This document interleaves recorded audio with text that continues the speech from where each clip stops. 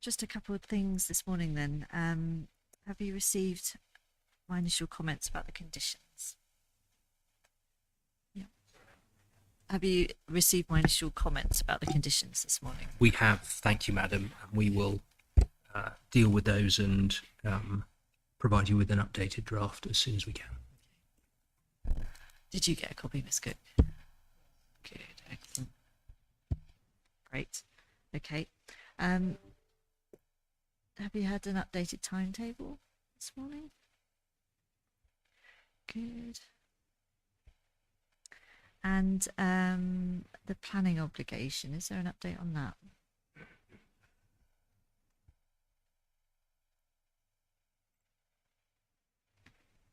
Ma'am, my understanding is we will have a updated copy to hand up to you later on this afternoon for you to take away. Okay, that's helpful. Thank you. Okay, anything else before we start today? No? Firstly, following the discussion about Plan 5330/045 yesterday, we've prepared Revision A. That's been handed to my learned friends, but just a matter of seconds ago. Would it be possible for us to get this? Would it be possible to hand this up to you, subject to there not being any objection to that? And then I'll just show you what the changes are from the version that was in front of us yesterday. Is this the pedestrian cycle access? Yes. Okay. Yes. Just to confirm, there's no objection from the council. Okay, lovely. Thank you. That's helpful. Thank you.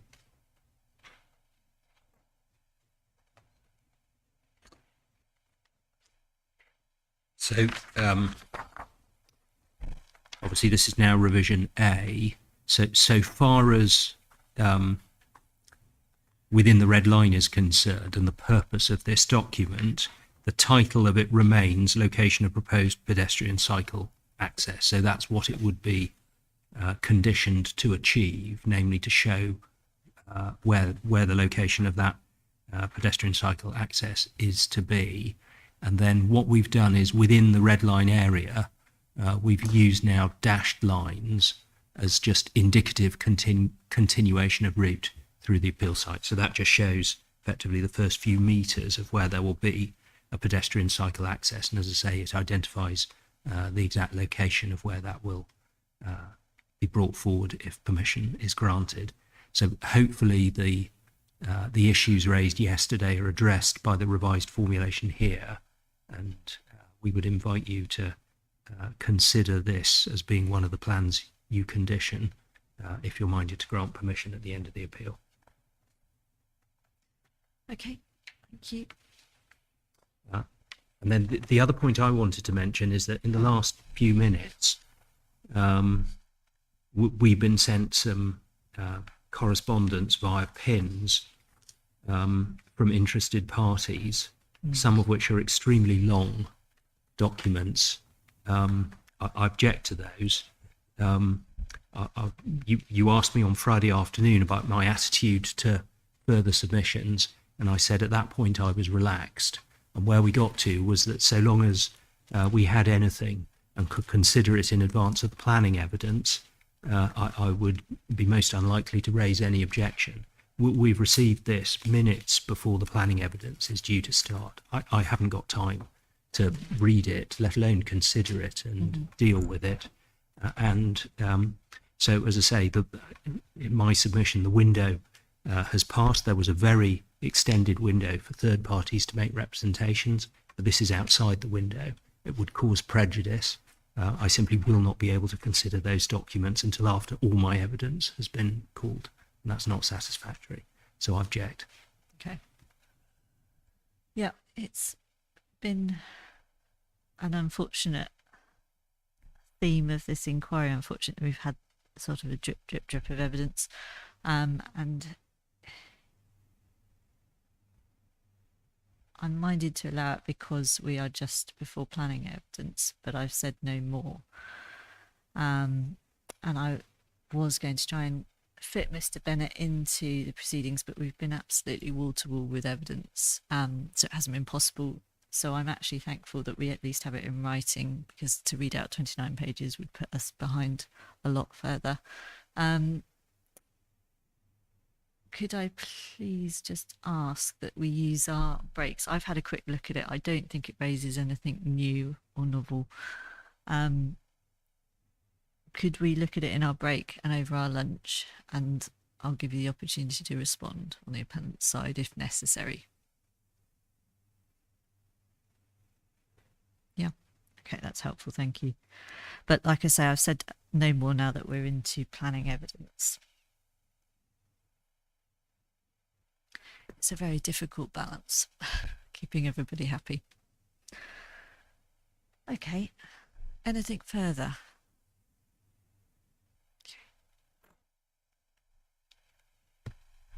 Right, well, welcome to the inquiry, Claire Turner. How would you like me to address you?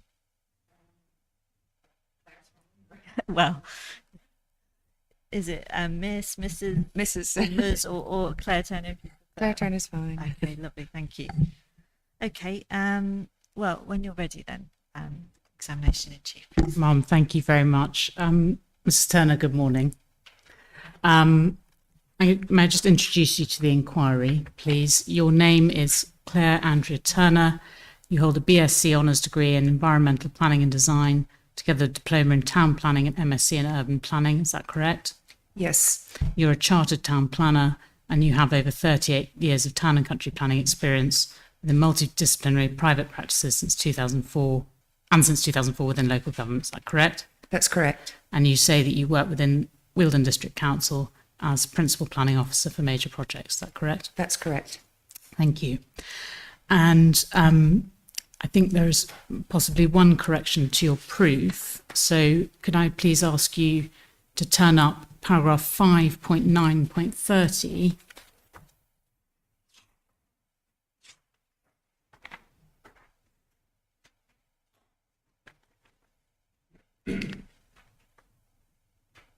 Here you're dealing with the ecological enhancements and biodiversity net gain in excess of 10%. And at the end of 5.9.30, for the reasons you give there, you say that you give the benefit no weight. And if you just turn to 5.26, Roman 5. So 5.26, sorry, it should be Roman 6.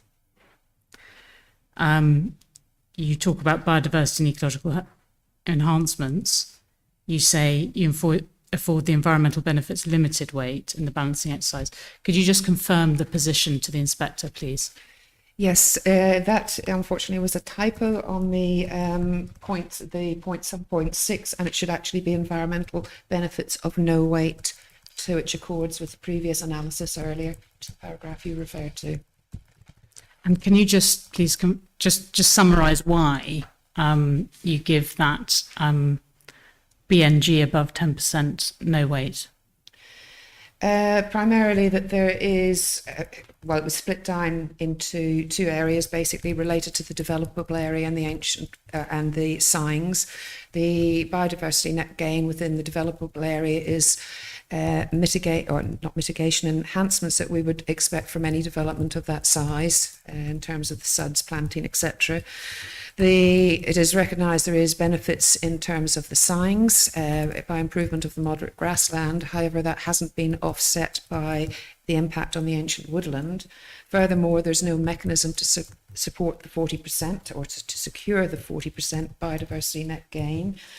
And as I say, the largest part of that net gain was secured through the signs, which is effectively mitigation.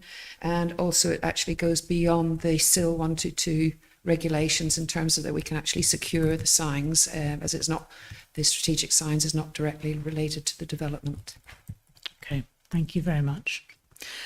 But aside from that correction, is the evidence that you've prepared true and in accordance with the code of conduct of your membership of the Royal Town Planning Institute? Yes, And you confirm that the opinions expressed are your true and professional opinions? yes. Thank you. Ma'am, I'm going to take the proof as read, if that's okay. Can I ask you just to turn up Mr. Brown's rebuttal proof, please?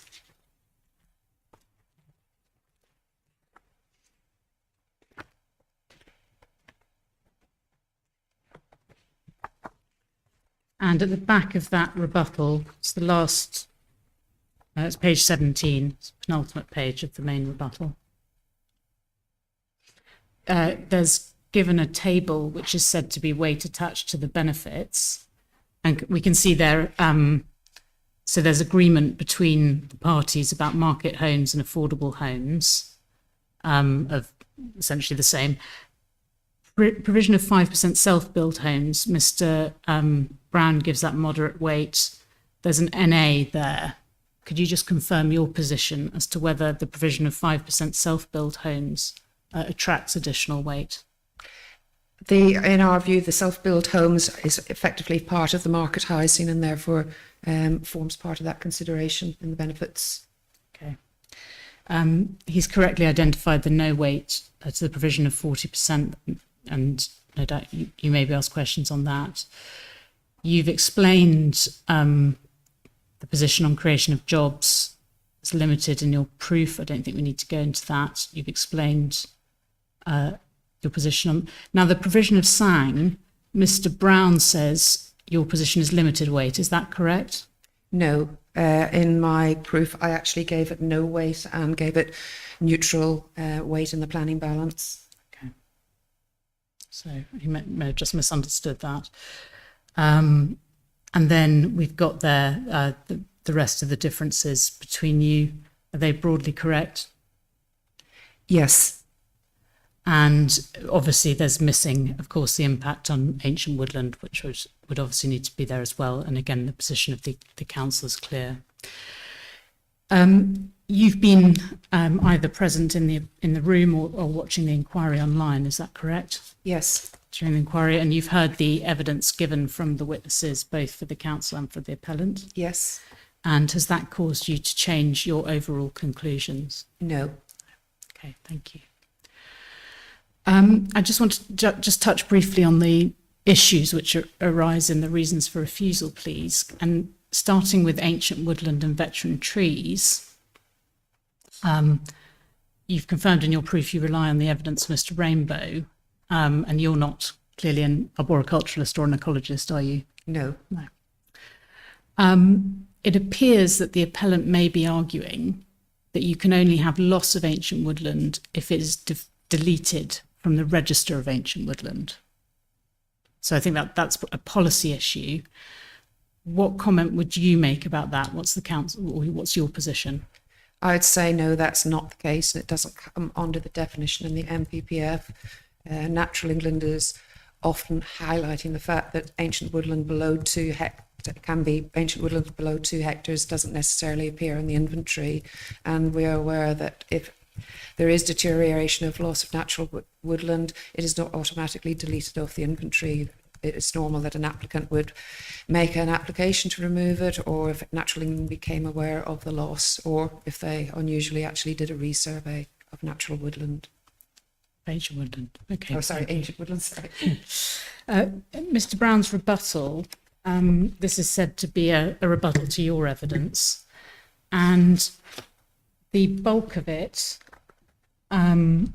gives examples of development, and what's said there is that there is evidence of an inconsistent position being taken by either the council, the Woodland Trust, or the Forestry Commission. Have you read that rebuttal? Yes, I have.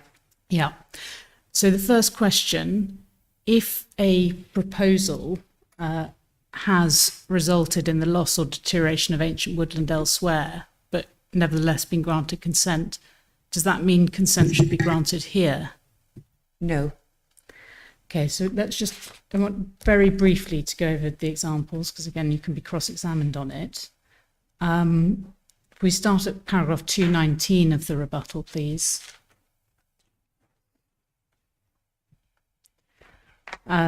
There's an example here of Walsh's Park, large sang located south of Crowborough, approved in December 2015, and a number of points are made, particularly about a footpath that was within 10 metres of the ancient woodland. And then it said there was no objection to the proposal from the Woodland Trust, Forestry Commission or Natural England. What relevance does this have to the inspector's decision here? I consider it no relevance to this application. The examples, as is this one, was actually under the original or the 2012 MPPF, which is paragraph 118, and the test there was much less onerous than now. It was basically unless the need or the benefits of the development outweighed any loss, whereas now, obviously, under the 2023 MPPF, it relates to wholly exceptional reasons. And I mean, you're not an ecologist or arboriculturalist, as you've confirmed. Can you say whether that proposal led to loss or deterioration of the ancient woodland? No, I can't. Views would. This has come up before. Again, what relevance does this have to the inspector's decision here? I would say no relevance. It's an historic woodland with the footpaths that basically part of a pre-existing infrastructure that the management company or the Woodland Trust basically have to manage to keep in accordance with current accessibility and disability standards. I do not consider that relevant as it's not related to a development per se. Parkwood, paragraph 2.33, area owned by the Forestry Commission, open access via a public right-of-way, network of paths and made-up tracks and paths are not fenced. Again, any comments as to the relevance of that to the inspector's decision? It's the same. It's basically an inherited pre-existing infrastructure and that is now being managed to meet current standards in terms of accessibility. Okay. Ridgewood Farm, Uckfield. Again, so this was granted in March 2016 and references made to the approved SANG plan. Mention of an existing right-of-way to paragraph 2.41, existing public right-of-way through the woodland, proposed to be improved. Trying to draw similarities, etc. Again, broad comments, what relevance does that application have to this one? Again, I'd say no relevance. As you've said, pointed out, it's a public right-of-way that's basically pre-existing and dates back to sort of early 1900s, effectively. It's only the footpath that forms part of the application. The rest of the woodland is outside the control of the developer or anything at that time. All right, thank you. And then there's Horsted Green Park, Sang, located south of the A22. Again, any comments on the relevance of that to this appeal decision? Again, that was linked to the Ridgewood development as a strategic sign, and again, it was determined in accordance with the regulations at the time and prior to the MPPF 2018, where again the wholly exceptional test came in. Right, thank you.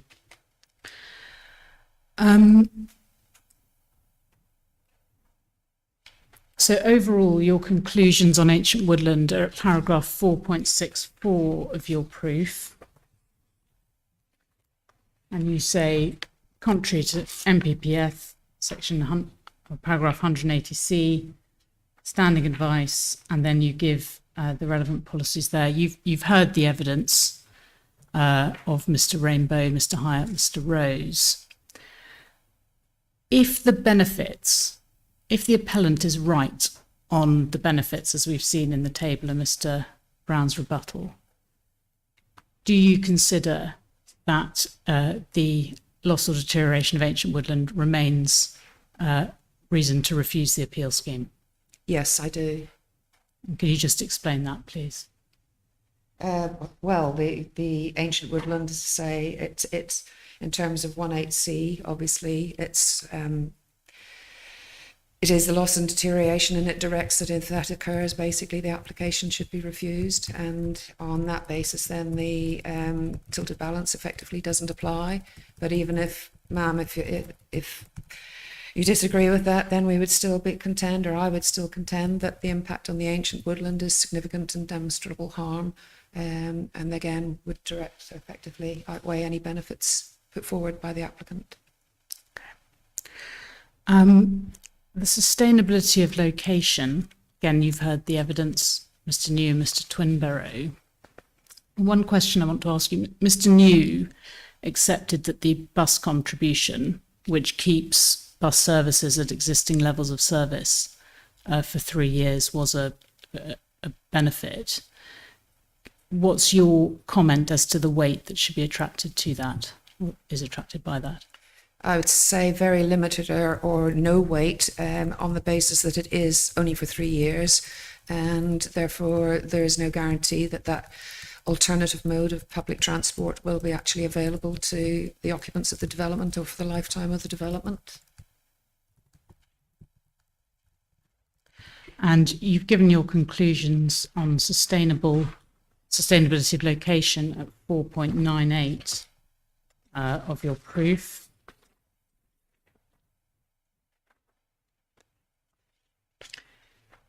Again, and you say the end of that paragraph, I consider this as an issue which significantly and demonstrably outweighs the benefits of the proposal, which you address under the planning balance below. If the inspector accepts the benefits are as per the appellant's case and Mr. Brown's evidence, do you consider that this is still an issue which significantly and demonstrably outweighs those benefits? Yes, I do. Yeah.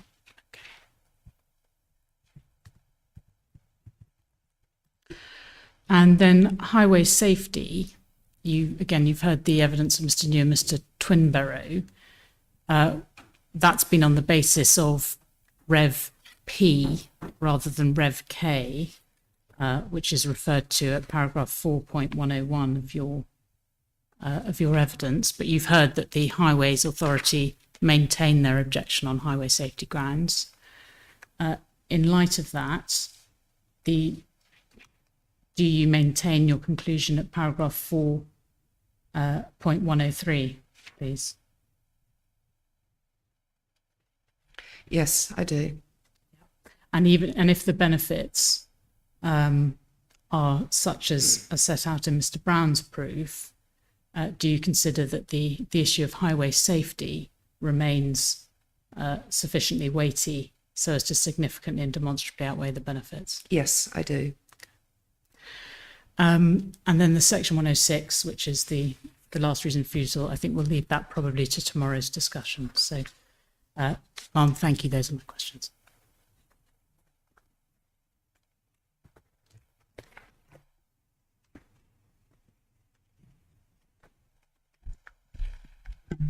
Okay, we'll move into cross-examination then, if that's okay with you.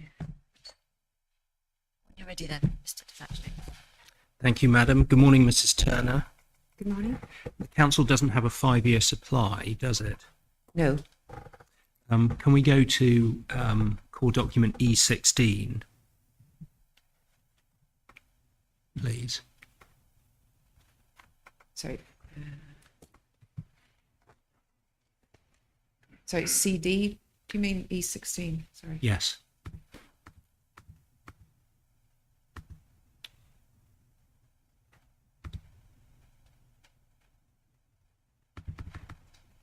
Yes. This is the latest 5-year supply statement published by the authority, isn't it? Yes. And it's in respect to the period 2022 to 27, Yes. published at the end of last year, correct? Yes. If we just look at some of the inputs, please, so the inspector can get a sense of where we're at. Can you go to paragraph 2.3 of the document, page 5 of the PDF, I think?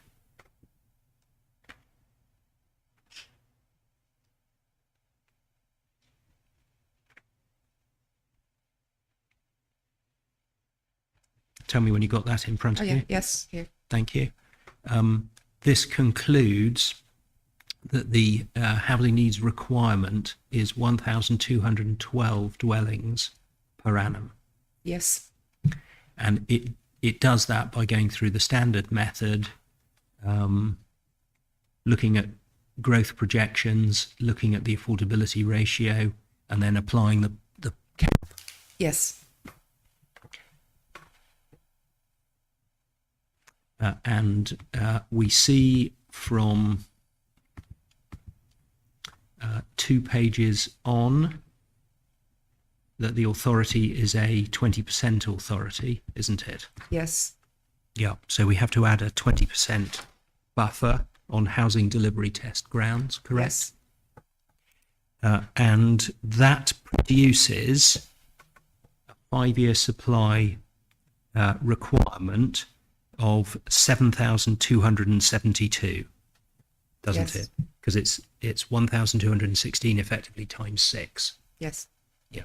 Okay. So that's the requirement in the 5-year period, and the supply that the council claims is shown at page 17 of this document in summary terms, I think.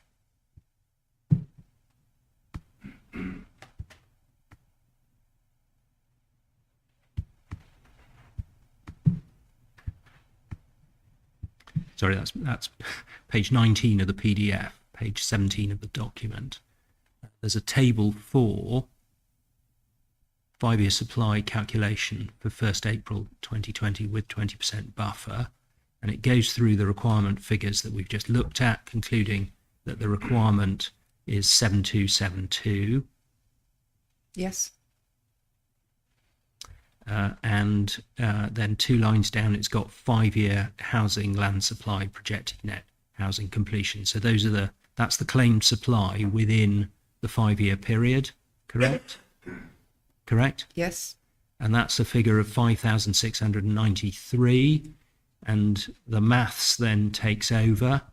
We can see that results in a 5-year supply of 3.92 years. Yes. And the shortfall that gives rise to is 1,579 households or Yes. homes that should be built in the 5-year period, Yes. but that won't be built in the 5-year period. Yes. Yeah. Okay. And obviously, as was discussed yesterday evening, Mr. Brown says the figure is greater than that, but we're not going to trouble the inspector to consider that in detail. But this can be regarded as a minimum shortfall, 1,579. And it's not a new position for the council to lack a 5-year supply, is it? Nope. No, indeed, it's now a position of frankly long-standing, isn't it? Some years, yes.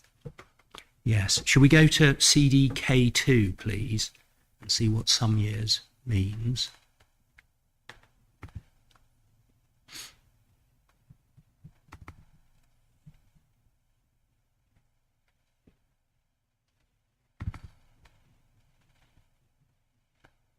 Yes. And can you go, we should just clarify this is an appeal in respect of 38 dwellings. It's a site in Horham within this district, isn't it? Yes. And if you go to DL 19, please.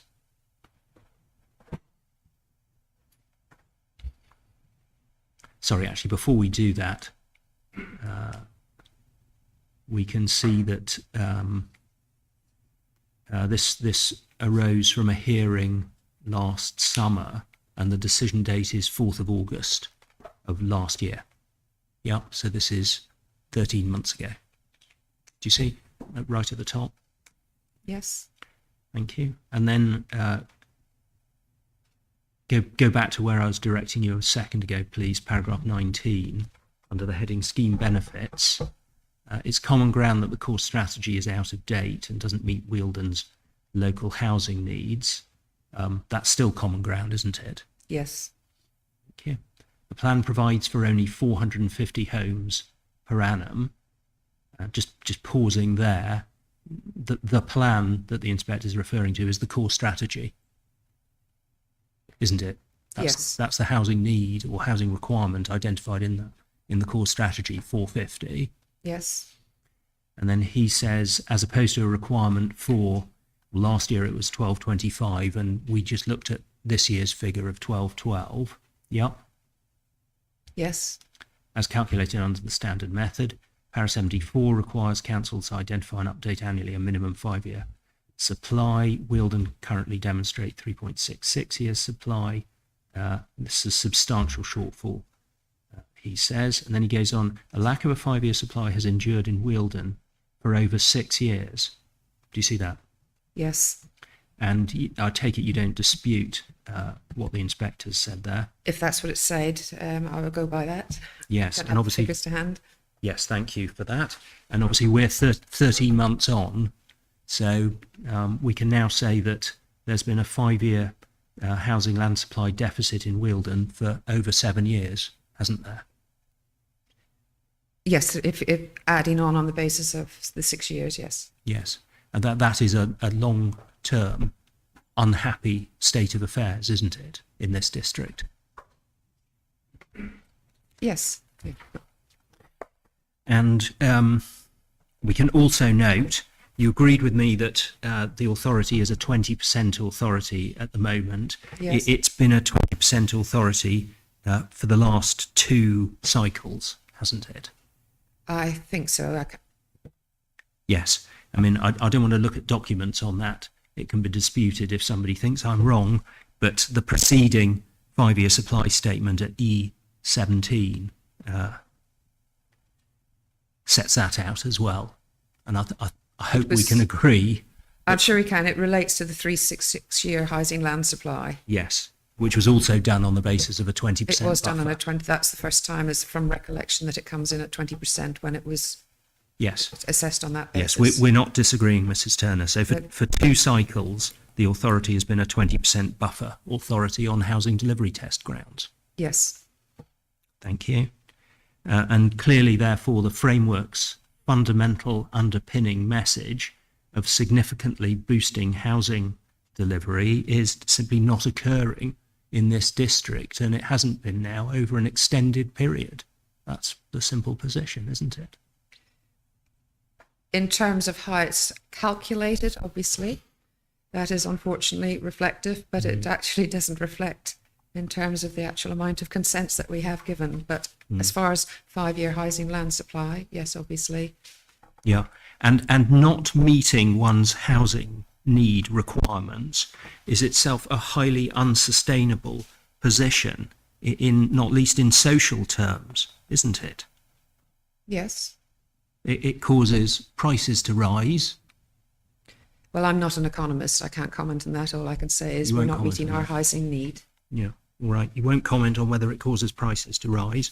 It also introduces blocks to social and employment mobility, doesn't it? Or are you not able to comment on that? I wouldn't be able to comment on that. I see. Okay, well, we'll leave that to the inspector. The core strategy, please. Let's have a look at that. CDE1.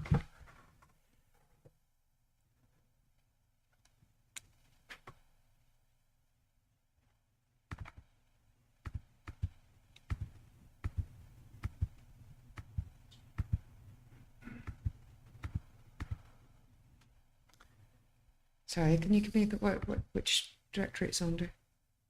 E. E. Okay, thank you. Thank you.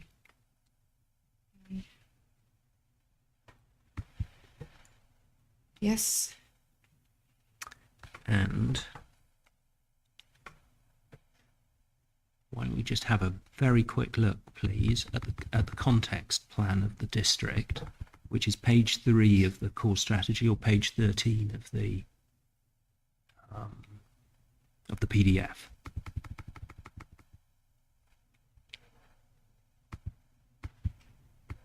Yes. Tell me when you've got that available. I'd say yes. Thank you.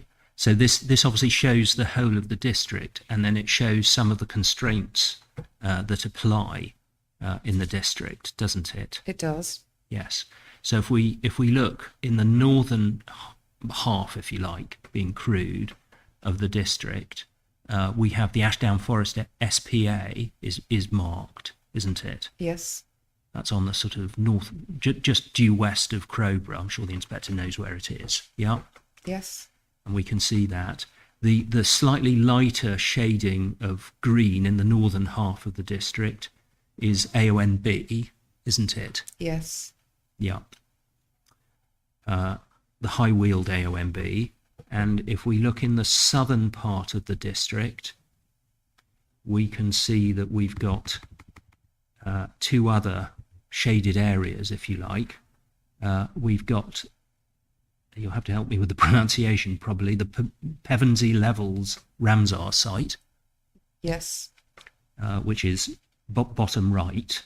And that's an area that introduces significant flooding and other constraints, doesn't it? Sorry, could you repeat that? Sorry. That's an area that raises significant flooding constraints in relation to location of new housing, new development. No, and so on. that's incorrect, actually. It's not flooding. It relates to the impact on the water quality and surface I water see. runoff in terms of the Pevensey levels. I see. Thank you. So it's drainage related, not flooding related. Thank you for that.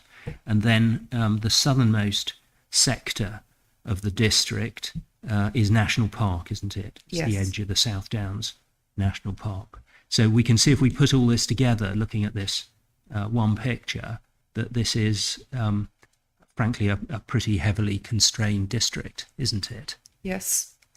And we heard yesterday that the district has 3 district centres, which are at the top of the settlement hierarchy within the district: Crowborough, Uckfield and Hailsham. Correct? Yes. And we can see that Crowborough is close to Ashdown Forest and surrounded by AONB, isn't it? Yes. And we can see where Uckfield is surrounded on this by Whiteland. Do you see? Yes. And then Hailsham is at the bottom, Whiteland Yes. on 3 sides or 2 sides, and the Ramsar site on the other side. We can note that, can't we? We can. Yeah. Okay. We can also note, if we go on in the core strategy to para 2.10, please, which is PDF page 15. Yes. In the second sentence, there's what's described as a limited legacy of brownfield land. Yes. Places additional pressures on the abundant supply of greenfield land, says the core strategy. And then if we just see where that leads, can we go to 5.8 of the core strategy? Please, I'll give you page reference in a second.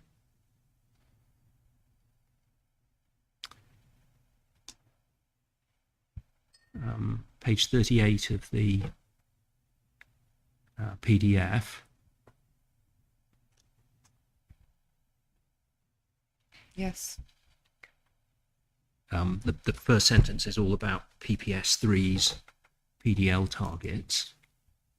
And then it goes on in the second sentence: this is an average target, and in a rural area such as Wealdon, where there's a limited supply of brownfield opportunities, it's inevitable that there will have to be a substantial use of greenfield land to meet existing and future housing needs. And obviously that position hasn't changed in the 10 years since the core strategy was adopted, has it? No. No.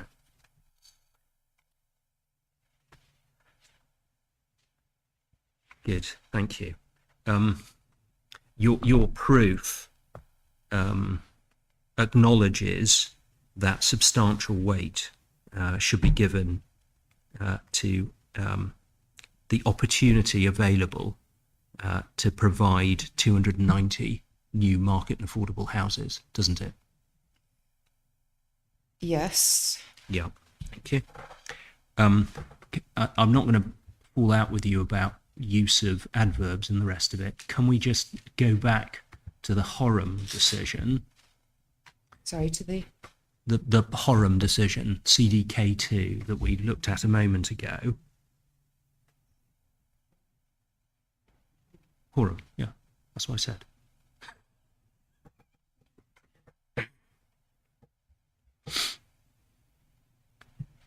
So CDK2, Yes. and go to the next paragraph, please, beyond what I was asking you about. So go to para 21.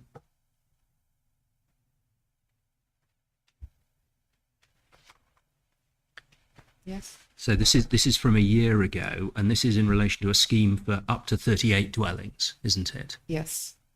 And the inspector reminds himself of the imperatives of paragraph 60 of the framework, and then he says, in light of this and the substantial and long-standing shortfall in housing land supply in Wealden, with no imminent prospect of plan-led resolution, and we'll come back to where we are on that 13 months on, the up to 38 dwellings proposed is a social benefit to which I attach very significant weight. This is particularly as the scheme is of a scale which could come forward relatively quickly in response to meeting current housing needs. So we can note how the inspector expressed himself there, and obviously this scheme is very considerably in excess of the 38 dwellings that were at issue in that case. Yes. Yeah, while we're here,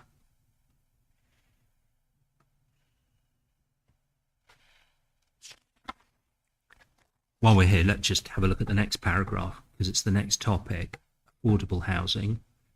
So 35% of these up to 38 dwellings were proposed as affordable. So that's 13 units proposed as affordable in this appeal. Do you see? Yes. The appellant's evidence over an acute need for affordable housing in Wealden, with affordability worsening, was not challenged. This is a specific social benefit to which I also attach very significant weight. Quite significant weight is attached to the provision of 2 plots for self-build homes and so on. I'm not going to ask you about self-build homes, but in relation to 13 affordable units, we see what the inspector said here, and our case, of course, is about up to 101 affordable homes, isn't it? Yes. Yeah.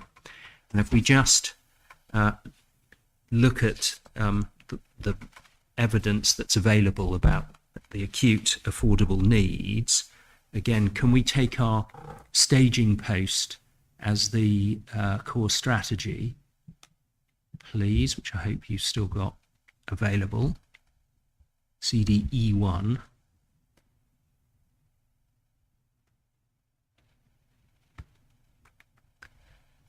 And I want first of all to show you what was said on page 7 of the document.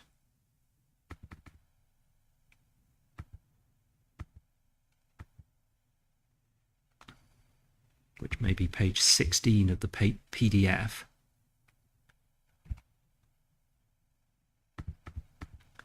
Paragraph 2.17. So tell me when you've got that available, please, Mrs. Turner.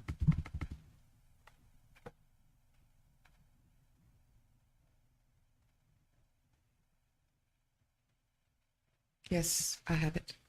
If you just cast your eye down to the middle, you see there's a reference to this. Whilst the affordability gap between incomes and house prices can be addressed in part by economic processes, the need to provide affordable housing stock remains a priority for the council.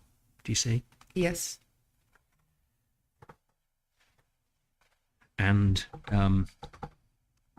if you jump ahead to page 59 of the document, paragraph 7.10,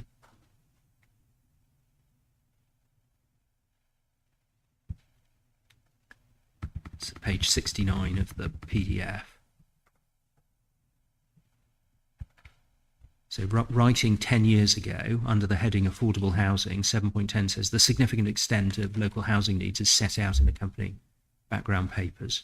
Similar to other areas of South East, Wealden is an area of relatively high housing demand and high levels of owner occupation.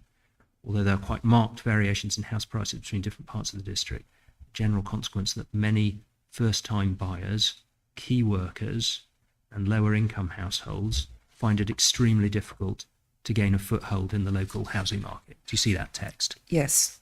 And that's obviously why provision of affordable homes was described by the core strategy as a priority for the council earlier on in the document that we just looked at. Do you agree? Yes.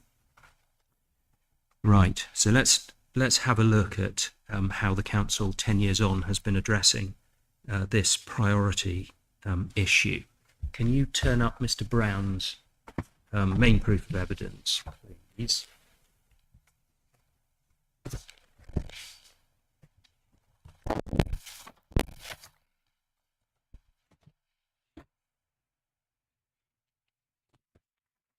And shall we start at his page 66?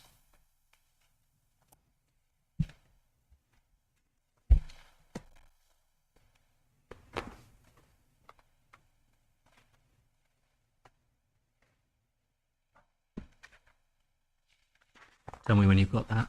Yes. Thank you.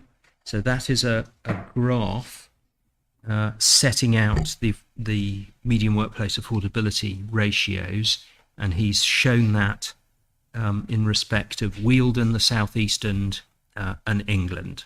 And the Wealden graph is the top of those three lines. Do you see? Yes. And I don't believe that any of this has been disputed in rebuttal or other evidence. That's right, isn't it? Yes.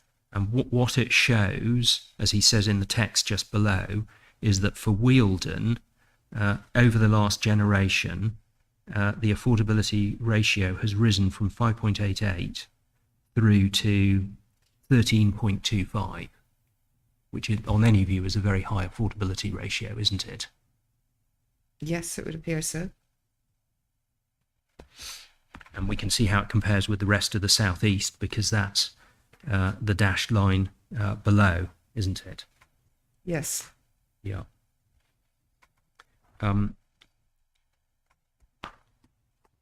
Now, in terms of households on the waiting list, the most recent information that we've been given access to is at the top of Mr. Brown's page before, page 65. Can you just have a look at that, please?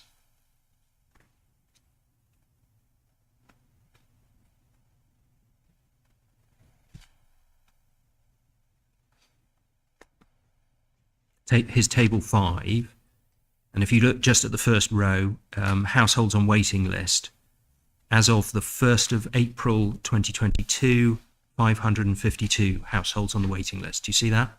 I do. Yep. Now we've been trying to get more recent information, but we've not been provided with any. Do you have any more recent information? If I'd been requested before this planning session, I could have looked at that, but unfortunately, 'cause Yes, all right. Well, we didn't ask you, but we have asked the council, and we've not been Okay. provided with any. So you don't have any either. I would have to look through my emails. I have had it in terms of previous issues in terms of affordable, not related to this site. Yes, all right. Because obviously in the 18 months or so since the 1st of April 22, we've had galloping inflation and the Ukraine war, haven't we? Yes, yeah. Yeah, all right. Anyway, that's the latest information that this inquiry is going to have to work with. Let's look at what the assessed requirements are on the council's latest housing evidence base.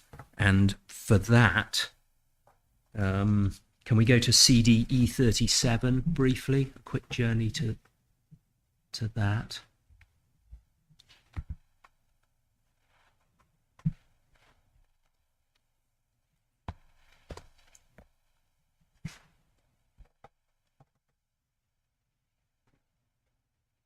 Tell me when you've got it available. Yes. Thank you. This is the Wealden Local Housing Needs Assessment, August 21, and this is the most recent local housing needs assessment, isn't it? At least that Yes. I'm aware of. Okay, thank you. And if you go to page 5 of the PDF, you will be in the executive summary 5 of the PDF. And you should have a heading towards the top, affordable housing need and mix. analysis has been undertaken to estimate the need for affordable housing in the 2019 to 39 period. Do you see that? Sorry, no, page 5, I've got national introduction and context. Page 5 of the PDF. Oh, not- the PDF, Not of the okay. page 2 of the document, page 5 of the PDF. Sorry.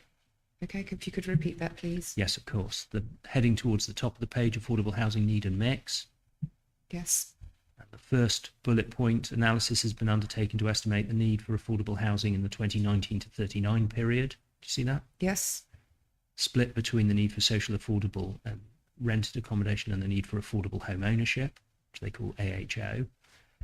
And then the next bullet point has got the numbers in. There's a need for 519 affordable homes per annum to rent and 335 AHO, affordable home ownership per annum. Do you see that? Yes. Therefore, the council is justified in seeking to secure as much affordable housing as viability allows. That's the advice. And having established what the figures are, can we go back, please, to Mr. Brown's evidence, and we'll go to his page 64 and his table 4, and let's just have a look at that, please.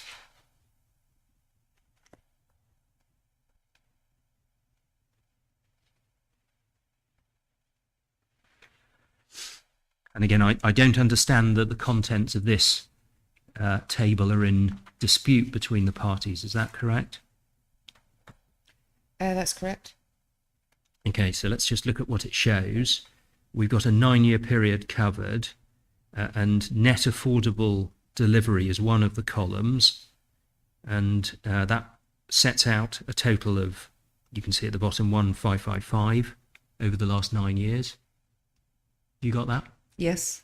And that is an average of 173 a year. You just want to note that. 173 affordable homes DPA in the core strategy period, while this has been a priority. And he's then produced a comparison, firstly with the 2016 Strategic Housing Market Assessment. And I'm not going to ask you about that because that's been overtaken by the document we just looked at. So if you go to the right-hand side of this table, he's comparing delivery over the last 3 years against the local housing need assessment requirements that we just identified. And so the 854 is obviously the annual requirement from the LHNA, and then the red figures to the right are the gap between what the council, what the affordable housing delivery was in this district in those years and the requirement. And you can see, just as a matter of maths, that in the last 3 years, the unprovided for but needed affordable housing requirement was 1,838. Do you see that? I do. And this is why the inspector a year ago described the position in respect of affordable housing as acute, isn't it? I assume so, yes. Yeah. And based on this, the position hasn't improved because last year the deficit of 678 was bigger than it had been in the preceding 2 years. Do you see that? I do see that, but I think, as everybody is aware, there were remitting circumstances with COVID, and construction sites and delivery would have impact on that. So, Yeah, well, that's not much comfort to the 1,838 units or households that should have been accommodated within these units, is it? no. No. Can we look at the consultation response on affordable housing issues at the time of the planning application, CDB1?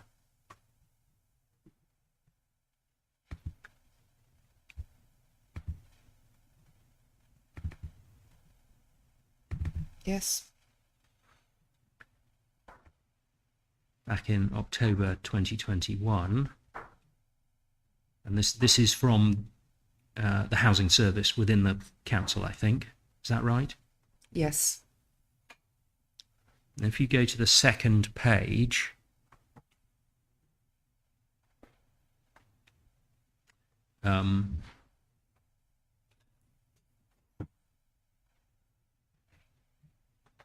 you got a heading affordable housing need towards the middle of the page. Do you see that? Yes. And the first sentence repeats what we've already been through in terms of what the requirement figures are, the actual need figures, if you like. And then it goes on, current and future projected housing demand cannot be met from existing social housing stock turnover. So there is a clear need to increase and maintain the supply of affordable housing to address both current and future need. Do you see that? Yes. And that situation hasn't changed in the 2 years that this application and appeal has been going through the process, has it? No. The appeal was only lodged in September, though, just for clarification. Since the lodging of the application, I assume you mean 2 years. That's how I asked the Yeah, question. sorry. In the 2 years that the application and appeal has been going Okay, through the sorry. processes, this position has not got any better. No. Framfield, and going back to the text, Framfield and the surrounding area have an acute shortage of affordable housing. And again, that hasn't changed either, has it?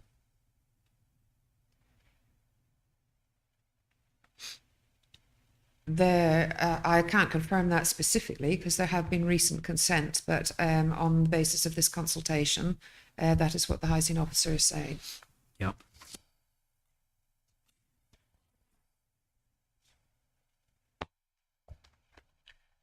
And again, this is a matter to which substantial weight should be accorded, isn't it? The ability to It is. We've bring forward 101 or up to 101 affordable units to address the scale and acuteness and depth of the need that we've just been looking at. Substantial weight. as I set out in my proof, yes, I did give it substantial weight. Yeah. Good. Let's move on to the emerging plan position, please. Now, the core strategy was adopted in February 2013, is that right? Yes. And so a review was required to have been conducted by February 2018, correct? Yes. No such review has ever been undertaken, has it? That is not factually correct. There was, as you were aware, the council was preparing a local plan review, but it had to be withdrawn in February 2020. And obviously they are working on publication of a new local plan under the Reg 18. Yeah. I mean, there's been no replacement to the core strategy that's successfully got through an examination, has No, there? there hasn't. That is correct. That is correct. It's also correct that the core strategy has been, as it were, out of date for more time than it was up to date. Not the whole core strategy. No, but the housing requirements. The housing requirements have been obviously overtaken by the housing need, and therefore those policies are given less weight. Yeah. And in terms of the weight to accord in any balance to housing need and the ability to make a contribution to meeting it, I'm sure we agree that factors that are relevant to the inspector are or include the scale of the shortfall. Do we agree that? There is a shortfall. We've agreed it's below the 5-year housing line supply.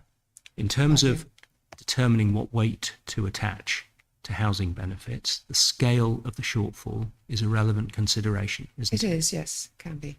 And we've discussed that, over 1,500.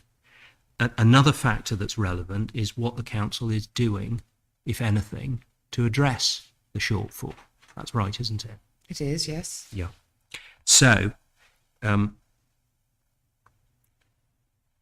let's have a look at what the council did and where we're currently at. So the history of, as it were, the draft local plan process. That there was, as you've told me a moment ago, a draft local plan that the council prepared and submitted to the Secretary of State for examination in January of 2019. That's right, isn't it? Yes. And that is, because we're going to look at it in a minute, that is CDE 29, correct?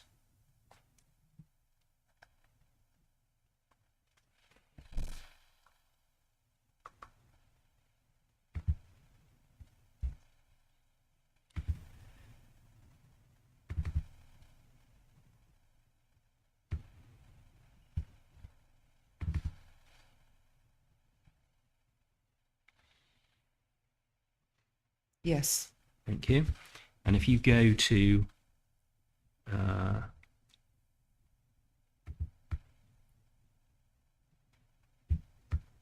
sorry, I'll just get my PDFs and internal pages right. Page 41 of the document, page 43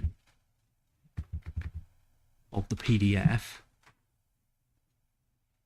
Let's just dip into the submitted version, para 5.14, please.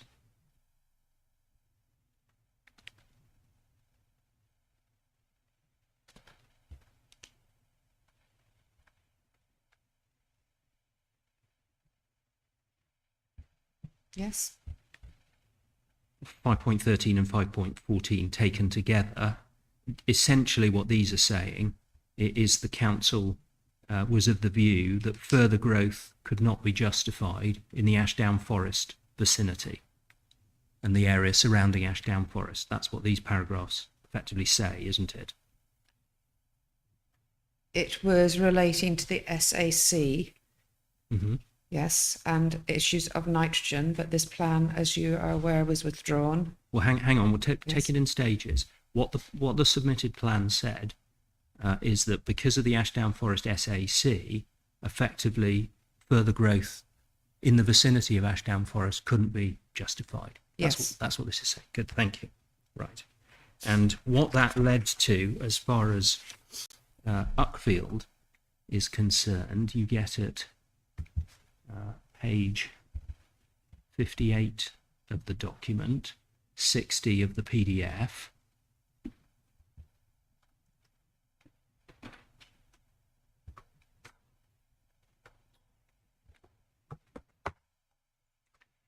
So this is within a table setting out proposed allocations, and at the top of that page you see Uckfield, total allocations, and you can see that that box is blank because this submitted plan proposed no allocations at Uckfield, correct? Correct.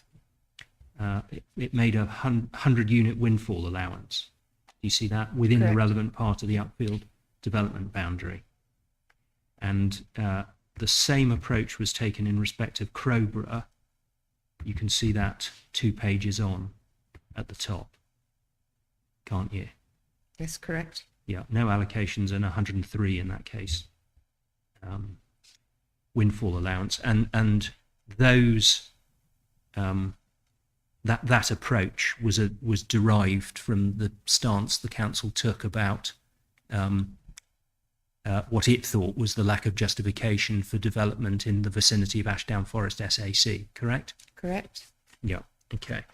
So what happened next is that the Secretary of State, of course, appointed an examining inspector, and she wrote a letter to the council at the end of 2019. Did she not? Sorry. I'm sorry, I got distracted because you referred to Crowborough and 103. There were actually another couple of entries for Crowborough, but sorry. So that's why I missed your question. If you could repeat, please. Yes. What happened to this submitted local plan is that an examining inspector was appointed.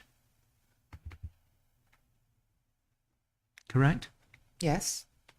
And she wrote the letter that we can see at CDE 30. So can you have a look at that, please? Yes. And this is at the end of 2019, 20th of December is the letter. Inspector Louise Nurser. You see at the top of the page. Have you got that? Yes. And she says at the end of the first paragraph, now completed hearing sessions in relation to stage 1. Can set out my conclusions. Sorry to have to tell you submitted plan cannot be taken forward because it's failed one of the requirements for legal compliance, that of the duty to cooperate. And in addition, there are some significant failings in respect to the soundness of the submitted plan, which are discussed in the text of the letter. So that's the essential conclusion, isn't it? Yes. And if we just look at a little bit of the reasoning that led to those conclusions, go to paragraph 9, please.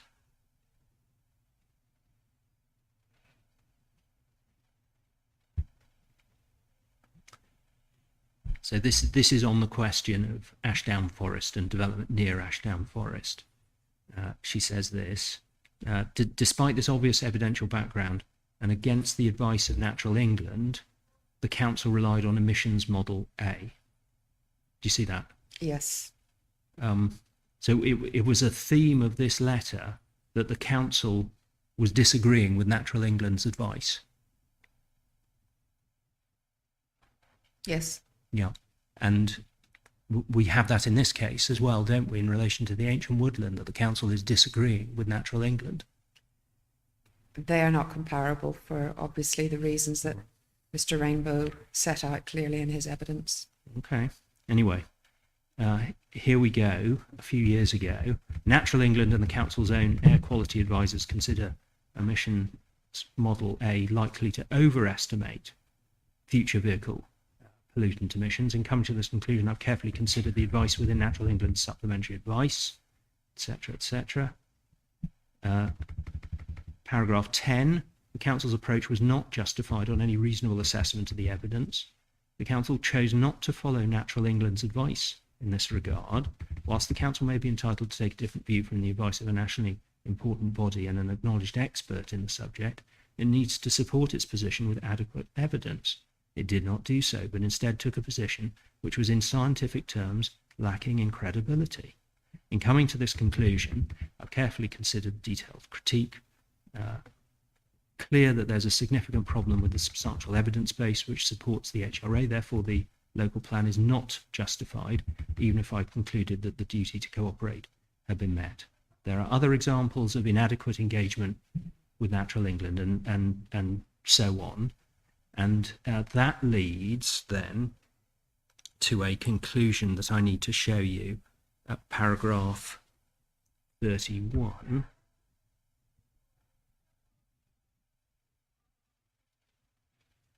Of this letter.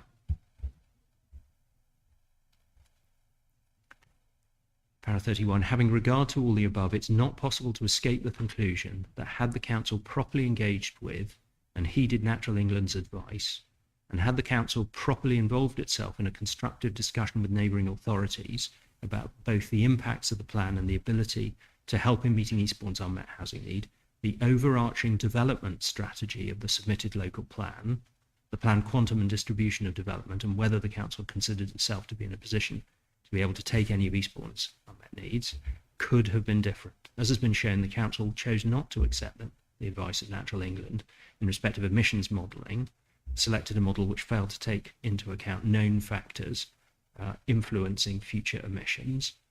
This approach, by overstating future emissions and hence likely effects on the Ashdown Forest and potentially other SACs, has had the potential to magnify constraints, constrain development potential, and so inappropriately influence possible development scenarios. And obviously part of what she's talking about there is the Uckfield area. Do you agree? Yes. Yeah, thank you. And what happened was obviously the inspector recommended withdrawal of the plan, and a month later the council withdrew it. That's the position, isn't it? Yes. Now, if we just have a quick look, please, at your proof before we follow on with the story.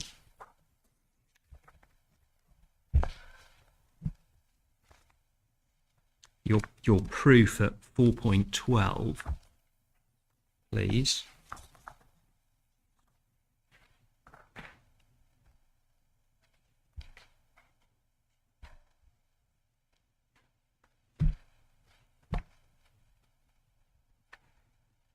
It's noted that whilst the appeal site was identified as potentially suitable, this is in the Sheila document, this did not result in the site being allocated in the now withdrawn submission plan.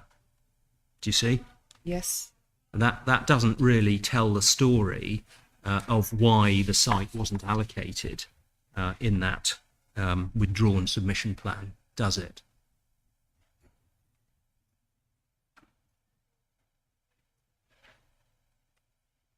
I probably not. No.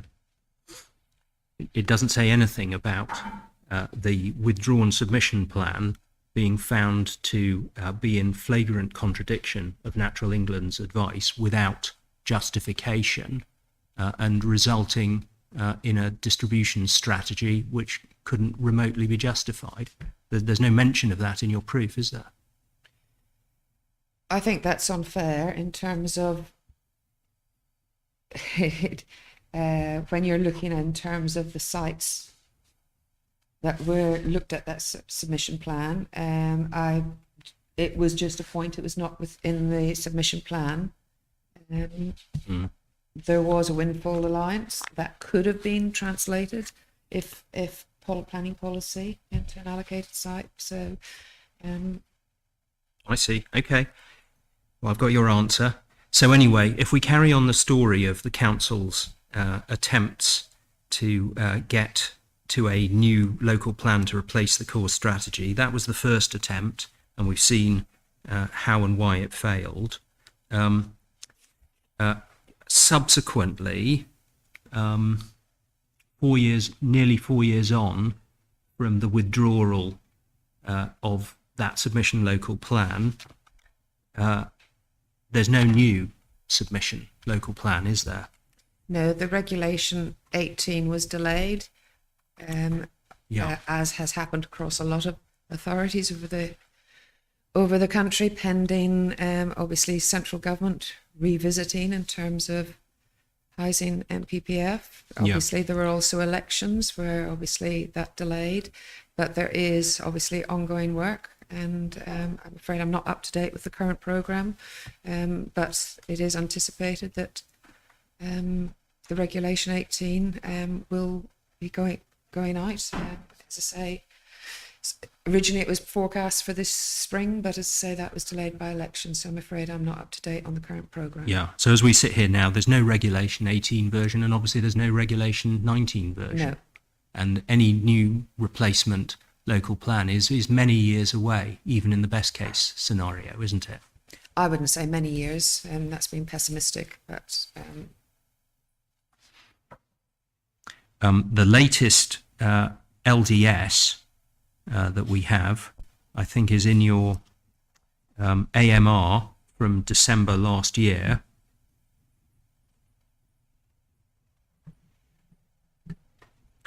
And all that says is that the Reg 18 has been delayed and the council will review the LDS at the start of 2023. That's right, isn't it? well, I'll take, if it's in our AMR, it must be correct. Yeah, and the LDS is in the Housing Action Plan, CDE 18, if you want to look at it, and that predicts adoption of the new local plan this winter, doesn't it? Yes. Yeah, and obviously we haven't even got a Reg 18 version. And you can't tell me when there's going to be a Reg 18 version. No, I can't.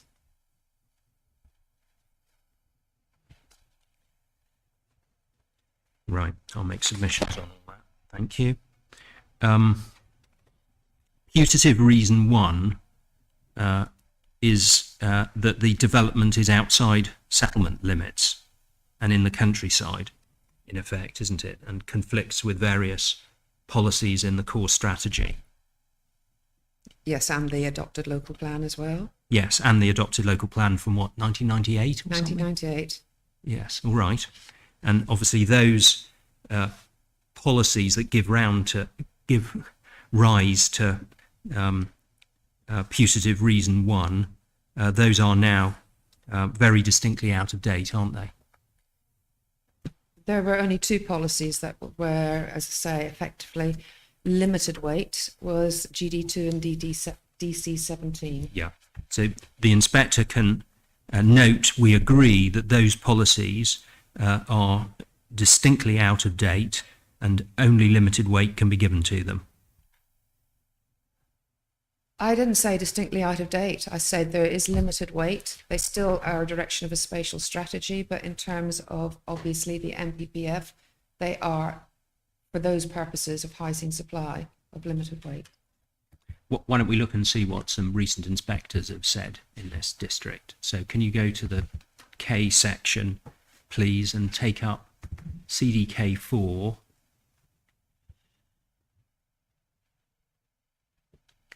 The Morning Mill Farm decision letter.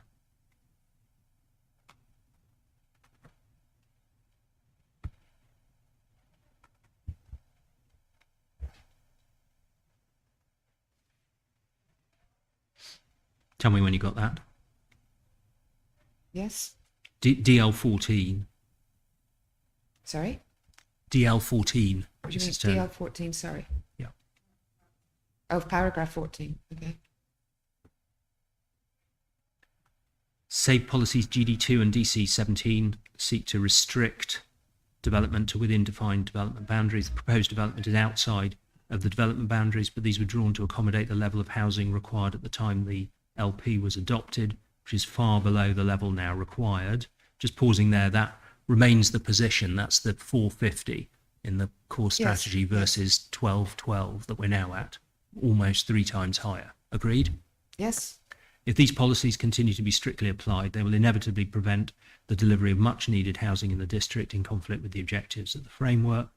This would be particularly troubling given the council's poor record of housing delivery. And then he refers, does Inspector Boniface, to the housing land supply position last year. And then he concludes, for all these reasons, policies GD2 and DC17 are out of date. Whilst the proposal is in conflict with them, I attach the conflict only very limited weight. Do you see that? Yes. And there's no reason for a different approach here, is there? No, and that's what I No. did say. I said very limited weight, which was different to what you had originally were inferring about those two policies. I see. All right. Anyway, we can agree the characterisation that this inspector has given, and we don't need to look at the subsequent appeal decisions which have effectively said the same thing as this. No, and it effectively says what I've already said in my proof of evidence. No. Right. I have some other matters to raise with you. I don't think it's going to take a huge amount of time. You've been giving evidence for an hour and 20 or so. I don't know whether now's a good time for a break. I agree. I think a short comfort break would be a good idea. Ma'am, if you want, I'm happy to go on, or whatever people want, that's fine. I'd quite like a comfort break. So let's come back on the hour at 11 o'clock. No, I'm well aware of that, yes. So if you go to the loo first.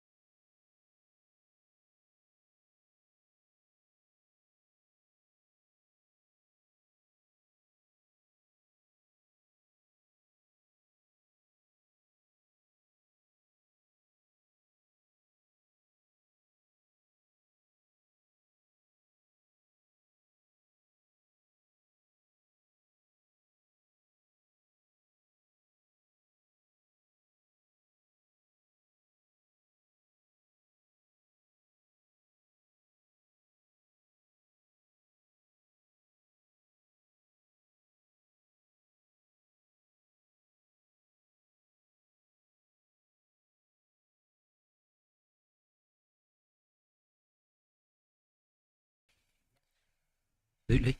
Thank you, madam. Morning again, Mrs. Turner.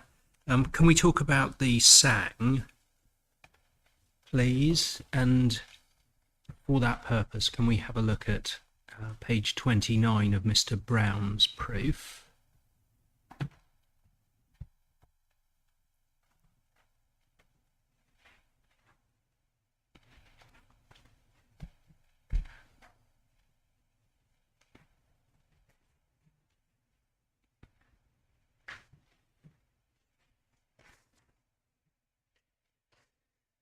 Yes. So 4.39, I don't think any of that's in dispute, that the proposal includes the 26 hectares of SANG with a walking route and a car park, correct? Correct. And if you drop down to 4.42, he uses the Natural England and Council metric of 8 hectares for 1,000 people, and he shows a capacity for 1363 dwellings. And then in the next paragraph, he notes that this proposal includes 290 dwellings, and so the SANG would also make potential allowance for another 1,073 dwellings within its catchment area. And I don't think any of those figures are in dispute. They're not in dispute. No. No, thank you very much. And obviously, future development not on this site within the Uckfield area will need to provide SANG, won't it? Yes. Thank you.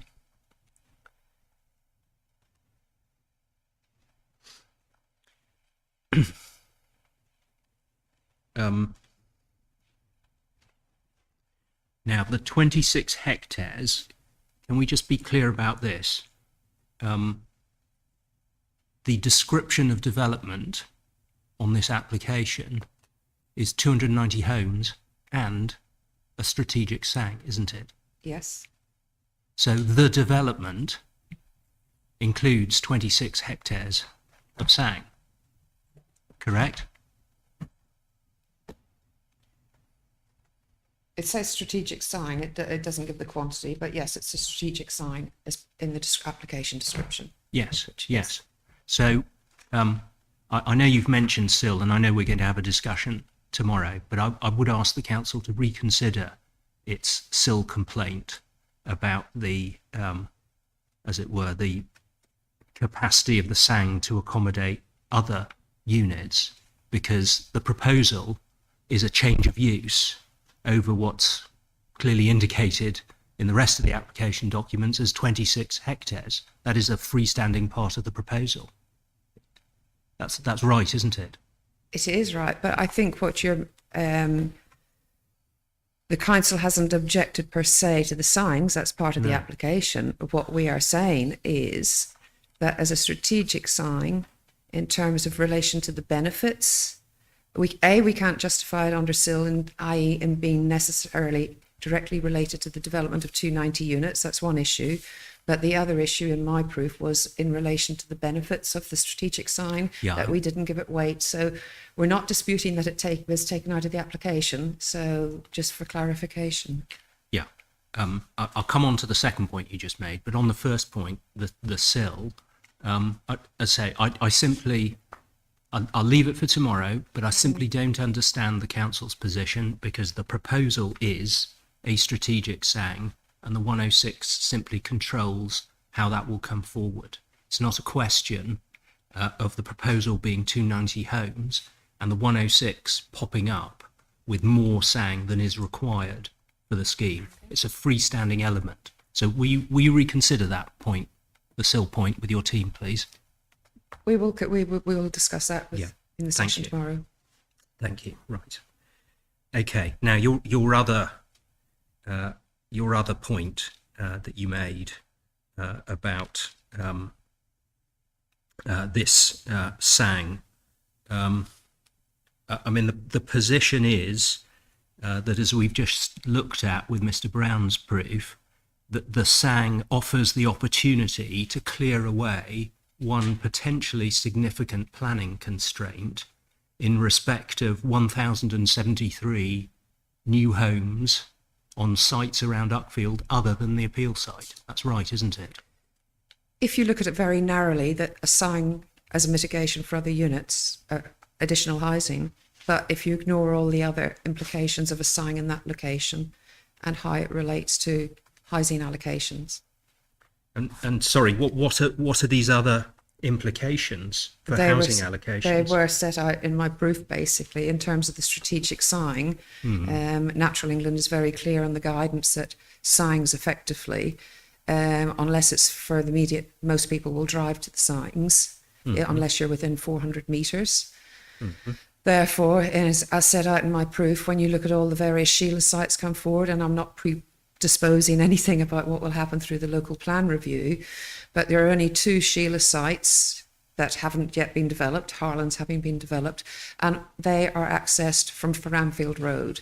So if you have all these additional units coming through Framfield Road, where we've already got concerns on this site about sustainability, impact on the town centre, therefore I query the actual usefulness of a strategic sign in this particular location, and the normal mechanism for strategic signs would be coming up, having been reviewed as part of the housing allocation sites.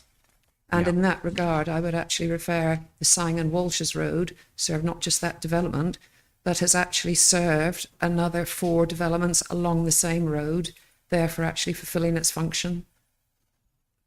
Okay, well, and I do understand your position from your brief. So, what you've just articulated is the basis why in the table attached to Mr. Brown's rebuttal, you say limited weight to the provision of SANG beyond the capacity of the site. Actually, no, in my proof I said no weight, and it was a neutral. That was incorrect in Mr. Oh, is that, Brown's sorry. one. You're quite, so that's the one you want to correct, to no weight. That was the no weight, yes. Yeah, okay, good, thank you. So, capability of clearing away a planning constraint for 1,073 new dwellings, your position is no weight. No weight, it is mitigation for the SPA.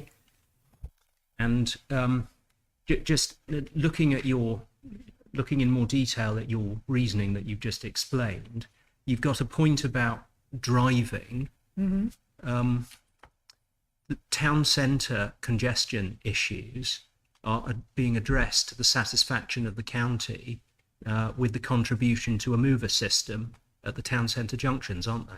They have in relation to 290 dwellings, not to the additional 1,363 dwellings that you would be talking about in relation to the signs. Of course, that's right. But the SANG will clear away one constraint for those future 1,000 homes. It's not the purpose of this application to clear away every single planning constraint about all future development anywhere around Uckfield, is it? No. No. All right. So that's your driving point. And then your other point was, well, there's only a few sites on this side of Uckfield and some are on the other side of Uckfield. That's in the nub of it, isn't it? I was actually having regard that the only sites on this side rely on Framfield Road, which through the evidence of Mr. New has already established the issues of sustainability and accessibility. And your point is that there are other sites on the other side of Uckfield to its south and to its west. I have said there are other Sheila sites. I said clearly in my proof I haven't assessed the merits or benefits of it.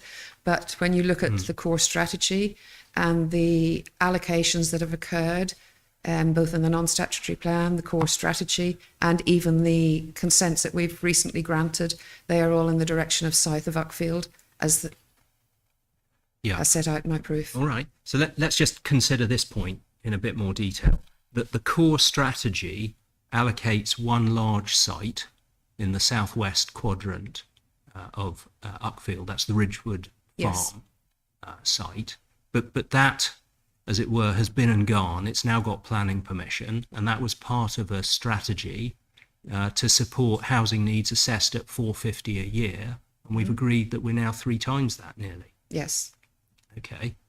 In terms of future needs, beyond releases beyond Ridgewood, that there is no adopted planning framework that sites should come from this bit of Uckfield and not that bit of Uckfield, is no, there? each site is assessed on its own. Yeah. uh, And merits. and neither you giving evidence nor the inspector in her decision can conceivably prejudge where the direction of development for the future of Uckfield will be beyond this particular site, can No, she? I agree, but then equally, you apply that, you cannot prejudge providing a strategic sign in this position because you can't predetermine where those other 1,363 dwellings are coming from. What we do know is that Sangs serve essentially a radius of 5 kilometres around the Sang. That's the well-established Natural England approach referred to in all the CSA documents, not questioned at this appeal. That's the Yes. position, isn't it? Yes? Yeah. A 5 kilometre radius around, drawn from the middle of the Sang, takes in the whole of Uckfield and all possibilities to the west, to the south, or to the east of Uckfield, doesn't it? It does, yes. And But- yet your position is no weight at all to the clearance of a potential planning constraint for 1,000 houses. But for all those extra houses, they would have to come through the town centre if they want to access the signs. And therefore you are going through Framfield Road and exacerbating an issue that this development has mitigated for its own 290 units, but not the 1363. We just discussed that, Mrs. Turner. Future schemes on the west of Uckfield, should they come forward, will have to produce their own mitigation in respect of town centre congestion if they add to that beyond what we've assessed. I mean, it's not going to be the council's position, is it, that there can be no future development to the west or the south of Uckfield because of the town centre? Is No, it? it's not. No, of course not. You'll expect future developments in that location to mitigate their own impacts on the junctions in the centre of the town. Won't you? Yes. Yeah. Do you want to reconsider your evidence to the inspector that the ability to clear away this constraint for 1,000 homes gets no weight? Do you No, want to I don't. You don't? No.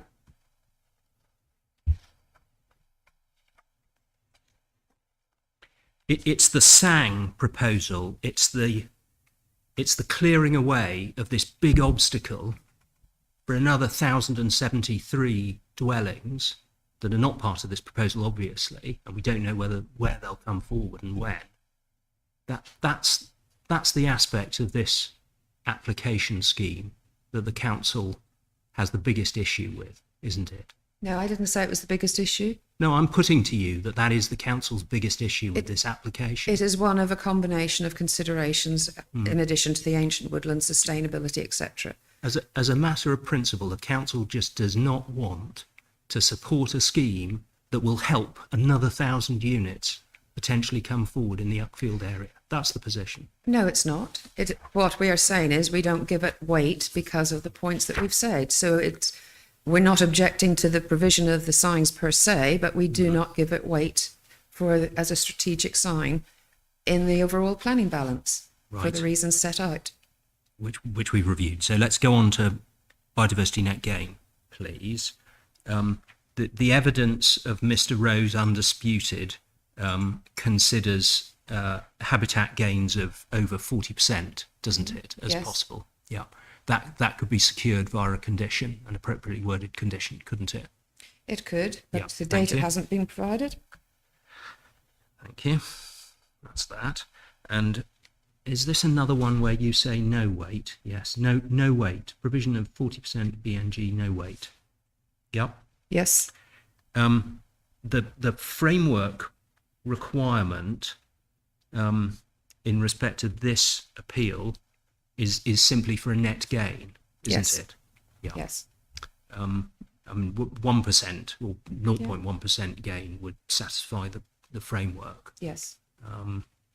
So in terms of being over and above actual policy requirements, that's what the comparison is. It's 40% against anything above nothing. Yes. Yeah, because the 10% requirements kicking in 2 months' time don't apply to No. extant applications. I said no. Yeah, thank you. All right. And as I understand it, your principal reason for giving no weight is impacts on the ancient woodland. So let's just consider that. In a world where the inspector finds loss or deterioration to the ancient woodland, that's the end of this appeal. It fails. Mhm. We've never disputed that on this side. In a world where the inspector says there are impacts, but temporary, short-lived, repurposing small areas, and so on and so forth, and they do not amount to deterioration to the ancient woodland, there's no good reason to discount BNG benefits down to zero weight, is there? Sorry, could you repeat that again? Sorry. Yeah, sure.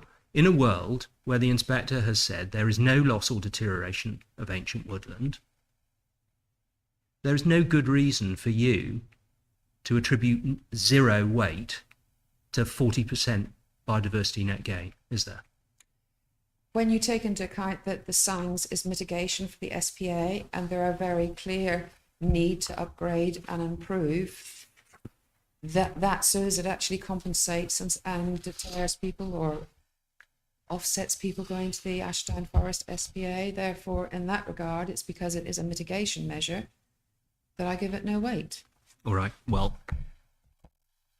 to the extent, well, I'll make submissions on that. I don't need to pursue it any further. Economic benefits, please.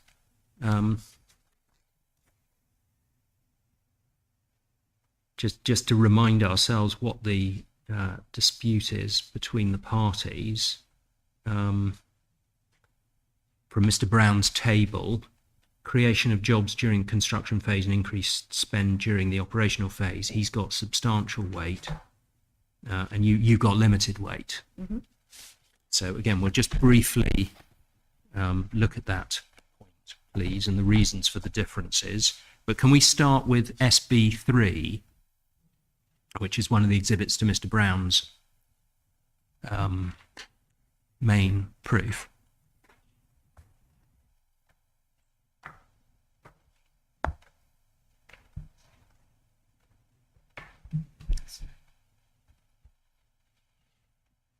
Sorry, can you give me the reference? Because the printouts don't seem to have the appendix.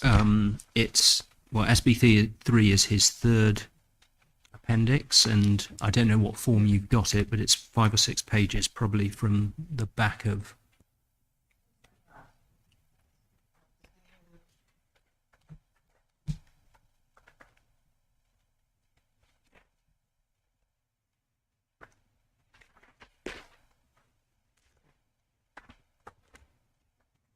Okay, yes, I found it. Thank you.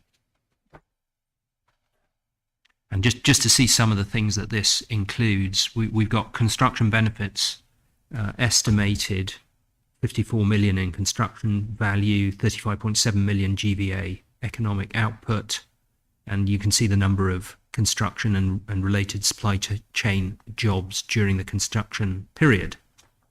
And I don't believe that any of the analysis is in dispute or any of the figures.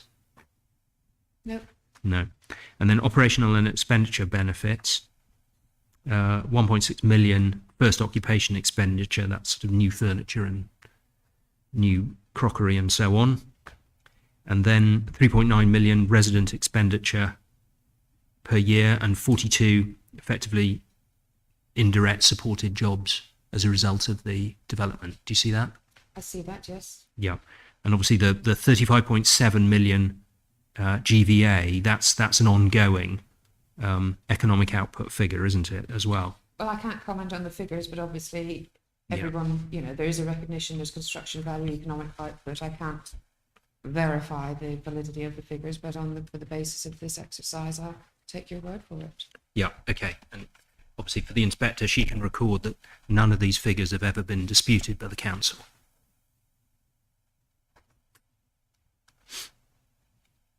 No, we haven't disputed the figures. It's just the weighting for the benefits that Yes, I know. we seem to differ on. Yes, we do differ.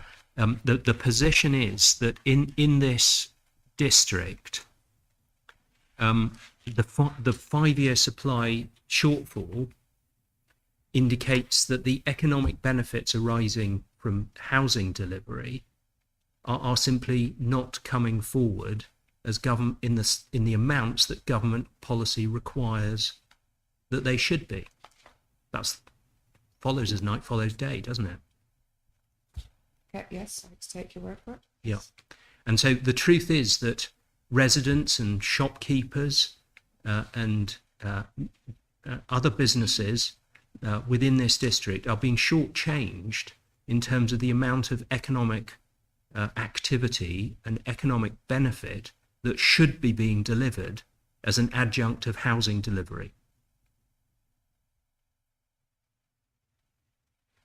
That follows. It follows, yes. All right, so that's the context. Go to the framework, please, and turn up paragraph 81.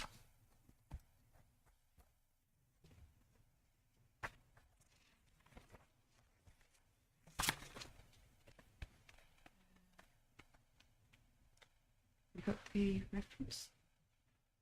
To the framework. No, I'm just looking for it on the system. I think it Documents. might have gone in there, the latest one. Did it?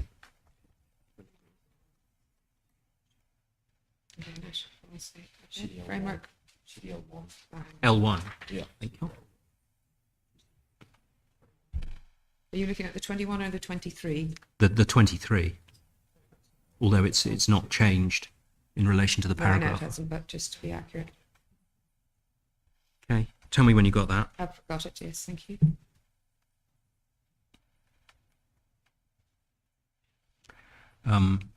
Planning policies and decisions should help create the conditions in which businesses can invest, expand. Sorry, which paragraph? Sorry, which word? Sorry. Oh, sorry, I did say 81. So Sorry. 81 in the chapter on strong competitive Yeah. economy.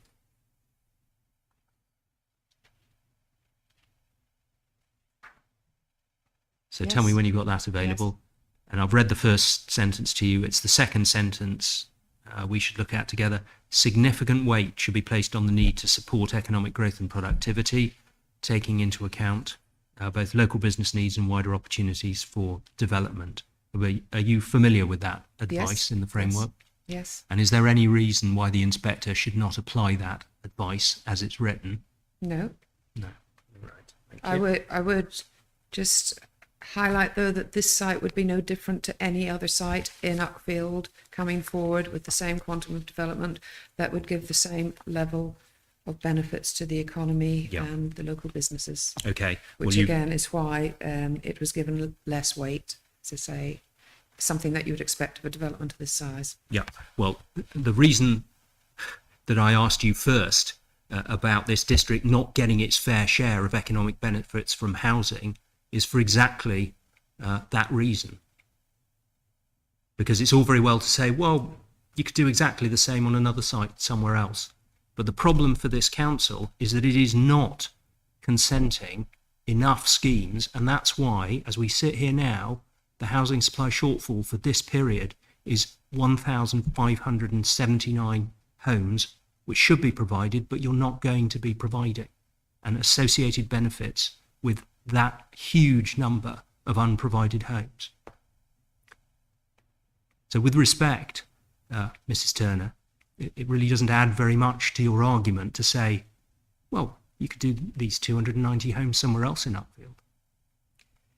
I was pointing out in relation to the benefits that this is a benefit, whatever weight you assign to it, has to be weighed up effectively in the balance of other Yeah. much more significant issues. And Right, well, we'll leave that with the inspector. You're not changing your position on limited benefits, limited weight, so let's move on.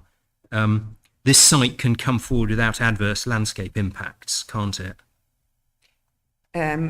clarifying with obviously ancient woodland, but if you're talking of landscape visual impacts, Yeah, yes, I agree. yeah. It was assessed as potentially suitable for housing in the Sheelar document that we've spoken about, correct? Yes. And can we just have a look at the previous appeal decision briefly, please? CDK 1.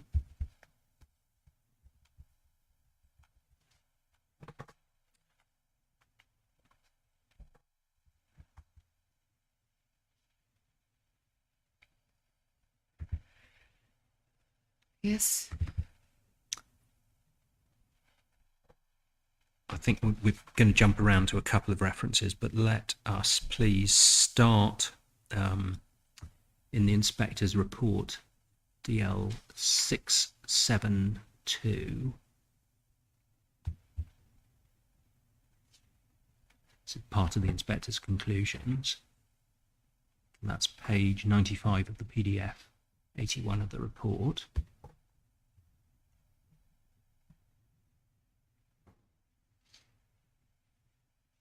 Tell me when you got that page available. Yes. Thank you. Actually, we should look up at 671 to see what he's talking about here. Birdneye North and Birdneye South, different from Downlands, he says. So he's pivoted to those two sites.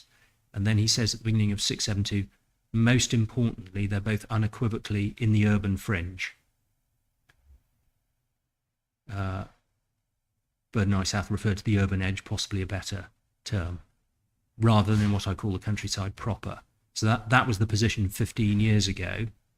And obviously what's happened since is that Mallard Drive scheme has been built out just to the west of the appeal site, and that's very visible from the appeal site, isn't it? Yes. It enhances the urban edge and connectivity with the built form of Uckfield, doesn't it? Yes. Yeah. Okay.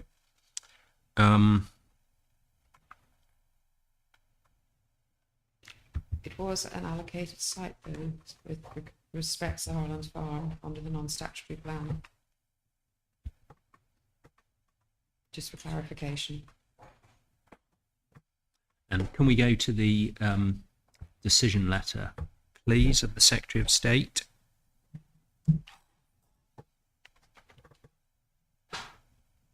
And just for completeness more than anything else, because we don't disagree about this, DL 55, So page number? 12 of the PDF.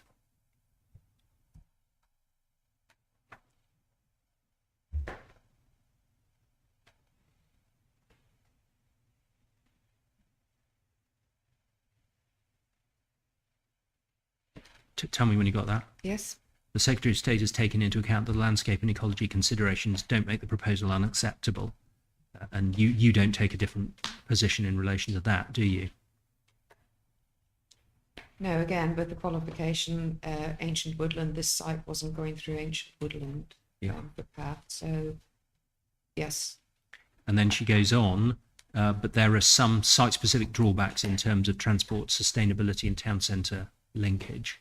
So those last points were not treated as a reason in and of themselves to dismiss the appeal, were they? Not individually on their own. No. Okay. And at the time of this decision, 2009, 8-9, it was pre-MPPF, wasn't it? Yes. So we were in PPS 3 territory, favourable consideration for housing schemes if there wasn't a 5-year supply. Do you remember that? I don't, to be honest, recall. It's a long time ago. No, all right. Anyway, the tilted balance, nobody thought of that, or if they had, it wasn't policy in 2008-9, was it? No. No, okay. Right, go to paragraph 26 of the Secretary of State decision, please, hopefully on PDF page 7.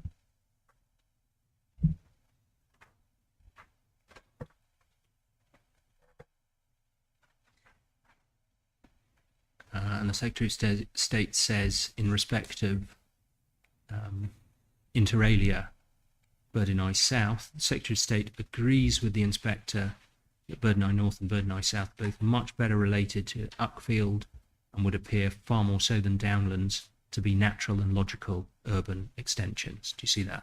Yes. Yeah. Good, thank you.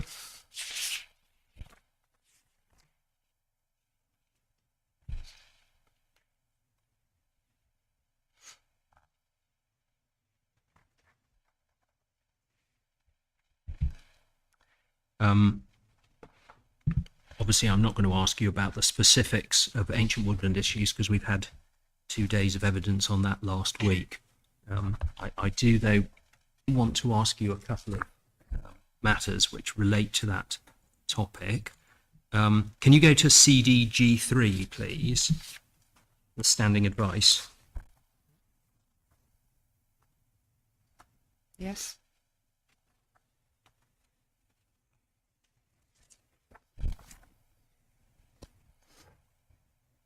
And can you go to the top of page 6 of it? Yes. And you should have a heading, providing evidence. Yes. And it says this: you should work with the developer to make sure there's enough suitable evidence to make a decision. Do you see that? Yes. Yeah. It's obviously important to discuss with the developer what, if any, concerns arise about ancient woodland if it's potentially affected by a proposal. Do you agree? Yes. It would be unreasonable to raise things later on that one didn't raise with the developer when there was an opportunity to do so. Do you agree? It would be unreasonable, but Yeah. on that is why we did actually engage with the developer and have meetings. Did advise them that we, on a number of issues early on in the process, prior Yeah. to agreeing an extension of time for them to address the issues. Yeah. But we agree that raising new issues at the appeal stage which weren't raised at the application stage, if that happened, that would be unreasonable, wouldn't it? It will depend. If the appellant consistently submits new information that wasn't before the authority at the time of considering the application, then I would not consider it unreasonable. Okay. All right. I have your answer. Thank you. Natural England, we heard in the evidence last week, visited the site on a number of occasions, including the ancient woodland. I take it you don't dispute that. Sorry, you said Natural England? Visited the appeal site for purposes of their consultation responses, and the question is, you don't dispute that, do you? I am surprised at that because when we asked Natural England to have a site visit and undertake it with us, they said no, that it was part of the discretionary advice service and they did not have the resources at the time to do that. Therefore, we had just a Teams meeting regarding the impact. So I'm not aware that they visited the site, and they did not make that clear in any of their correspondence or Okay. their consultation responses. Okay, but we heard Mr. Rose's evidence. You don't dispute, as a matter of fact, Mr. Rose's evidence, even if you didn't know about it until his If evidence. Mr. Rose has said that, then I would take it professionally, yes, that if he said that, Yeah. he would say that. Thank you. When was it you were having these conversations with Natural England? It was shortly after the 11th, well, we had the meeting with the applicant, I think, on the 11th of January 2022. There was a train of emails post that because Natural England cancelled a meeting on Teams, which was probably, I can't remember exact, April 2022, May 2022. But there had been a trail when Mr. Bryan had been asking for follow-up. As I say, we originally advised, I think, Mr. Bryan in December of 2021 when he was asking whether it was going to be determined in time, and we said it would be a delegated refusal. Yeah. And we gave the points that would be the broad topics. Yeah. And there was an extension of time so as the applicant had a chance to address those concerns. Yeah, And I there was see. follow-up meetings to discuss and then various submissions. Okay, thank you. The Forestry Commission never visited the appeal site, did they? Not as far as I'm aware, no. The Woodland Trust never visited the appeal site, did Not they? as far as I'm aware. On heritage matters, obviously I appreciate that's not part of the council's case, but I'm sure you will help the inspector if you, to the extent that you can. In a world where there's less than substantial harm to the Oast House found, does the council accept that the benefits that it does acknowledge, looking at Mr. Brown's table, that's principally the 189 market homes and the 101 affordable homes, does the council take the position that those public benefits outweigh any less than substantial harm that is found? Yes, subject to obviously the detailed design, reserved matters, and I think Yes. that was addressed in my proof. Yes, indeed. And obviously we'll leave that for reserve matters if we get to that stage. Good, thank you. Now, one matter that's not in these tables is a point that emerged during the highway evidence over the last few days. uh, in terms of safety issues. So obviously there's a difference between us about whether the proposed access is safe. I'm not going to debate that with you for obvious reasons. If the inspector says it's unacceptably, or it's not acceptably safe, the appeal will fail. We appreciate that. Nobody's on this side proposing an unacceptably unsafe access. But let's just consider the world where the inspector doesn't agree with your side, and she agrees with Mr. Twinbarrow that the access is safe, all right? So you've got a new safe access. The existing access position, you heard that discussed in evidence over the last few days. It's clearly an additional, not in the tables, an additional material benefit of the appeal scheme that it would introduce, if this is the conclusion, a safe access in place of an unsafe access. I don't know how you can consider it a benefit. All you'd be doing is be removing a harm, because you have to provide a safe access to any development. Isn't it a benefit to remove a harm? Sorry, I don't know where any of this is in the appellant's evidence. No, it came out of the evidence earlier this week. I acknowledge that. And, well, Mr. New confirmed that the existing access was operating safely, so I'm not sure where this comes from. Said it, yes, acting safely. So that's my concern. I'm not sure that it has been demonstrated. Well, I don't want to get into a disagreement about characterising what the evidence was, but I think we may remember it slightly differently. Anyway, I've made the point. I've given the witness an opportunity to comment, and I'm not going to go back over the topic if there are objections to it. Good. Thank you very much, Mrs. Turner. I don't think there's anything else I need to ask you. Thank you. Thank you, madam. Thank you. Did you want to re-examine? No. Okay, thank you. Okay, thank you, Mrs. Turner. Thank you. Contributions. Thank you. Do you want a brief break? Just, Mr. Brown, we might as well start your evidence in chief.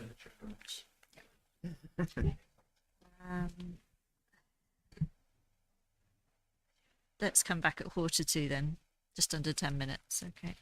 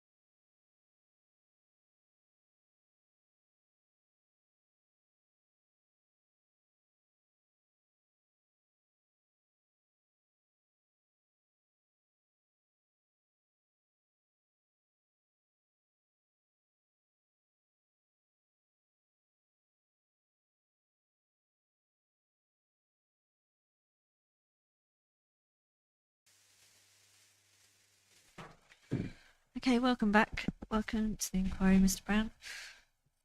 When you're ready, you can begin your examination, Chief. Thank you very much, Madam.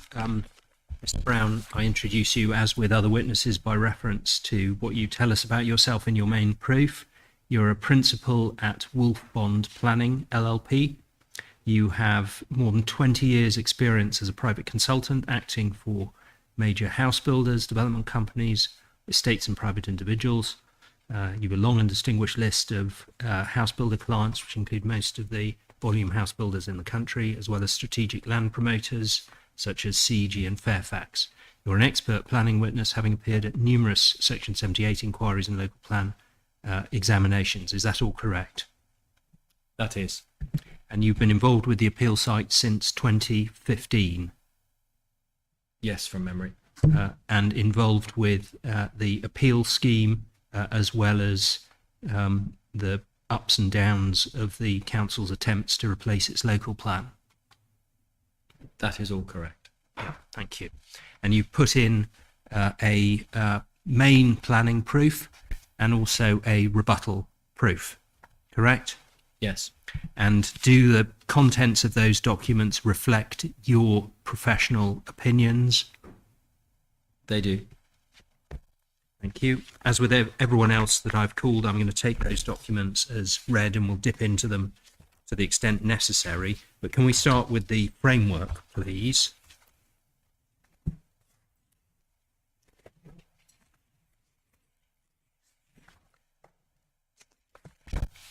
And can you go to paragraph 111?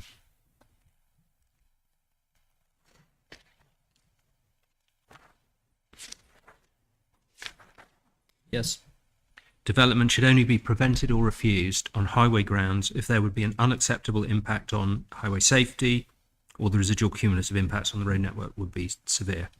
If the inspector took the view in relation to 21P that it would carry an unacceptable impact on highway safety, what should she do with this appeal? Well, of course, if that was your conclusion, ma'am, you dismissed the appeal on highway safety grounds, notwithstanding the benefits you were just discussing.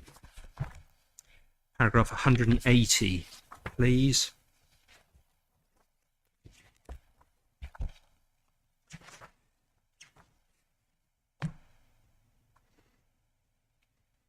When determining planning applications, local planning authorities should apply the following principles. And at C, that we're very familiar with, development resulting in the loss or deterioration of irreplaceable habitats, such as ancient woodland, ancient or veteran trees, should be refused. If the inspector finds loss or deterioration to irreplaceable habitats, what should she do to this appeal? Yes, and again, ma'am, if you were to find against the scheme in that regard, that does represent a clear reason, and you dismiss the appeal. In a nutshell, what's your position in respect of the council's other objections relating to the principle of development and locational sustainability? Yes, well, self-evidently, ma'am, in a scenario where the important policies for determining the application are agreed as being out of date, well, it's self-evident that land beyond the settlement boundaries is needed to come forward for development in the absence of a plan-led strategy to meet housing needs. And in terms of the locational point, we've heard in evidence, and it is clear from CDE1 that Uckfield is one of the most sustainable locations in seeking to meet growth in Weald and Marm. So my position is the scheme is inherently sustainable. Thank you.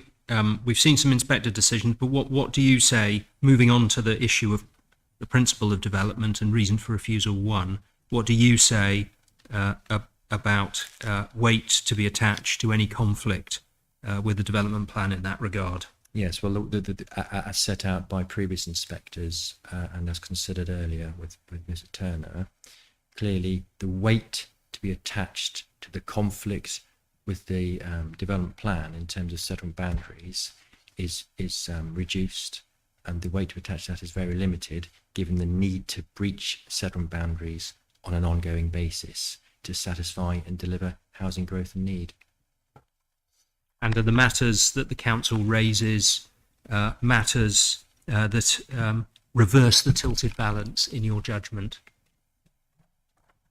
Well, in terms of paragraph 11 of the framework, clearly the matters raised are not sufficient in a scenario where the presumption is engaged to warrant a refusal of this scheme, given the many benefits attributed to the delivery of housing on this site.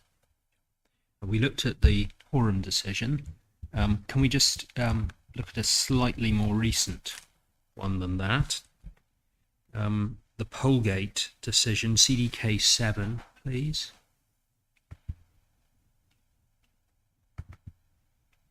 Just trying to find my... Is my CDK series over there, Rosa? Sorry, Mum, I thought all my files over with them. Now at the first hurdle. No? Well, it should be. I'm sorry about this, Mum. I thought we were AG, EHJ, that is B.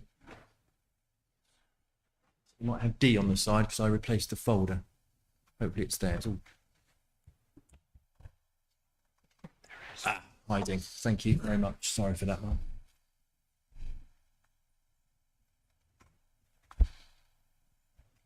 Thank you.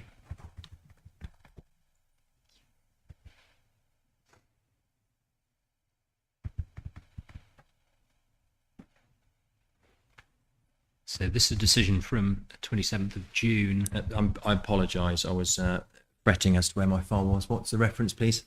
CDK7, please. Yep, sorry, right.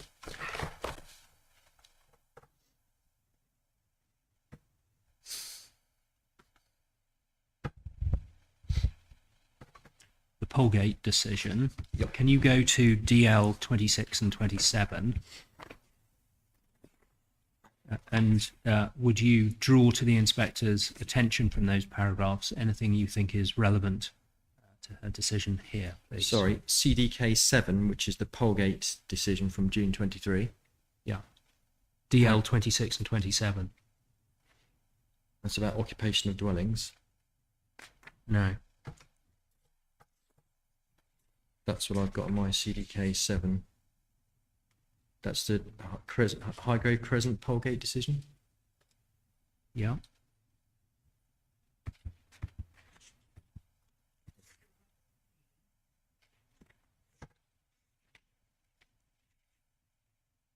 I've got a 14-page. Are you looking at the conditions, I think? Possibly. 26, 20. Ah! Thank you for your assistance. This witness isn't doing very well in CDK 7, is he? Right, sorry.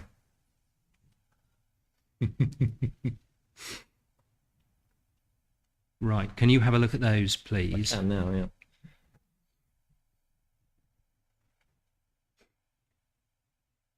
And what is in those paragraphs that's of assistance for the inspector? Yeah, well, it's the case being advanced, Ma'am. So this deals with the planning balance in a scenario where the council cannot demonstrate a 5-year supply of deliverable housing land, and at that time, set against the backdrop, I think, of the earlier base date for land supply, there was a 3.6-year supply position, and it was agreed in that situation that the presumption at 11D was engaged.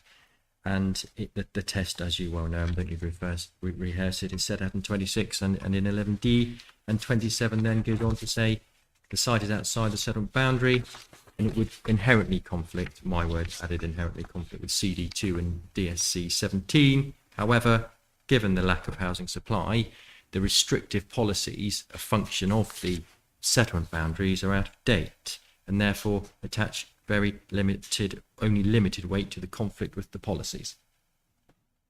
Thank you.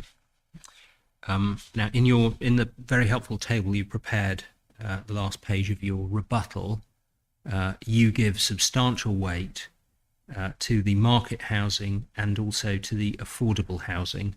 Again, just so that the inspector's got a clear summary of what, in a nutshell, your explanation is for those weightings. Could you provide it in relation to both market and affordable needs? Yes. Well, the short point there, Ma'am, is there is a significant fall in the 5-year housing land supply position in the order of about 1,500 dwellings. And you'll see that set out in CDD1, which is the planning statement of common ground. But we don't need to turn it up because it's not contentious. And I say that that attracts substantial weight in the balance, given the need to boost significantly the supply of housing land. And I seem to recall, and let me just double check, just for your note, yes, CDK2, which will become an old friend, I'm sure, by the end of this inquiry, that was a scheme for 38 dwellings, and the provision of market homes there was given very significant weight. Of course, it's a matter of judgment, but I've attributed substantial in this scenario, and there's not much between me and Mrs. Turner, as you've heard. In terms of affordable homes, I've again attached substantial weight to that in a scenario where I've addressed the affordable housing position, which I don't believe is in dispute, is acute. There was a CDK5, the Framfield decision, where 20 affordable homes was given substantial weight. So in this scenario, it is quite clear that the weight attributed to the benefit of the delivery of affordable homes, separate to the benefits attributed to the market homes, also carries substantial weight in the balance on my evidence, ma'am. Good. Thank you, Mr. Brown.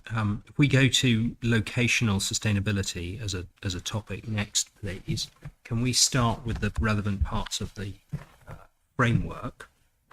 Can you go back to para 104?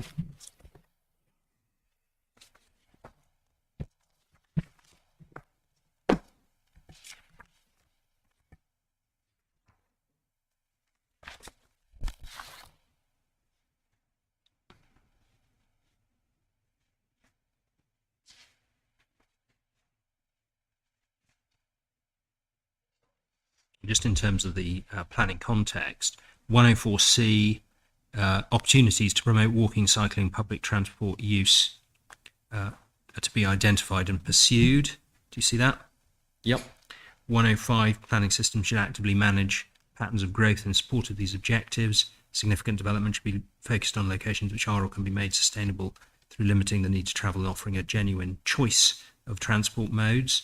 This can help to reduce congestion emissions, improve air quality, public health. However, opportunities to maximise sustainable transport solutions will vary between urban and rural areas, and this should be taken into account in both plan making and decision making. Yep. 110A, please. Let's have a look at that. In assessing sites that may be allocated for development in plans or specific applications for development, should be ensured that appropriate opportunities to promote sustainable transport modes can be or have been taken up given the type of development and its location. Yep.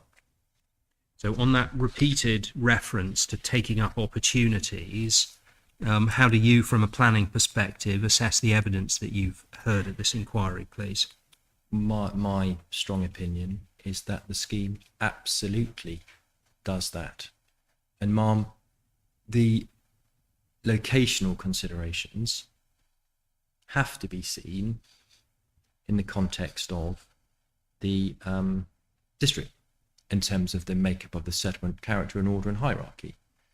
Now, it is referenced throughout the core strategy that Uckfield is one of the most sustainable locations for growth.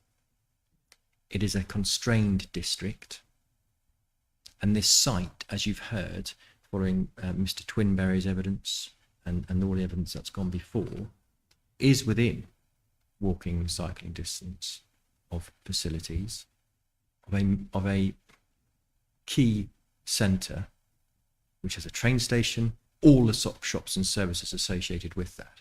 So in a context where, in CDK5, and I appreciate and I take the point being made, all appeal decisions have to be taken in context. You can't just carry them over. Simply, Bramfield was considered to be a sustainable location for growth on account of its close relationship to Uckfield. And it's inherently the case in providing for growth at Uckfield, at the most sustainable location in the district, or one of, where people can walk to the centre is a good thing and affords opportunities. Thank you. Is there anything else beyond what we've already looked at in the core strategy that you want to draw to the inspector's attention? Well, we've touched upon, and you've dealt with Mr. Twinberry in evidence, his Appendix 11 and 13, the isochrones and walking distances to bus stops. We've dealt with the MPPF. I've summarised my position in my proof, Ma'am, where I've set that out in my main issue 2. So I'm comfortable with that. Safe to say, it is an inherently sustainable location, and I'll probably repeat myself. So. Yeah, I had in mind paragraphs like 6.3 of the core strategy. Do you want to make any observations on that?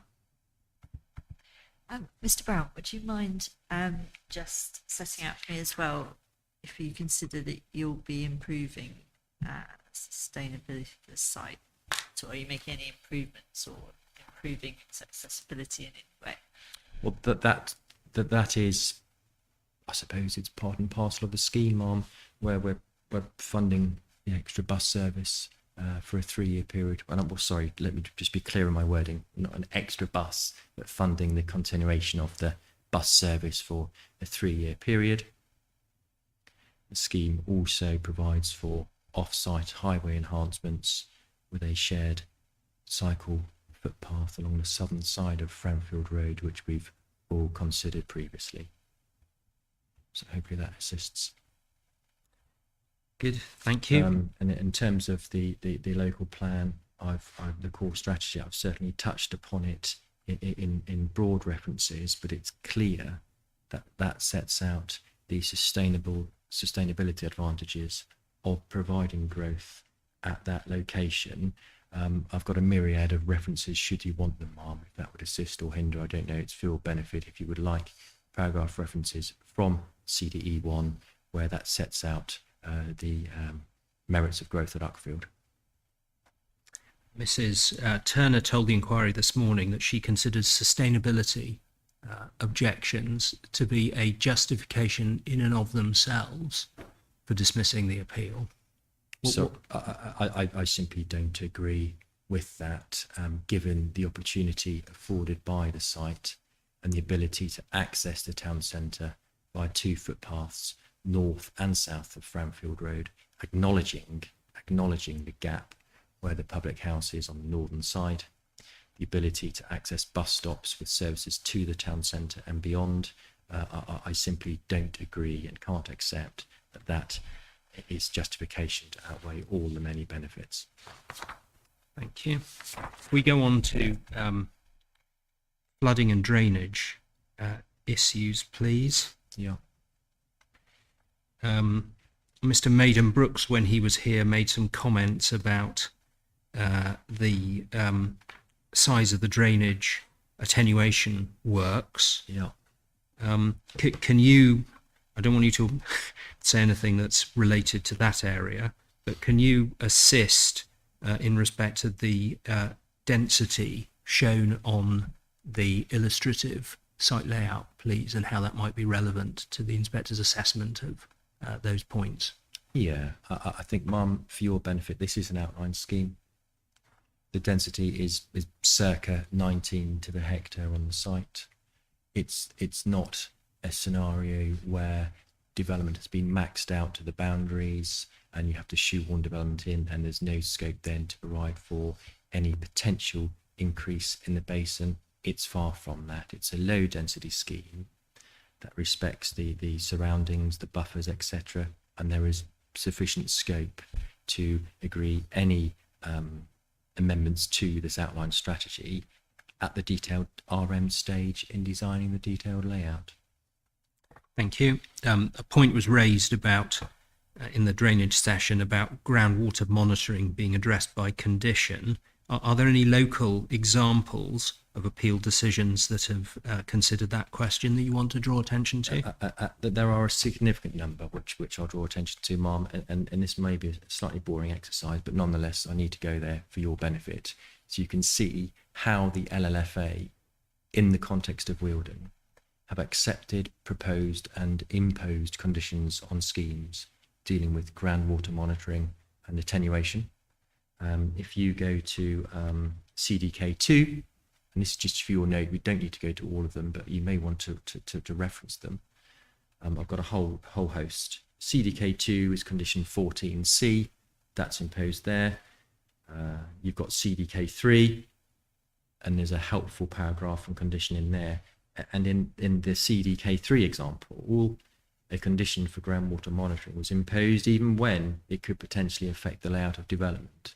So there's nothing untoward or unusual here. It is common practice as per the condition the LLFA have proposed to impose here, Mum, which is in the draft schedule. So CDK2 condition 14C, CDK3 powers 73 and condition 20. And I'll probably stop there because I'll bore you. There's plenty of references. Thank you. Sequential test. You're dealing with the issue as to whether one is required. You've heard Mr. Maidenbrook's evidence. Well, where does that leave you, having reassessed the evidence you gave in your proof on the need for a sequential test? Just reaffirms the stance that one is not required, hadn't been requested by the council, hasn't been requested by the LLFA, and for the reasons set out in my proof and considered in SB2, it is simply not required to undertake a sequential test. Thank you.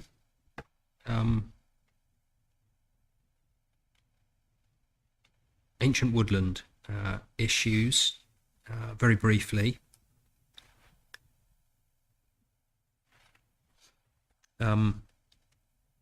Landscape impacts, please, of the appeal scheme in relation to ancient woodland, with particular regard to fences. Can you give the inquiry your assessment of that matter, please? Yeah, I think, Mum, this arose from your point about landscape value and indirect effect in CDG3, I think. Now, the landscape impact of the scheme has been fully assessed at the application stage. There was a subsequent statement prepared for when we were contemplating a hearing procedure. The council raised no issue overall in terms of the landscape impacts of this proposal, but in terms of the fencing arrangements to the ancient woodland and through the ancient woodland for the footpath, the position is they are non-intrusive and they're currently found in these types of locations. And fencing is in part a characteristic of woodland habitat and effectively conserved to protect the ancient woodland. So in landscape terms, it is a common feature to find fencing of the type proposed, and that is to be secured at the detailed reserved matters stage, Mum. And in terms of any visual impact for those using the path, what observations do you have about that? That there is no, it's not out of character in terms of the recreational walking and the overall setting. Good, thank you. Your rebuttal proof, it includes some documentation in respect of the Ridgewood scheme, and specifically at RP4, a decision by the council in relation to a path through ancient woodland there. So can we go to RP4, please? Yeah. So it's RP4, Mom, which was included in my rebuttal. RP standing for rebuttal proof. Yes.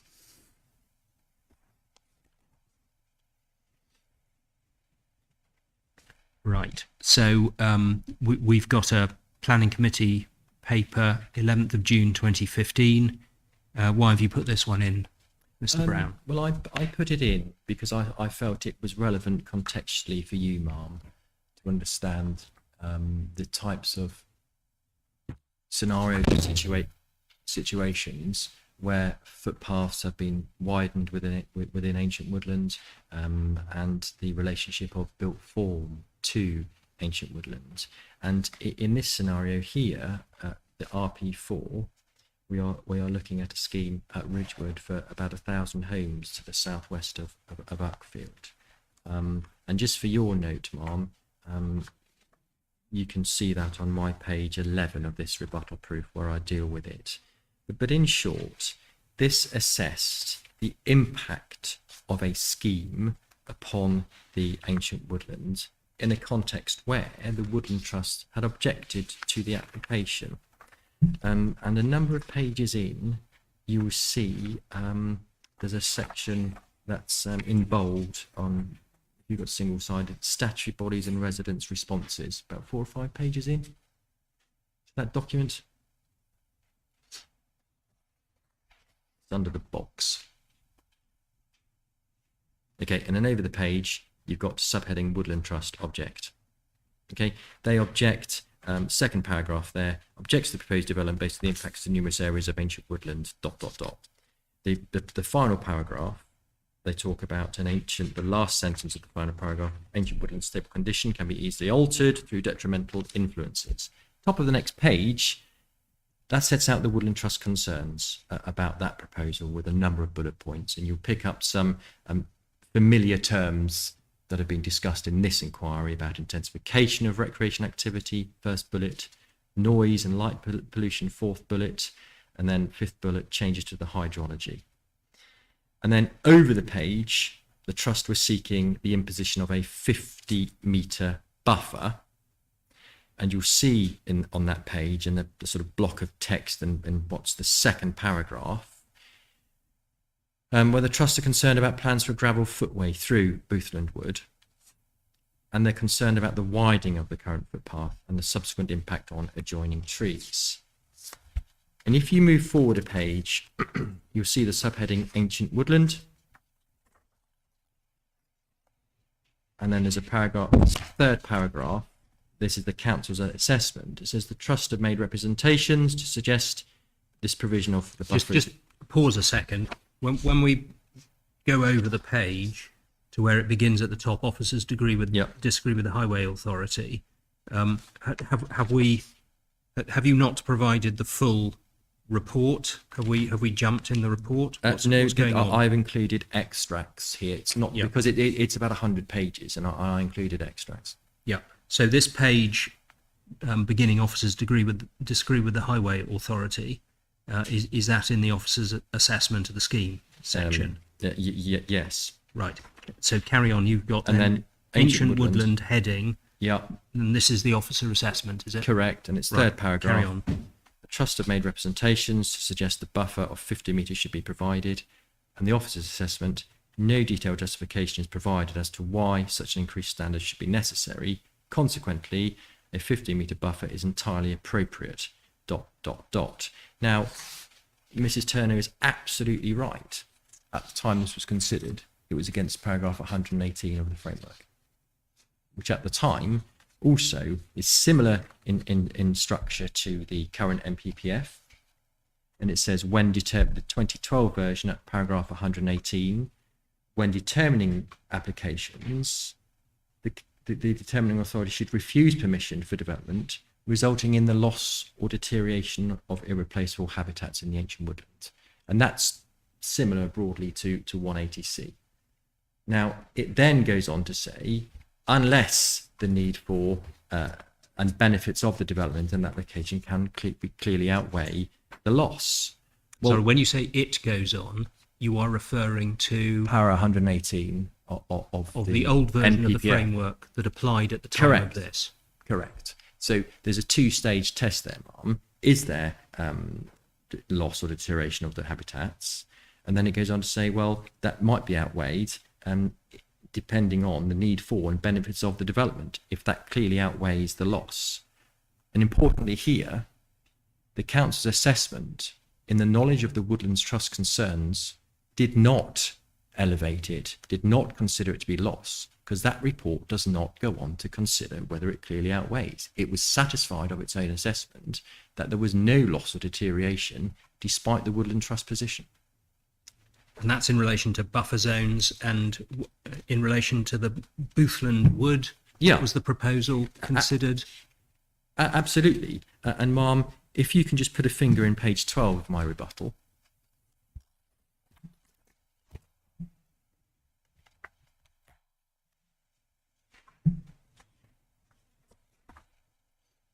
In figure 7, you've got a big blob of blue. That's Boothland Wood. There's a footpath widening going through there, gravel. And the smaller parcel is Ridgewood Shore, which is the blob of blue below that. And can you see figure 8?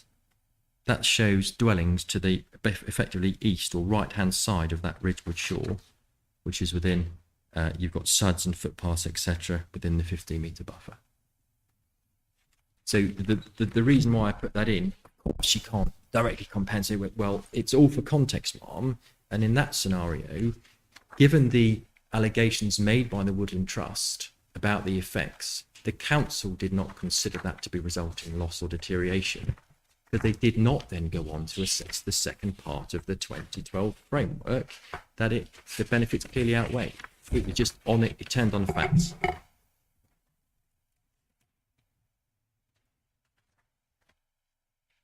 Can you go over the page in your proof, please?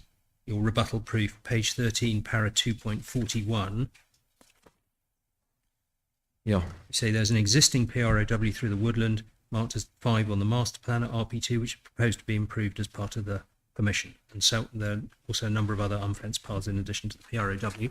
Can we just, again, so that the inspector can understand this case and why you put it in, and what the point you're making about the council finding no loss or deterioration, can you go to RP2, Yeah. please, and can you just identify for the inspector on the plan where the wood in question is and where the path that's marked as number 5 is? Yeah, so effectively, on this plan, Ma'am, you've got Boothland Wood. I may need to come up to your desk if it would assist, but in the middle of the plan, you've got a, let's call it a football pitch. You've got sort of 2 next to each other almost in the middle of the plan. Got one above a red line and one in the corner of a red line. You see that? Just below that, you've got a number 5, at the bottom right of that pitch. That's the footpath in question, and 3 is the woodland itself. Yeah. And I actually, Ma'am, just whilst you're on that page, the second number 3, if you go down from that, you've got a number 14, then you've got number 8, and then number 3, that number 3 is effectively my image 8 on page 12, which shows the relationship of the built form to that Ridgewood Shore. Yeah, on the eastern side. Good, thank you for that. Let's move on and just touch on 1 or 2 SANG points, please. Is the proposed SANG, the proposed strategic SANG, supported by Natural England? Yes, it is, after an extended period of consultation using their discretionary advice service. Thank you. Does the core strategy direct where development at the current time should go in and around Uckfield beyond the Ridgewood proposal? No. You and Mrs. Turner are significantly apart on this, because you attribute substantial weight to the strategic SANG beyond the mitigation element, and she attributes no weight. Yeah. You heard her evidence in response to my questions this morning. Do you have any other observation you'd like to make to the inspector about the evidence you heard? Only to add, look, clearly you come to a view on it, Mum. It's a matter of planning judgment. My judgment differs from Mrs. Turner's, but one has to consider the benefits associated with SANG delivery and provision in the absence of a plan-led situation. This authority has been without an up-to-date plan for quite some time. You you heard earlier the difficulties faced in the preparation of the earlier iteration of the plan. There is a policy vacuum in this authority. Housing land supply shortfall has sustained for at least 7 years, with no sign of that abating in the immediate and short term. And in that context, I give that weight to SANG to help deliver with other schemes going forward. Can I just ask, Of course. why are you delivering such an excess of SANG? For the simple reason that there's two elements really. The SANG proposal evolved through the DAS process with Natural England. Now, at one point in time, we were looking at just the northern part. Now, with SANG proposals, there's a requirement for a certain hectareage, it's 8 hectares per 1,000 population, and a certain distance of walking route. And that walking route cannot be, it's never supported by Natural England where it's contrived, i.e. you've got to get a circa 2.7 kilometre route, and if it's a sort of contrived and you walk back on each other, that does not recreate the recreational setting or character that one would experience in the forest itself. And so you have to have a certain size to provide for a big enough walking route. And that evolved into the much bigger SANG you see now with the circuitous route and 2 footpaths. So the northern part wasn't big enough. Effectively, yes. So it would be big enough in terms of its size, but it wouldn't provide the walking route distance that Natural England require.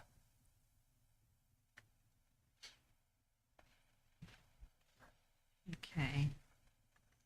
So then you came up with the southern SANG as well. So CSA led those discussions and meetings with Natural England, and there might have even been a midway point between the northern part, then a sort of, you know, option B, which was northern part plus, and we've now got the entirety as you see it, which Natural England were prepared to endorse and support as providing an appropriate mitigation for the recreation impacts upon the Ashdown Forest.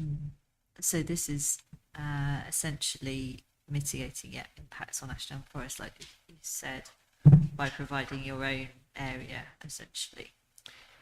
Effectively, recreation. Yes, and the policy basis for all of this discussion about SANG and impacts on Ashdown Forest, you find at paragraph 6.9 of CDE1, as well as policy WCS 12 of, so CDE1, paras 6.9 and WCS 12. In addition, Ma'am, you find some helpful context set out in CDK 5, paras 34 to 36. If that's just context to SANG, That's why it's required, then I effectively. understand that. Fine. Is there any policy specific about provision of SANG at Wilden? In In this what? sort of scenario, is there any local policy that says if you're providing your own SANG, this is what we Oh no, expect? not So not nothing not like not that. to my. So you've had I'm to, happy to be taken there. So you've had to entirely rely on Natural England in order to come up with the requirements. Absolutely, one wouldn't just unilaterally advance a SANG absent those discussions, and I think they've endured for, oh gosh, I don't know, 4+ 5 years, something like of that. They've been a long time in the making Yeah. with Natural England to inform that design. And so Natural England have no objection to this SANG design. Absolutely not. They support it.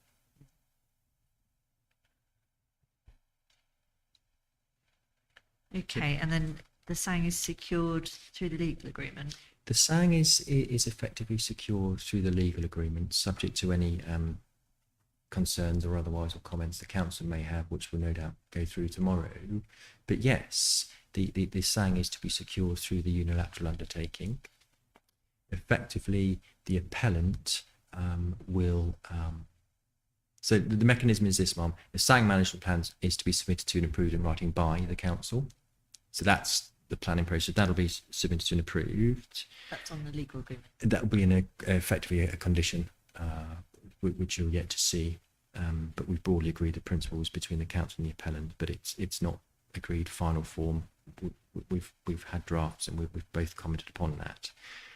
And it's only right and proper the council get another opportunity to comment. But that's the intention. One then submits the SANG management plan for approval That's approved. The SANG is then laid out in its entirety and made publicly available prior to occupation of the first dwelling. And that is to be managed by the Land Trust. And you'll see the Land Trust credentials in SB form arm of my proof. So the appellant will lay it all out. That's in the legal agreement. But effectively, yes, you see all of that tomorrow. But the appellant will lay it all out pre-occupation.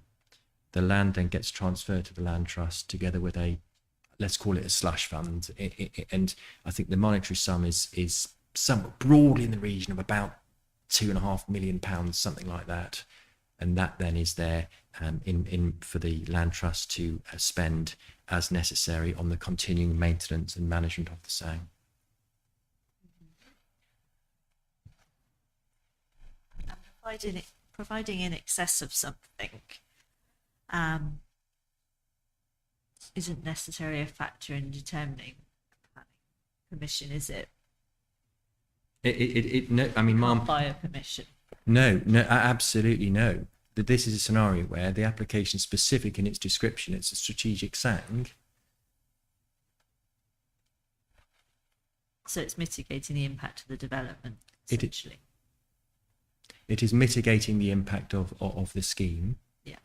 And as a strategic SANG, fulfills its function in the change of use of land as a strategic SANG to enable other schemes to come forward. And Ma'am, I've just, I mean, you see it in my proof. It's my proof. I've dealt with it in section 4, paras 437 to 450. And I've then summarised that and distilled it in my page 98, which gives you the quantum needed to mitigate this scheme and then what would be left thereover.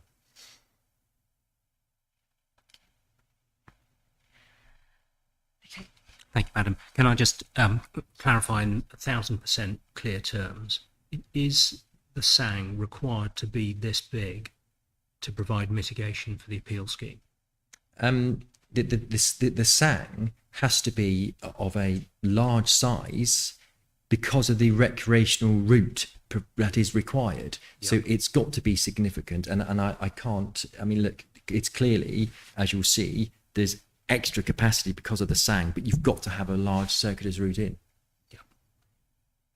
And the 2.7 kilometre route effectively goes around both parcels of SANG? Or Well, it does. It does. And you can see the route shown on the SANG management plan, which I think or the SANG framework plan, which is at CDA 53, I think, something like that, revision M. It shows the indicative walking routes throughout the SANG. Yep. Okay, thank you. Final topic, heritage.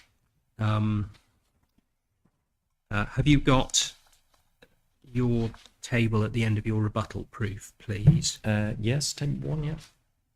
Obviously, this is just a summary, and as necessary, you can point the inspector to other parts of the proof if that would assist.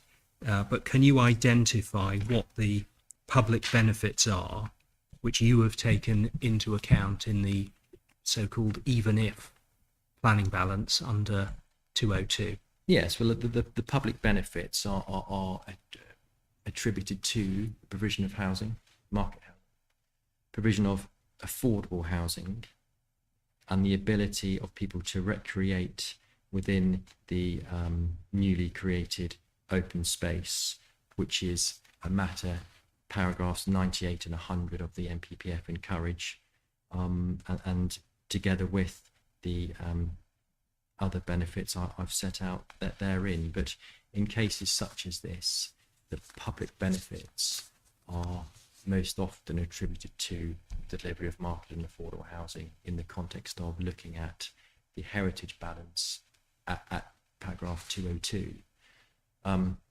I don't know if, Ma'am, you want me to expand upon the 202 position, if that would assist you in any way, from my perspective. Just direct me to where the list of benefits are that I can use. So effectively, what I've done in my proof, I've set out paragraphs 540, bullet point 7, and this is Of to do your with rebuttal heritage. or your- But principally, it's section 9. If I cut across The that section, rebuttal.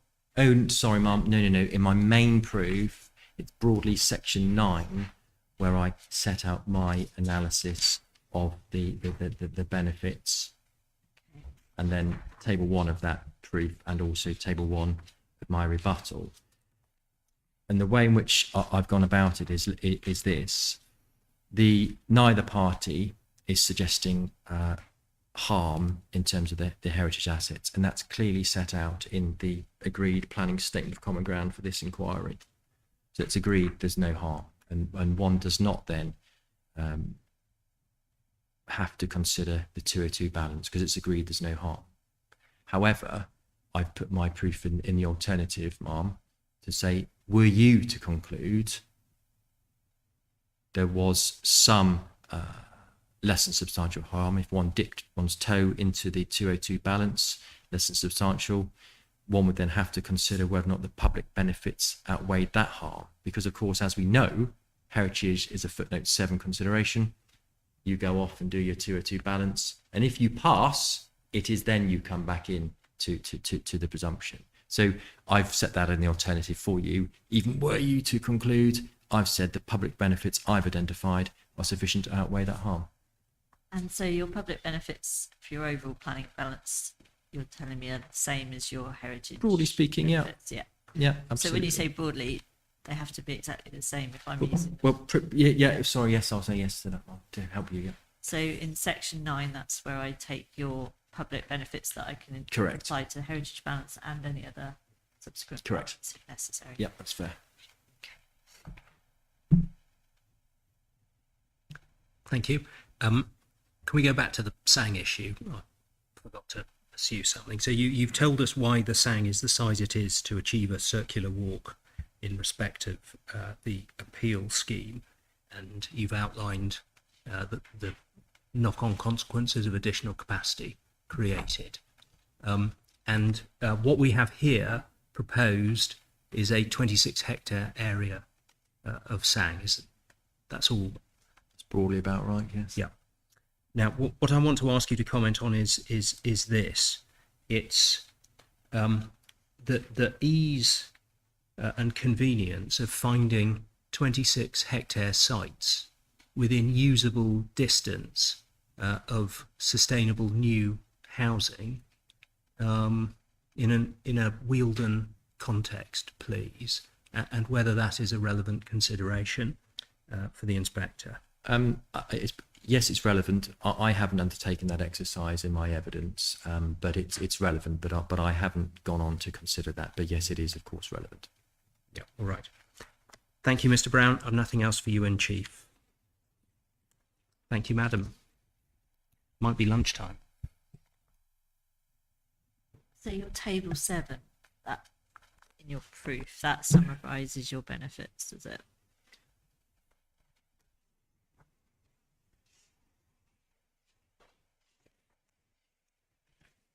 Yeah, table 7 is the benefits, and that is effectively, Ma'am, a summary of my rather perhaps long-winded section 9. Okay. And there's nothing further to include in there. Because there are No, little things like what was put to me yesterday about the information board for the Oast House. So I'm a little bit worried I don't have a conclusive list. Yes, I mean, look, that's fair. That's all wrapped up. It is a consideration. It cropped up in discussion. Yes, it would be of benefit to understand the heritage setting. I clearly haven't put it in my evidence. I'm not relying or praying in aid of it to get us over the line. If you, Ma'am, felt it was of particular relevance, then of course you're entitled to come to your view on it. I believe there can be a draft condition to cover that. Should that be so required?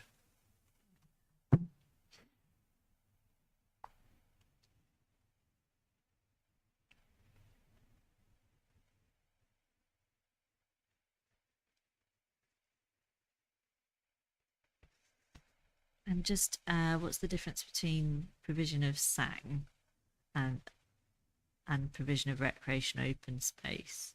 Well, I think that the council make a point that, well, the recreational open space is required to mitigate the scheme, and it's all that is required for that scheme.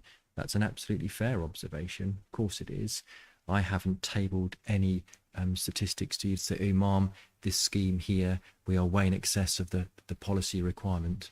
I'm simply saying the provision of recreational open space is a benefit of the scheme overall, because it's also open to residents of Uckfield to come and recreate and use it. So by recreational open space, you mean all of the green space? Yeah, including absolutely. Sang? And then provision of Sang As a for separate unlocking element. future development. That's a Yeah. specific subsection. Okay.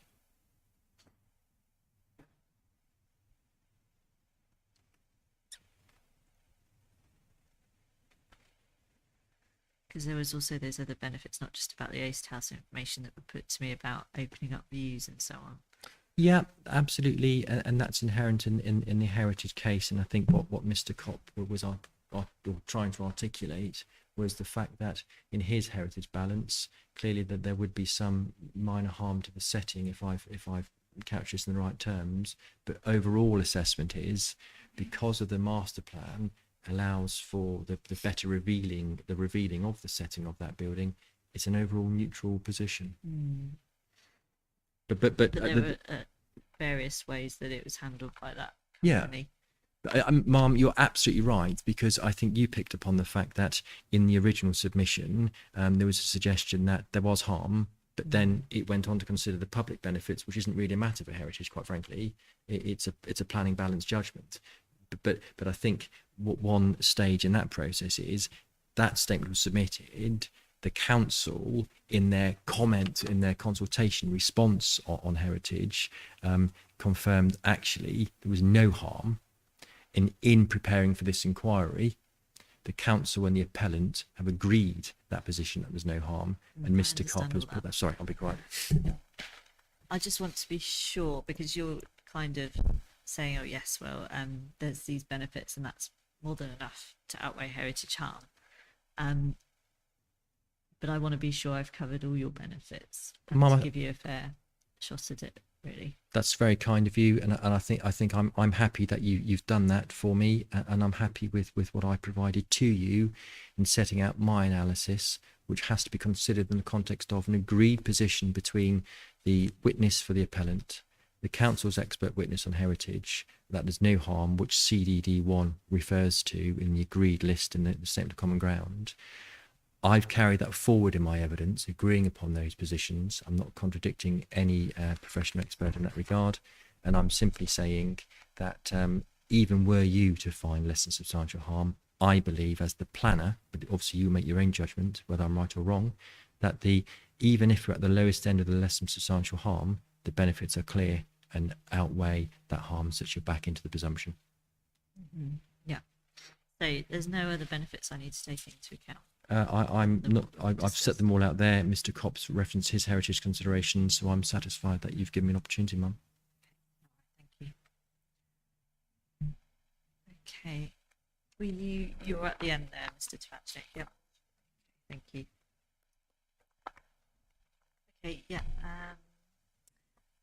It's a good point to break for lunch, because then it means you can have a normal lunch before you come back for cross-examination from Miss Cook and Miss Hutton. So let's break for lunch. I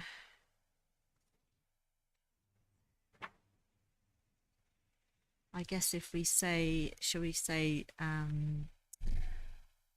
let's come back at 1:45, would that suit? Okay, thank you. 1:45 to resume then.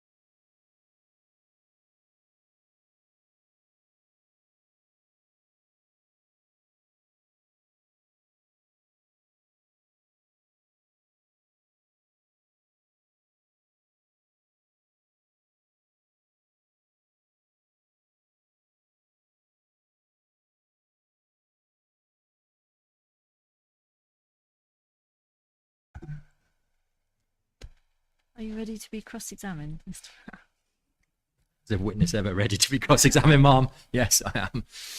Over to you, Ms. Hudson. Thank you, Mum. Good afternoon, Mr. Brown. Good afternoon. Mr. Brown, can I start by asking you this? Is your client intending on making a cost claim against the council? I'm not clear at this stage. Right. You've sat here through all of the evidence. Can I ask you, from your perspective, do you identify any unreasonable behaviour on behalf of the council? I think there's certainly there was a long delay when the hearing statement was submitted to receiving any commentary on drainage related matters leading up to the inquiry. Is that right? Because if a cost claim is going to be made, and this is the first time it's been confirmed in open inquiry, I want to understand the exact grounds for that because I want to ask you questions. Understood. So a long delay between the hearing statement and drainage comments. Look, I'm answering the question from as you posed to me. I've listened. What I've listened to. Do I think anything's been unreasonable? Certainly, when the appeal hearing statement was submitted with the revised drainage strategy outline, the drainage engineer was not allowed to liaise with Stantec on the content of that until such time as the council had accepted it as a formal change to the application, and that did not take place until after the CMC. So that is point one. And the second point, from what I've heard, in my judgment, I don't understand how, and it's a planning judgment, the site can be suggested to be unsustainable in the context of Uckfield's place in the hierarchy. But as to whether a cost application is coming, that is certainly not one for me as a witness giving the planning evidence on behalf of the appellant. So I've answered as best I can, Mark, but I don't know if you want me to pursue that any further. Well, yeah, it seems to me that a cost application will be dealt with and we'll hear from each side as and when, and that should be done before the close of the inquiry. I'll be asking once we finish formal evidence if there is any. I said at the start, nobody indicated anything. I know we've got the one in from the council, but I don't see how that needs to come into cross-examination. Well, it's only, Mum, that it's only fair that I get to ask questions related to the cost application because we're now being told that there's a delay between the hearing statement and drainage strategy, entirely new point that hasn't come out in evidence before. Well, no, but that You would be asked part me of a questions. costs application. You Well, wouldn't cross-examine someone when they make a costs application, would you? I would actually, Mum, because Well, you wouldn't. You'd make your representations in Yes. the correct order. but I haven't had the opportunity to put in any evidence on a point that's now being raised, which is not in anyone's proof of evidence or Well, no, been but mentioned before. It seems to me if it's a cost point, we deal with that outside of this. It's a separate procedure. Well, Mum, if the council's able to put in evidence in response to a cost claim, then yes, and it may be that there has to be a You may witness have to do statement. it verbally, but yes, you can reply. Fine. You have the right to reply. Right. Thank you, Mum.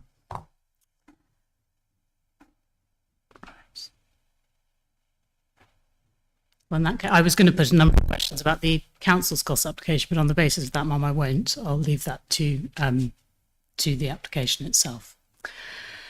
Right, Mr. Brown, we're agreed that there's conflict with the development plan due to the site's location. I think that's Absolutely. the parties have agreed, yeah. And so in terms of the 38.6 test, conflict with the development plan, and we're now into material considerations territory. Absolutely correct. Yeah. And we agree that the policies for the supply of housing are out of date, so we're in paragraph 11D of the MPPF. That is absolutely correct. Yeah, okay. That's all agreed between us. The previous 2009 appeal decision, please, could we just turn that up? CDK1. Yes, I'm there.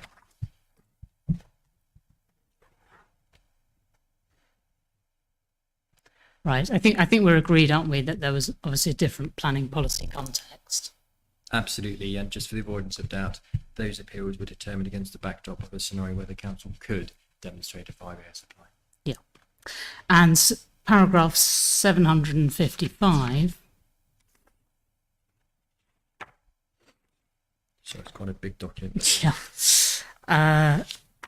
Yes, on Page there. 106. Yes, yes. Yes.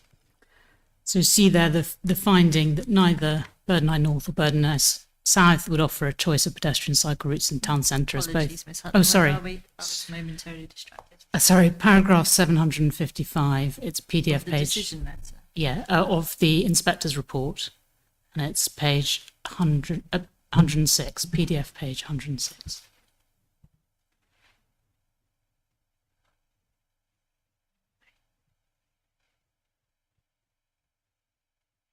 Yeah, thank you. So neither Birden Eye North nor Birden Eye South would offer a choice of pedestrian cycle routes into the town centre, as both would be dependent on the narrow Framfield Road, which is frequently congested during peak hours. You see that finding there? I do, yes. Yeah.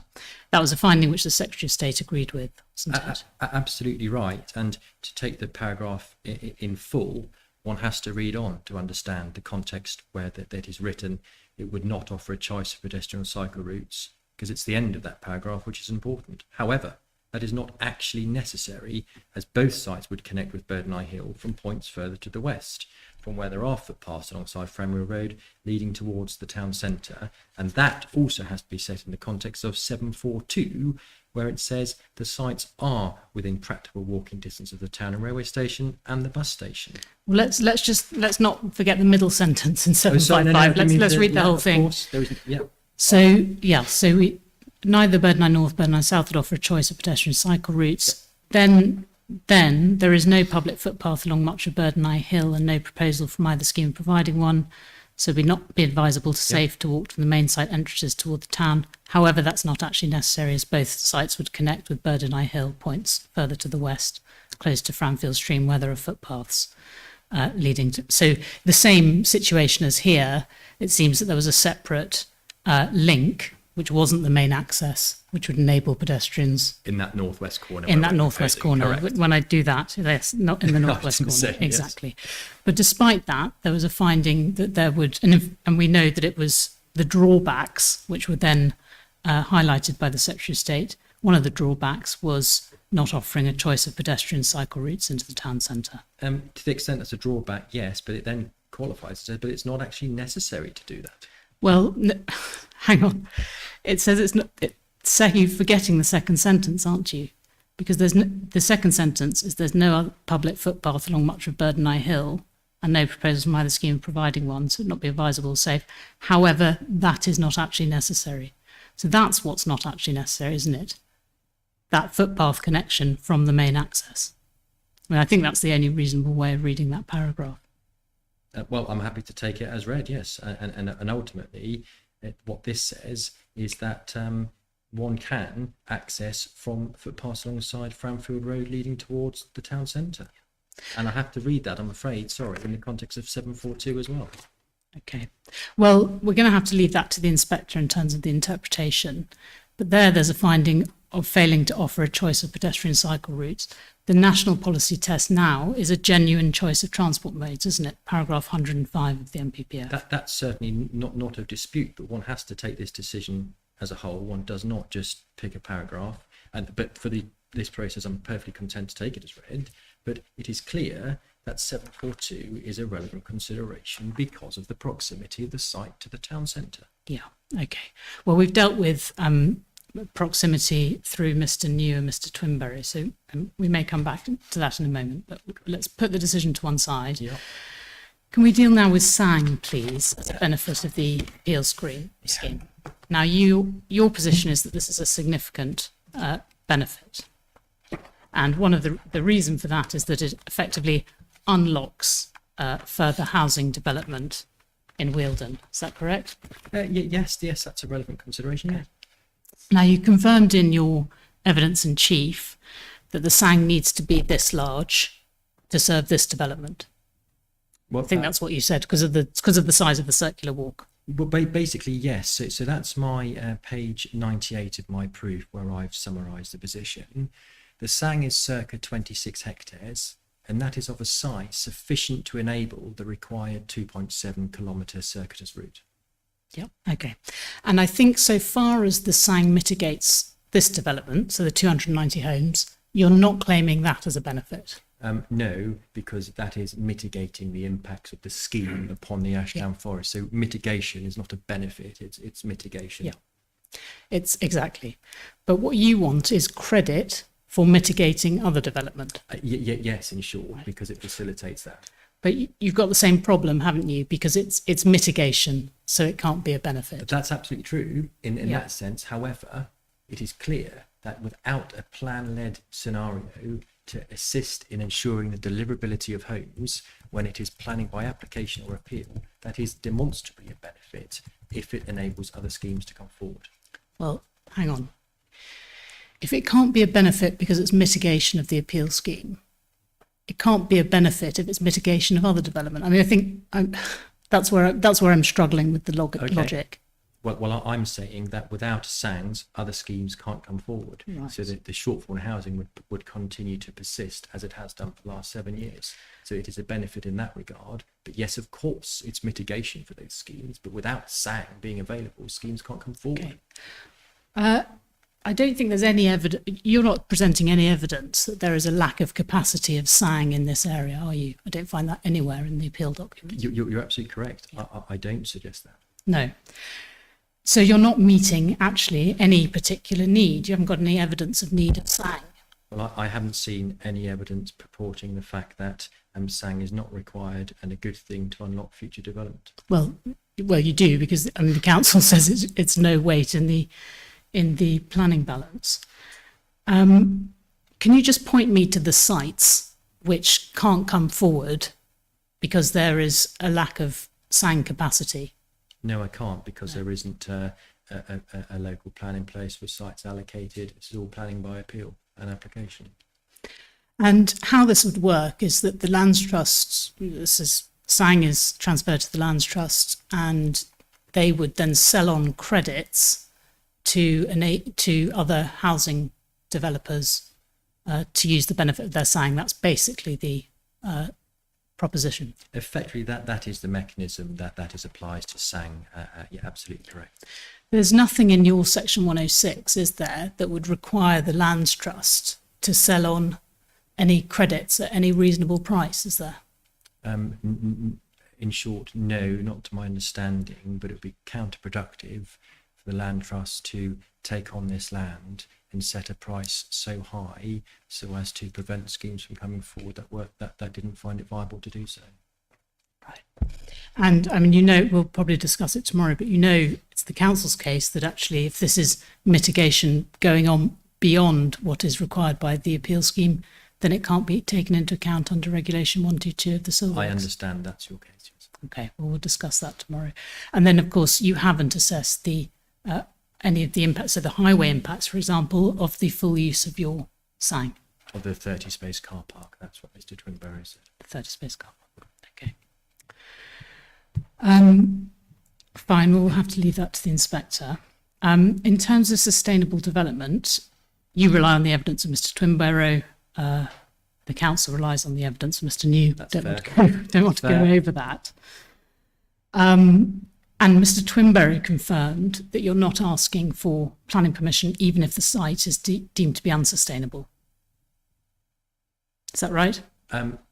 Well, I think that's the fair, okay, but in responding to that, yes, if the inspector were to conclude the site is unsustainable, then clearly she will determine against the scheme. But it's certainly no part of our case that the site is unsustainable. know, It's yours. Yes, then yes. The Yeah. Madam Inspector is entitled to come to that decision. Yeah. So if the inspector finds that that it is unsustainable, Yeah. for example, so paragraph 105 of the NPPF says you need to limit the need to travel and offer a genuine choice of transport modes. This can help reduce congestion emissions, improve air quality and public health. If the inspector finds that this appeal proposal doesn't limit the need to travel and offer a genuine choice of transport modes, you agree that permission should be refused? No, I don't agree. I agree the Madam Inspector is entitled to come to that decision. But firstly, I don't think that is a judgment one can sensibly come to, given the proximity of the site to Uckfield. And moreover, if the inspector were to consider there are some inadequacies in terms of the sustainability, that has to be weighed against all the many public benefits in a scenario where far less sustainable sites are being allowed at appeal through the myriad of CDK documents. Right. So sorry. So in fact, you're saying that even if it's unsustainable, permission should be granted. I'm not suggesting that for 1 second. I'm suggesting the site is inherently sustainable. It's a matter of judgment for the inspector to come to the decision. If the inspector concludes the site is unsustainable on account of concerns raised by Mr. New and Ms. Turner, the inspector can come to that decision. Okay. But yes, I just want to be very clear. If the inspector comes to that decision, do you agree that permission should be refused? No, not Right. straight away. I agree that the inspector should weigh that up in the round, given the context provided by this district that is so constrained in terms of growth opportunities, to consider any inadequacies of opportunities to access the town centre by sustainable modes in that context. Okay. But I don't think we'll find that in your proof, will we? That You've sort of asked me the question, alternative. I've responded it. No, quite rightly. It's not. Thank you. So, And in your evidence in chief, you drew attention to you say that this is in Uckfield. It's therefore sustainable because Uckfield is a sustainable location. Is that a fair? it's absolutely Paraphrasing. fair. That's the starting point. But then, of course, one has to drill down to look at site-specific considerations. If the A scheme turned its back on the town centre and the only way in was through a convoluted road, etc., that has to be considered having regard to its proximity to services, the Yeah. ability to access those. Well, I think we can agree that it's outside the boundary of Uckfield, and the question is whether there's a genuine choice of sustainable transport. mix. Absolutely, but simply the fact of a site being the wrong side of an out-of-date settlement boundary doesn't make that unsustainable. That's the starting position. Okay, all right. Well, we're going to leave that to the inspector Yeah. to decide, and she has the evidence of that, and no doubt can walk the various routes. Highway safety. I think you've confirmed that if the access is unsafe, permission should not be granted. Absolutely correct, because we're not in the business, are we, as town planners, coming to a decision that if something is unsafe, it's outweighed by the benefits. Clearly, that is a material consideration of significant weight, not least set against the context of paragraph 111, Mark. Okay, so I don't think we need to trammel over the policies. There's really very little between us. There's a lot between us, but it's fairly narrow. On Ancient Woodland, I just want to, again, you've confirmed that if there's loss or deterioration, permission should be refused. Absolutely correct, 180C, yes. Yeah. I just want to be clear. You rely on the evidence of Mr. Rose and Mr. Hyatt. Is that correct? That's very fair, yeah. Yeah. Because in your rebuttal, at para 2.16, please.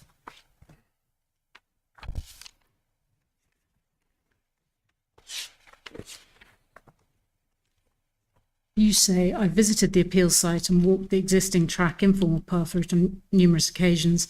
In my judgment, the proposals to formalise the footpath will not lead to loss or deterioration of ancient woodland or wetland trees. I'm happy to add in informed by the evidence of, if that would assist. Right, okay, so you don't have the ecological and arboricultural. Well, no, I'm not purporting to either. So for that absolute clarification, Ma'am, if that would assist.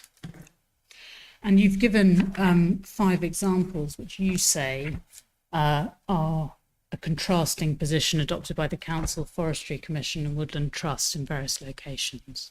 Yes, those examples are in my rebuttal, yes. Okay. Just because loss or deterioration might have been permitted in the past doesn't mean it should now be permitted, does it?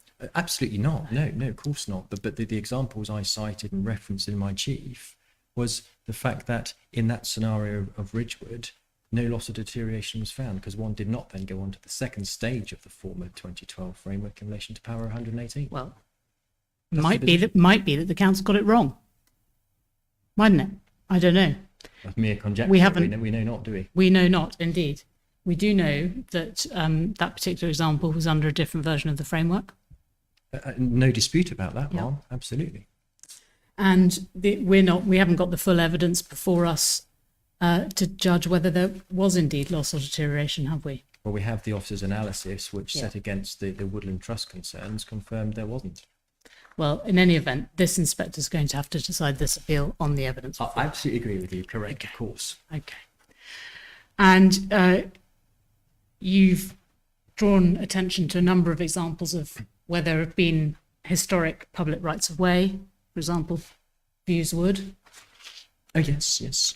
And in fact, at Ridgewood Farm, again, it was a historic public right-of-way through the ancient woodland, correct? Ridgewood Farm, absolutely. Yep. And we were taken to RP4, which dealt with the officer's analysis of that and the concerns expressed by the Woodland Trust in the context of impacts there. And let's be absolutely clear, at the time that application was considered, the Woodland Trust guidance at CDG 4 was in play, as it is now. Could you go to 2.53, please? Sorry, rebuttal. 2.53 rebuttal, yeah. Yes, of course. You make an assertion there that the Horsted Green Park Sang would have, the fencing used would have a greater impact on wild mammal movements than the Proves Appeal Scheme. You're not an ecologist.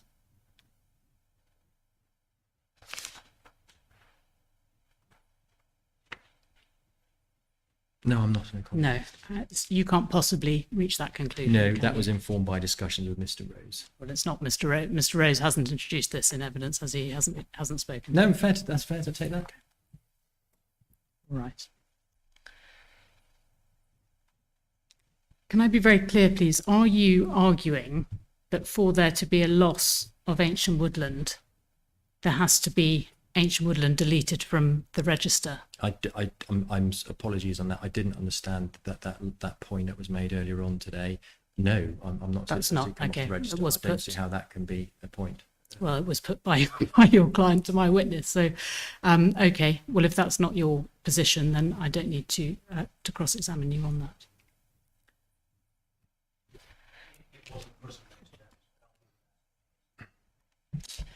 that.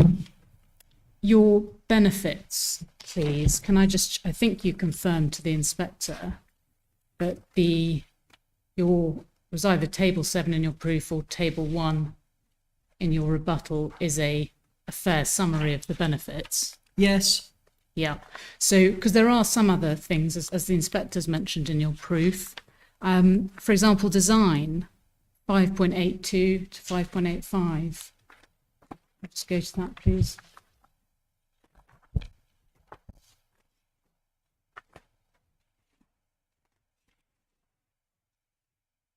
Oh, yes, page 49, yes. Yeah. Are you claiming design as a benefit of the appeal scheme? In short, there is no design objection being taken against the scheme, nor is there in terms of landscape. But I fully appreciate this is an outline scheme and the full details are at the reserved matter stage. So that must be neutral. I'm happy. Well, we'll pause there. There is no allegation that that the application could not result in a well-designed place. I have not then transported 582 and 585 into my overarching benefits table and table 1 upon which I rely. So we're just so everyone's clear, we're in table 1 or table 7. Yeah, absolutely. Fine. Yep. Fine. Well, then I don't need to go through the other little points made. I mean, we're agreed about the government objective to boost housing supply, and you've referred to a number of government announcements, etc., in your proof. Those are all reflected through the tilted balance, aren't they? Fair, yes. Yeah. So government announcements or objective to boost land supply, they don't make the tilted balance more tilty, do they? We just apply the tilted I balance. like that analogy. I'm going to use that. I think effectively what it does do is effectively it's all in the context of if there's a lack of fibre supply, it's about the weight to be attributed to that benefit in the overall balance where there isn't one, given the government emphasis on boosting significantly. I'm glad to know this is going much more quickly than I thought it was going to, out of the agreement between us. One last thing, please. You've had a chance to read Ms. Turner's proof. Yes, of course. And let me just find the correct reference. Apologies.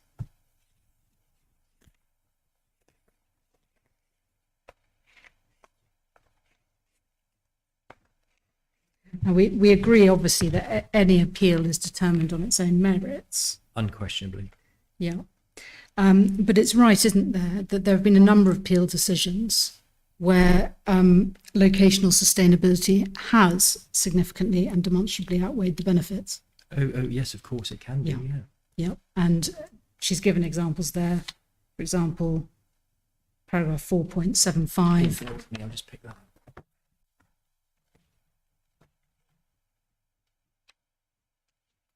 4.75. 4.75 through to 4.86. And again, there's very little point in doing a compare and contrast because this inspector is going, these are individual circumstances, but we can just simply agree that it is a matter that's capable of significantly and demonstrably outweighing benefits. Yes, I think hopefully any sane witness would agree that that's a position, of course, it's capable of, but in this situation, it clearly is incapable of, given the sustainable location of this site. But of course, yes, and we will agree to disagree. Mum, thank you. Those are my questions.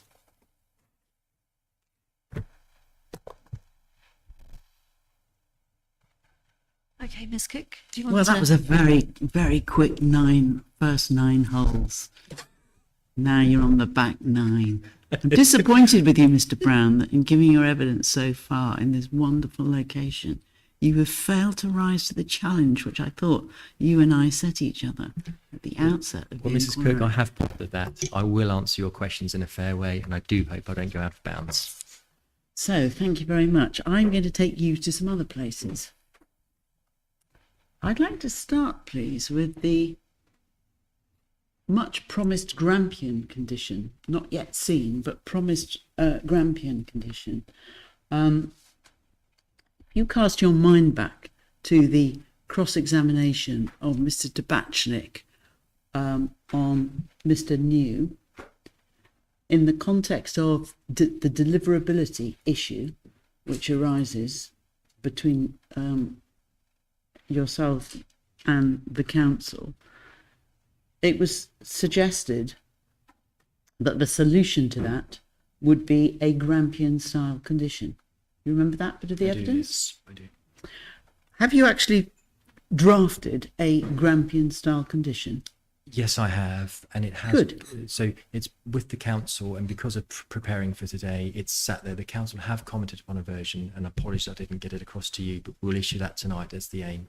Well, I'd like to understand since you've already written it, it would just be helpful if you could just, if you don't mind, Barn, read it out just to provide some context for these questions coming. The draft has gone. The council have responded with comments and suggested an alternative. I'm not going to hold you, Do you want me to the precise am I able to wording. access my computer and get the draft list up? Is that okay?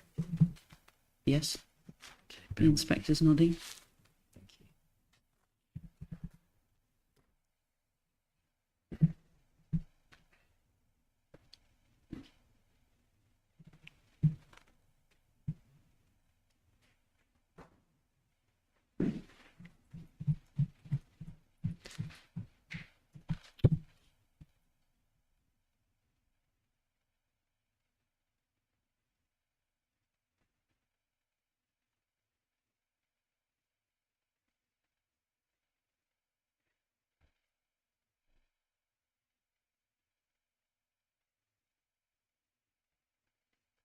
Got there.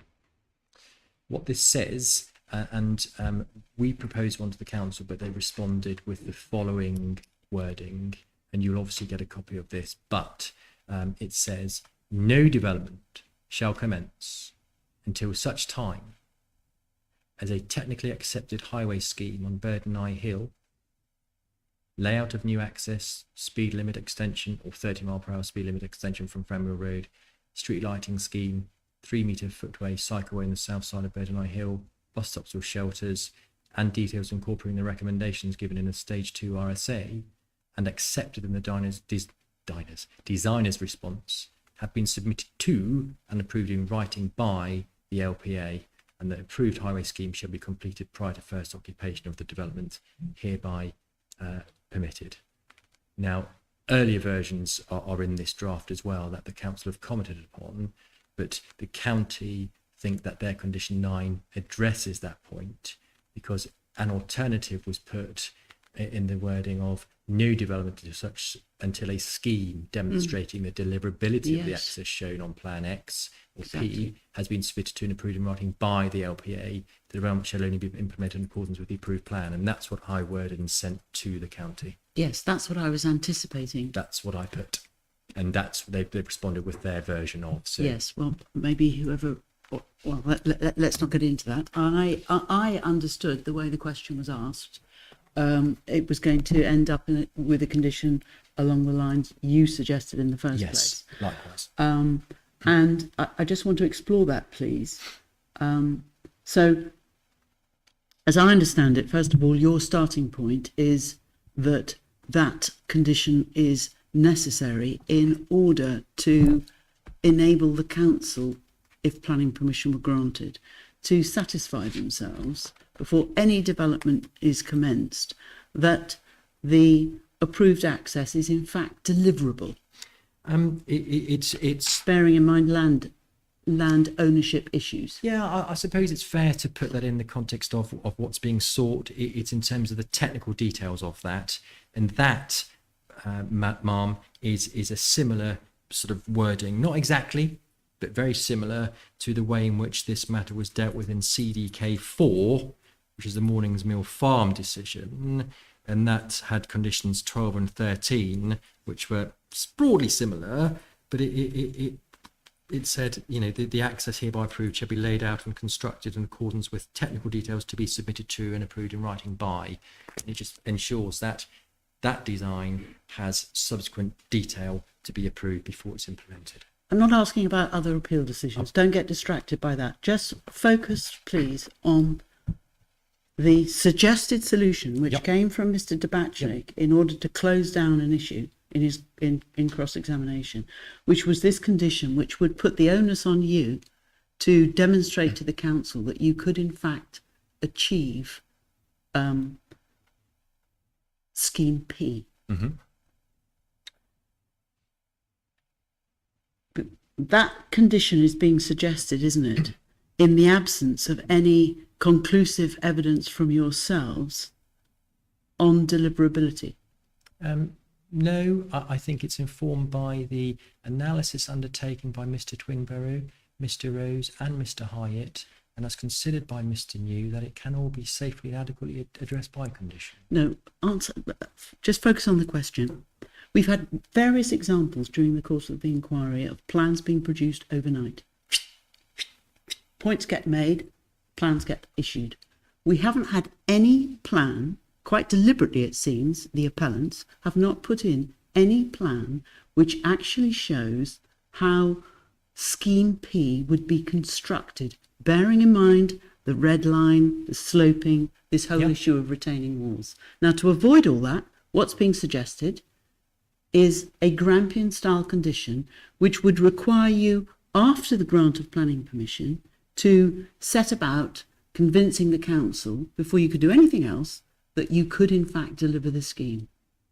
That is what was being put effectively in Mr. New's cross-examination by Mr. Dabachnik. Okay. You understood that well, didn't you? I understood the Good. debate and consideration, yes, and I understand your question. So, as things currently stand, as a matter of evidence, we do not know, do we, for certain, that your clients will in fact be able to deliver Scheme P. I'm sorry to interrupt, but these are questions that, I mean, that is a technical question. It should have been asked of Mr. Twinborough. No, it's not a technical question. It is a technical question, and I should clarify that the cross-examination. I apologise for interrupting. The discussion of a Grampian was an even if discussion. Mr. Twinborough put in his evidence. Miss Cook didn't ask him about it yesterday. The Twinborough position is this can all be done within the available land. The cross-examination was even if that's not right or the inspector's not sufficiently satisfied at this stage, we can deal with it with a Grampian. So I'm afraid I object to getting into characterisation of Mr. Twinborough's evidence when he wasn't asked about it. I'm not asking about Mr. Yeah. I'm happy for you to Thank you. continue. Thank you It's something very I'm much. interested in and I'd like to hear. Thank you very much. The inspector at this stage, on the state of the evidence as it currently is, on the basis of the plans and the evidence before her, she cannot be sure, can she, that your clients will actually be able to deliver Revision P within the land that they control and the highway land. I'm afraid I disagree. For the evidence provided by Mr. Twinbarrow and the fact that there are a number of ways in which an access can be designed with any necessary retaining structure, any makeup of that. And Mr. Twinbarrow addressed the ability to do that in evidence. Imagine the inspector's not satisfied with what Mr. Twinbarrow has done because he hasn't actually provided any drawings which actually show how you could construct a retaining wall if one were required within the highway land. And imagine the inspector's not satisfied as to whether or not a retaining wall is or isn't required. Yes. Because she hasn't had engineering evidence on that. In that world, you're not asking the inspector to refuse permission. You're inviting the inspector to grant a permission subject to a Grampian condition, aren't you? Absolutely. In that world, yes. And Absolutely. in that world, the inspector can't be sure that your clients can actually deliver the housing. Well, that's a fair point. Thank you. And it's very fairly put. And it's a matter for the inspector to come to a judgment on the evidence as to whether or not a Grampian is indeed necessary or another form of wording. And then it's the details, as per that example I gave you, could indeed be approved at the reserve matter stage. And I didn't understand from Mr. News' evidence, and I'm happy to be corrected, that there was a concern in that regard. So, in a world where the inspector's not convinced about deliverability and otherwise you win on all other points and the inspector is considering the Grampian condition and in that world can't be sure that you can deliver, that goes to the weight, doesn't it, that the inspector can give in her planning judgment to all the benefits. Because very fair, absolutely right. yes, Yes, and it you has would to be right. expect an inspector who is unsure about deliverability to give less weight to the benefits. Well, no, because if the inspector's not sure about deliverability and thinks the access isn't appropriate, then it's not a safe access and the application dismissed.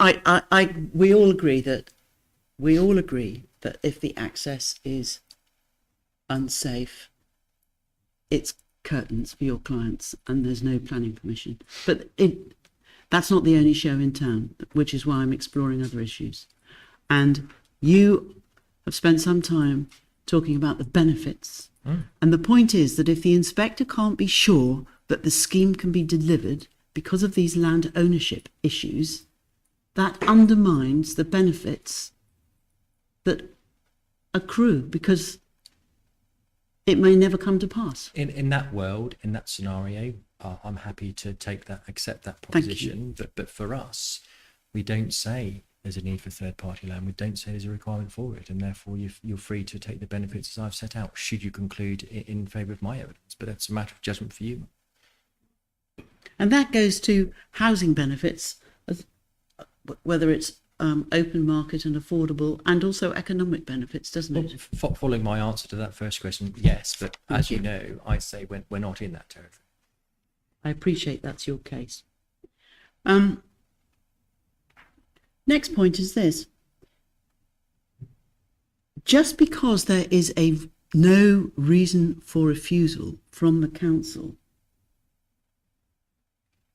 on landscape grounds doesn't mean, does it, that there is, or there would be, no harm in terms of the impacts on landscape and visual effects if 290 homes were to be built out on this otherwise unbuilt site.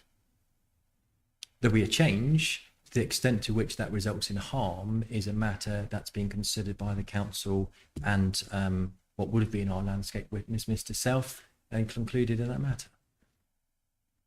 Well, you say, indeed, Mr. Self has already provided his evidence, hasn't he? He provided the hearing statement. CDC 2 somewhere in there. CDC 2.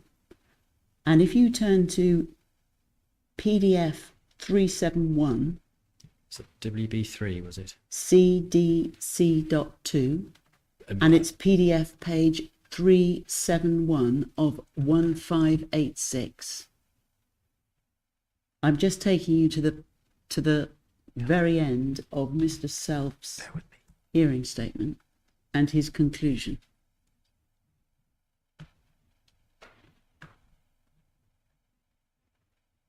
Yes, WB3 of that document, yeah, absolutely, 371. Conclusions, powers 8.1 to 8.3. I'm there. And Mr. Self's evidence to the inspector is that there would be no significant adverse landscape, townscape, or visual effects. Yes. So he's not suggesting that there would be no adverse landscape, townscape, or visual effects. He's simply suggesting that they would not be significant.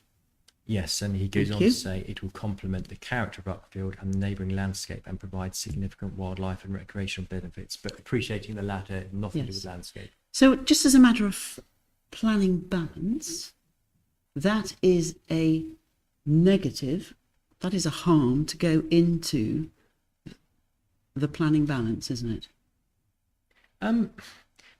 It's a change, and he says his overall conclusion that development in accordance with the Smith Master Plan can be accommodated on the site without giving rise to any significant adverse landscape effects, which by implication there may be some adverse landscape effects. Yes. So whilst he doesn't use the word appreciably harm, then yes, one could derive from that although there wouldn't be significant harm, there could be some landscape harm. Yes. You don't seriously go around the countryside, do you? Go around the country suggesting that putting houses on unbuilt greenfield land doesn't have an adverse impact on landscape character. That's a fair point, and it's got to be seen in its context. Thank you, Mr. Brown.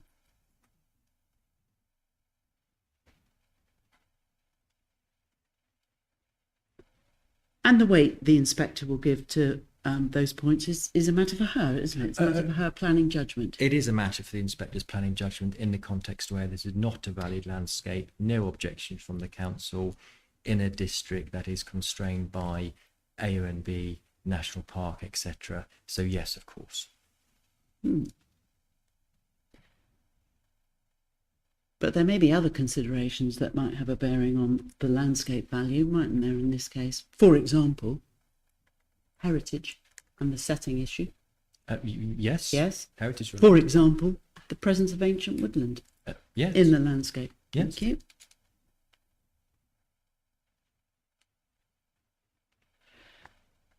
You've mentioned some footnote 7 topics. Flood risk is also a footnote 7 topic, isn't it? Just pick up the MPPF and go. Yes, by all means.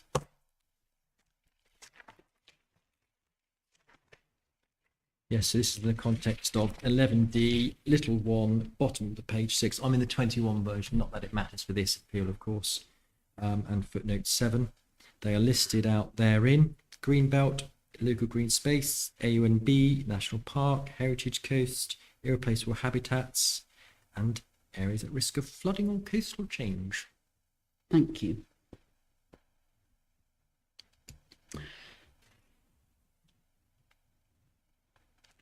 And your proof of evidence, just as a matter of fact, 3.21 main proof, please. Would you be so kind as to take that up?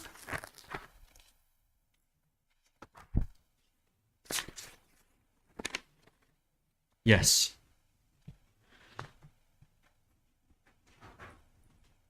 You refer there to the flood risk assessment that accompanied... Sorry, Mark, we're on page 21, paragraph 3.21.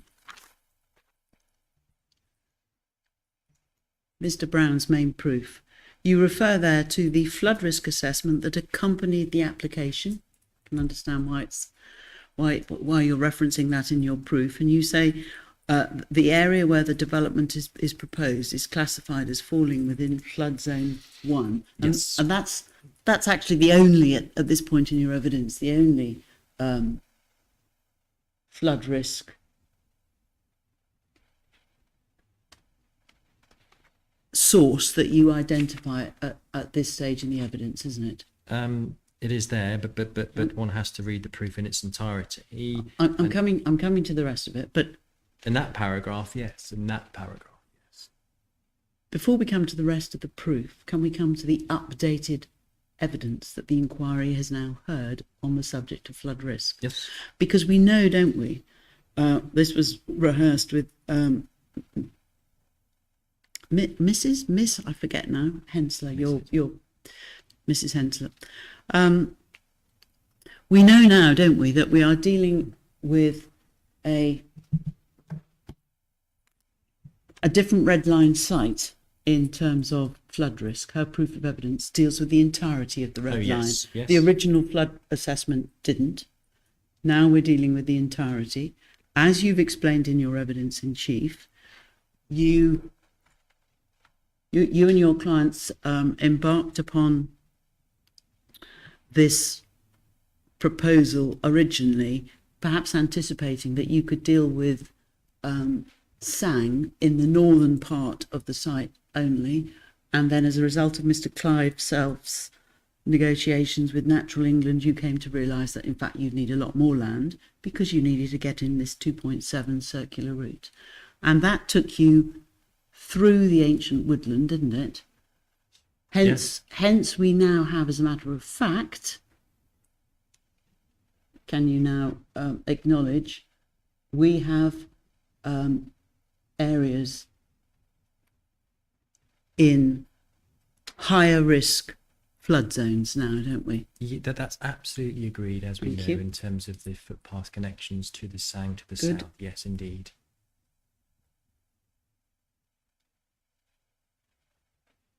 Another question, we'll be coming on to some more questions as you anticipate on the sequential test, I'm sure, but I just want to ask you please about the density. I've been somewhat mystified by the density of 19 dwellings to the hectare and where the evidence is for that calculation. I went to the DAS, and I'm not proposing to take us all through the DAS, but I found no figure of 19 dwellings to the hectare suggested in the DAS. And I'd like to understand, please, just what is the calculation that has given rise to the figure of 19 dwellings to the hectare? It appears to be your figure. It's not in any of the planning application documents, not in Mr. Self's documents. Where does it come from? That's at my 4.35. I think it was the north. I can't remember, quite frankly, the honest answer. It's the northern part of the site, but whether that included the Sang or not, I can't remember. I simply can't remember. Well, if I asked you to go to the illustrative layout,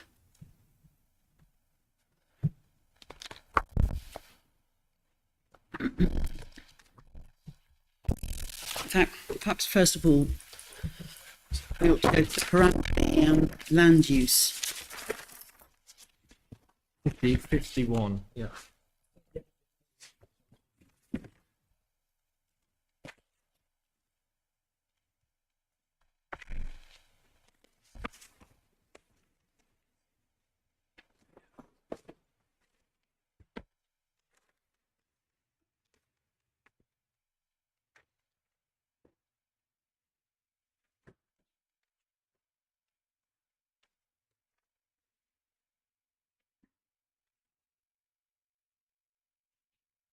Yeah, I wasn't doing phone a friend. I was doing a quick calculation. I was just wondering what you were up to I wasn't behind all contacting those. the architect or anything like that, Mrs. Cook. So basically, on this plan, in CDA 51, I'm happy to correct my figure as it happens marginally. In CDA 51, that has a land use plan. Okay, and at the bottom, if you squint, I think Yes. Is it 8.65 or 8.89? It's 8.65 if I take my specs off. When you get to my age, it's time to take them off. Blind anyway.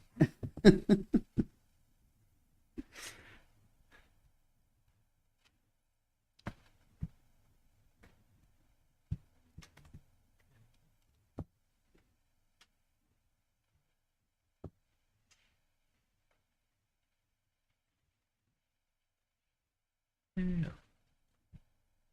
Comes out as 32. Mm.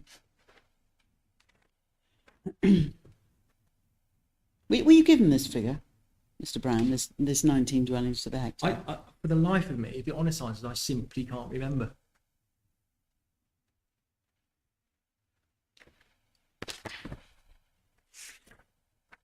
I can't recall if I computed it myself. It was a figure that was provided by the architect. I just simply can't. In all a myriad of papers. So you've just done a calculation, have you, using your calculator or telephone? What, based on 8.65 hectares, and you've come up with something like 30? Is that right?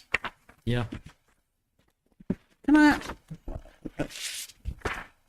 I'm going to move on and ask you another question, if I may. But we're still in the same in the same area, if you like. If you go to the illustrative site layout, CDA 52. Yeah. And look in the key. Mm-hmm. This has come from the appellants themselves. It's not a plan, as I understand it, that has been generated. It's been generated by Mr. Brown on behalf of Crowdace.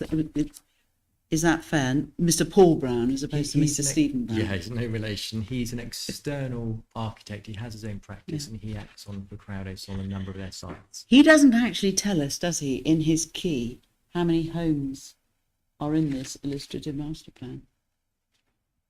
No. No. Or how many car parking spaces there are? No. We can't assume, can we, that there are in fact 290 on this illustrative layout. I can't count up every single block and whether it's a house or a flat. Well, even if you tried the car parking spaces. Well, no, that's not an exercise here, and certainly during the application process, a question was indeed raised by the council, given their concerns about the earlier iteration of the master plan or parameters plan, having regard to built form, and on the back of an amended plan that was issued, I can't remember if it was this one, it might have been, those concerns fell away and it was no longer pursued as an issue in terms of quantum and density, etc. Yes, but I'm many times in the inquiry, the figure of 19 dwellings to the hectare has been bandied around, but it's quite obvious that that is not the density on the basis of the number of homes you seek planning permission for and the land use plan. And the more I looked at that illustrative plan, the more I came to realise it's not showing 290 dwellings. Oh, well, I haven't counted them all up, and I think it's not intended to show individual dwellings. It's a mixture of some flatted blocks or apartment blocks and terraces, some detached. So to the extent you've counted it, I haven't. And a dwelling could become a pair of semis. So let's move on, please.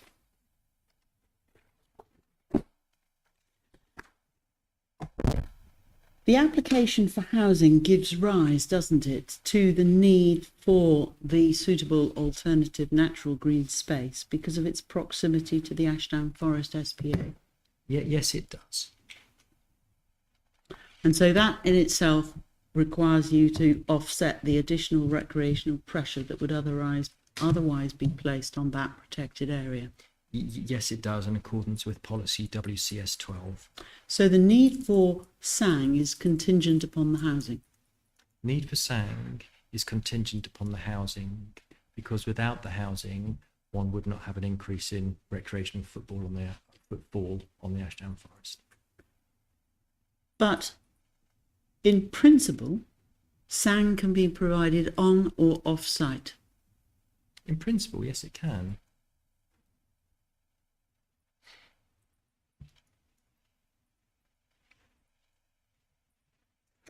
And looking more generally, not all housing in Wealden requires SANG, does it? No, it's only those within 7 k's of the Ashdown Forest. Yeah, it depends on the location of the It housing. absolutely does.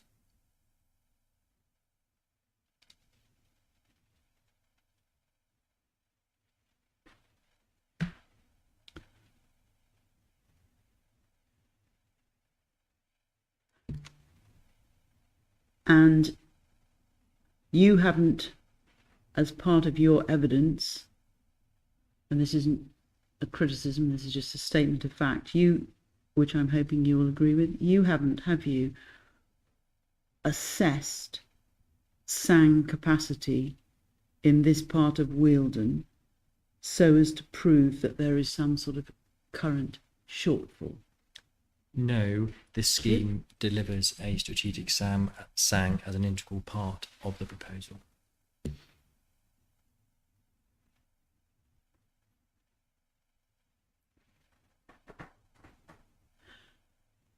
And you haven't made, as sometimes happens in these situations, you haven't chosen to make two separate planning applications, one for SANG and one for housing. No, we have No, not. you've No. made one, Absolutely correct. which has grown, it seems, in terms of its scale because of the need for the 2.7 circular route. It's evolved following the guidance received from Natural England, and my proof sets out the figures associated with it in the context of the 8 hectare per 1,000 requirement, and our scheme, as we all know now, secures a circa 26 hectare SANG. Appreciate that. Not here to argue about the maths, as it were, that you have produced. Want to move on, please, to some other questions, and I wonder if we could just start by looking at the MPPF and the need for the sequential test. And I'd like to start with what you say to us in your proof of evidence on this, which is your page 83, main proof. So if we could just pick it up and start there. You said in your evidence in chief, you explain why, in your view, the sequential test is not necessary, and you start that at the bottom of page 83. Yes. And you reference, first of all, paragraph 162 of the MPPF, and I'm just going to ask you, please, to... So I'm just catching up with you, sorry. Sorry? Yes, I'm there now. So it's your main proof and the MPPF, please. Yes. And I'm trying very hard now to look at my new handbag-sized. Oh, that's very posh. I like that. Likewise. At the risk of trying to curry favour, I will cast around and see if I've got a spare, because honestly, these are... I cannot... Well, yes. I've got to the other end of the eye scale, so I'm actually going to take my glasses off in order to read this. But you take us to paragraph 162 in your proof of evidence, which tells us that the aim of the sequential test is to steer new development to areas with lowest risk of flooding from any source. Yeah. And the next sentence goes on, development should not be allocated or permitted if there are reasonably available sites appropriate for the proposed development in areas with a lower risk of flooding. Yes. And the paragraph above is dealing with the plan making world, isn't it? Yes, it is. But All plans. it's making it clear that in the plan making world, a sequential risk-based approach to the location of development will need to be undertaken. Yeah. Whatever criticisms you might make of Wealden, they have, haven't they, since they withdrew their 2019 local plan, commissioned a very significant piece of new evidence base, which is the 2022 Strategic Flood Risk Assessment. CDE 10, yeah. And it's that flood risk assessment which will inform the future locations of development going forward. May do, if we ever get there with a Reg 18 plan, yeah, maybe. Sarcasm aside, Mr. Brown, it is It's a serious point It's- because there isn't a plan-led, there's a plan-led vacuum at the moment in Wealden. it's also, though, isn't it, a serious point that you have to face the sequential test issue as an unallocated site, don't you? We have to consider it, certainly, yes, we have to consider it in the context of the framework and the considerations set out at paragraph 162 and indeed 168. And if I may add, apologies, the answers provided by your witness on sequential test about the questions were put to your witness about whether or not the uses proposed within those flood zones were water compatible. The answer was yes. And he agreed the outfall and the Sang are water compatible uses. He agreed there was no evidence of groundwater emergence on the site. And he agreed this provides a good basis for discounting the sequential test on this basis. That's what the answers were provided. So I'm answering your questions in the context of the answers your witness provided. Well, thank you very much for reminding me of what It's my important witness... for the inspector Yeah. to consider that in the round as to what that witness's position was. Indeed. I want to take you, please, to paragraph 167, Yes. because that is giving guidance on what to do when determining planning applications. Yes. And that effectively now is the task of the inspector to determine this planning appeal. Yes? I agree with that as a determining authority. And so yes. 167 most definitely applies in this scenario, doesn't it? I'll just read it in full if I may. Yes, should ensure that flood risk is not increased elsewhere. Supported. Yes. Yes. And it's quite clear once again that in the context of site-specific flood risk assessments, the sequential and exceptions test, as applicable, need to be dealt with. Yes, they do. They do need to be dealt with. Absolutely. And there's also consideration of the sequential approach to development within a site that may have areas that are flood zones 2 and 3, etc. And that is what has been undertaken here with the water compatible uses, footpaths and Sang in those locations. I'm going to ask you, please, to turn to your Appendix 2, Yes. to your proof of evidence, Yes. which is the sequential test offered up.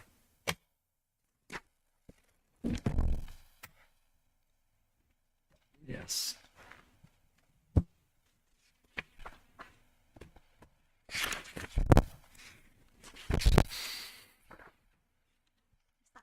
SB2, Mom. Yes.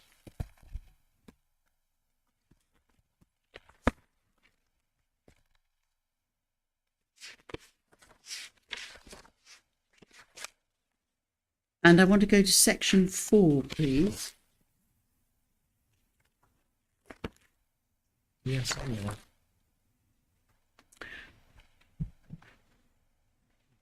And the first issue I just want to focus on is the location of the search. Oh, yes.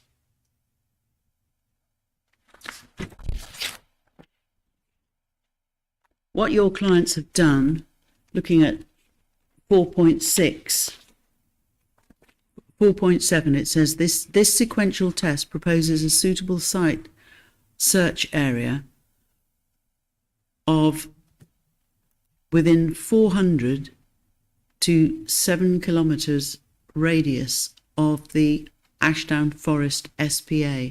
Yes.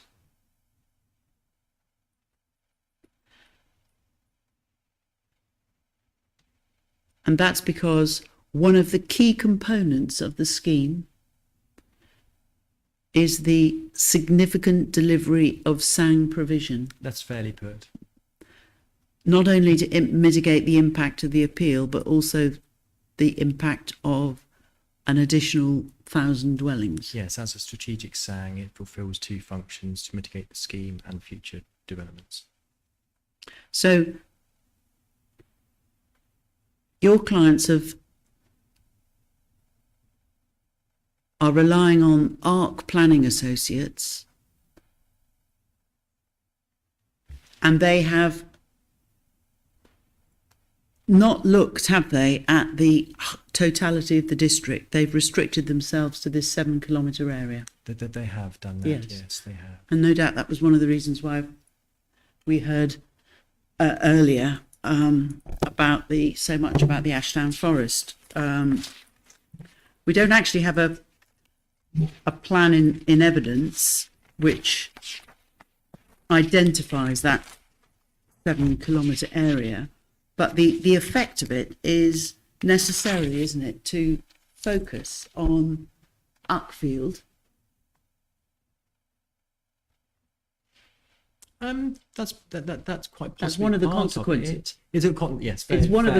of the consequences, isn't it? Yes, it is, because if you're looking at 400 meters to 700 k's, that absolutely brings into our field. Yes, that was one of the points that Mr. Tabachnik was making this morning. The second thing that has been done here is to look at the sequential exercise on the basis that all sites having a capacity of less than 100 are ruled out.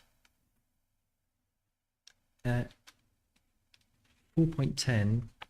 It's important to consider sites of a suitable scale to deliver the necessary SANG provision. As such, a threshold of 100 dwellings has been applied. Yes, so if I've got 99, perhaps I said 100 and less, any site with 99 or less is discounted.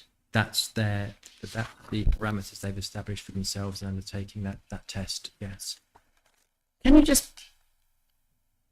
you just look with me, please, at the planning practice guidance?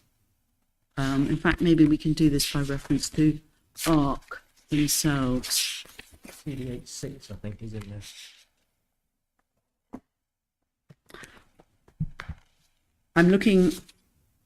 I want to take you to the planning practice guidance on flood risk and coastal change, paragraph 27. ID, This is the well-loved PG, isn't it, with these silly reference numbers? yes, So I'm in CDH6, Mrs. Cook. And paragraph, CDH6. sorry, forgive me. I'm going to up CDH6. If I've got the right document.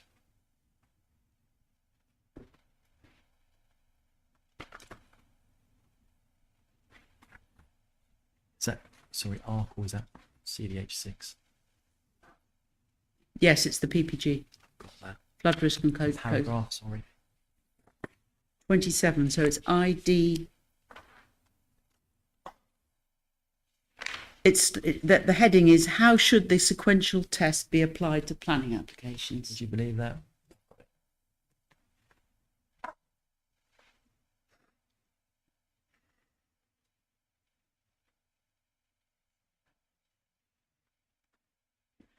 So how should the sequential test be applied to planning applications? And again, it tells us what it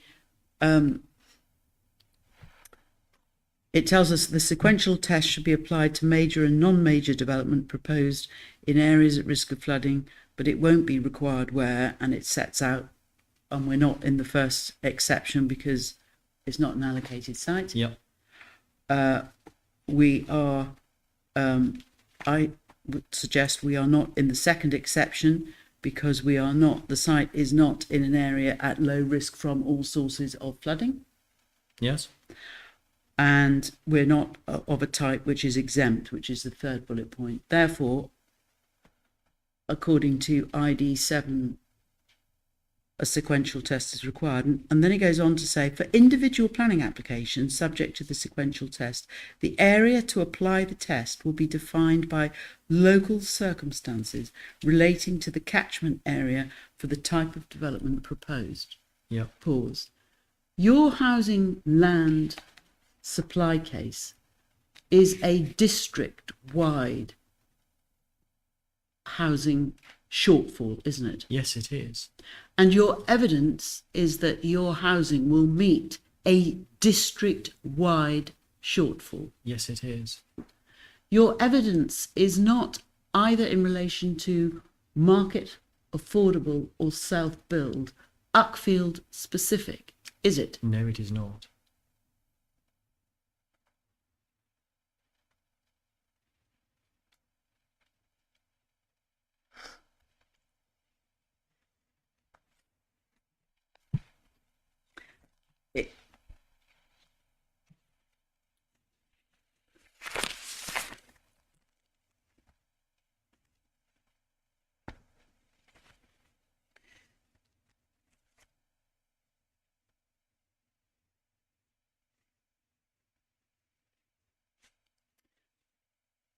This the guidance also advises, doesn't it, that you are responsible for compliance with the sequential test. When you say you, sorry, just for As an applicant, if the sequential test applies, the onus is on you. yeah. I appreciate there's an issue between us as to whether or not it does, but if Yes. it does, the onus is Oh, on yes. you in order to demonstrate to the inspector now as the decision maker that you comply with it. Oh yes, if in that scenario, which as we know, in a way to repeat yourself, I'll say it again last time, we don't accept it applies for the reasons set out, including the provisions set out at paragraph 168 of the framework, and the PPG has to talk to the PPF, and the MPPV is clear in where a sequential test is not required, and you heard the answers from the Rule 6 parties witness on that point. Now, yes, of course, if the inspector were to conclude, contrary to the LLFA's position, contrary to the council's position, and contrary to our position, that the sequential test is provided, there is one here, then yes, in that world, the onus is on the applicant, in this case, the appellant. And if the inspector was of the view that your search area was too narrow and that it should have looked at the Wealdon district, then she would be driven to conclude that you haven't demonstrated compliance with the sequential test, wouldn't she? That could be a fair finding of the inspector, but obviously there's a cascade, have to accept it's required, and that is on the reading of the matter. We don't get into there on our case, as you know, but yes, absolutely, it'd be fair and reasonable should the inspector seek to conclude in that regard. But we say, based upon what has been undertaken, the provision of housing and a SANG, that's the application, the catchment area is appropriate. Can you just take up CDH.2, which is the Strategic Flood Risk Assessment, Bear which with I me. signposted earlier? Got a lot open.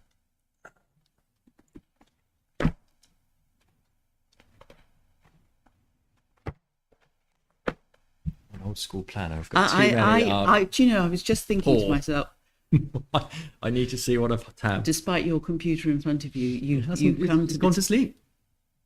you've come to the table well equipped.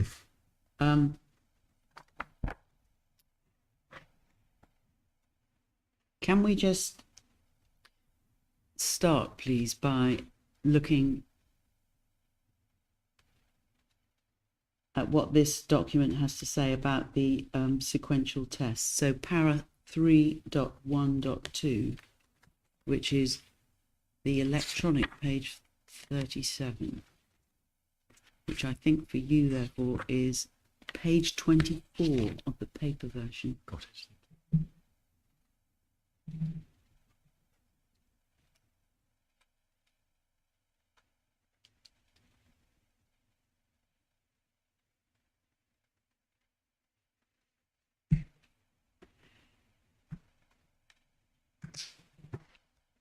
This strategic flood risk assessment contains, doesn't it? We'll come to them in a moment, but it contains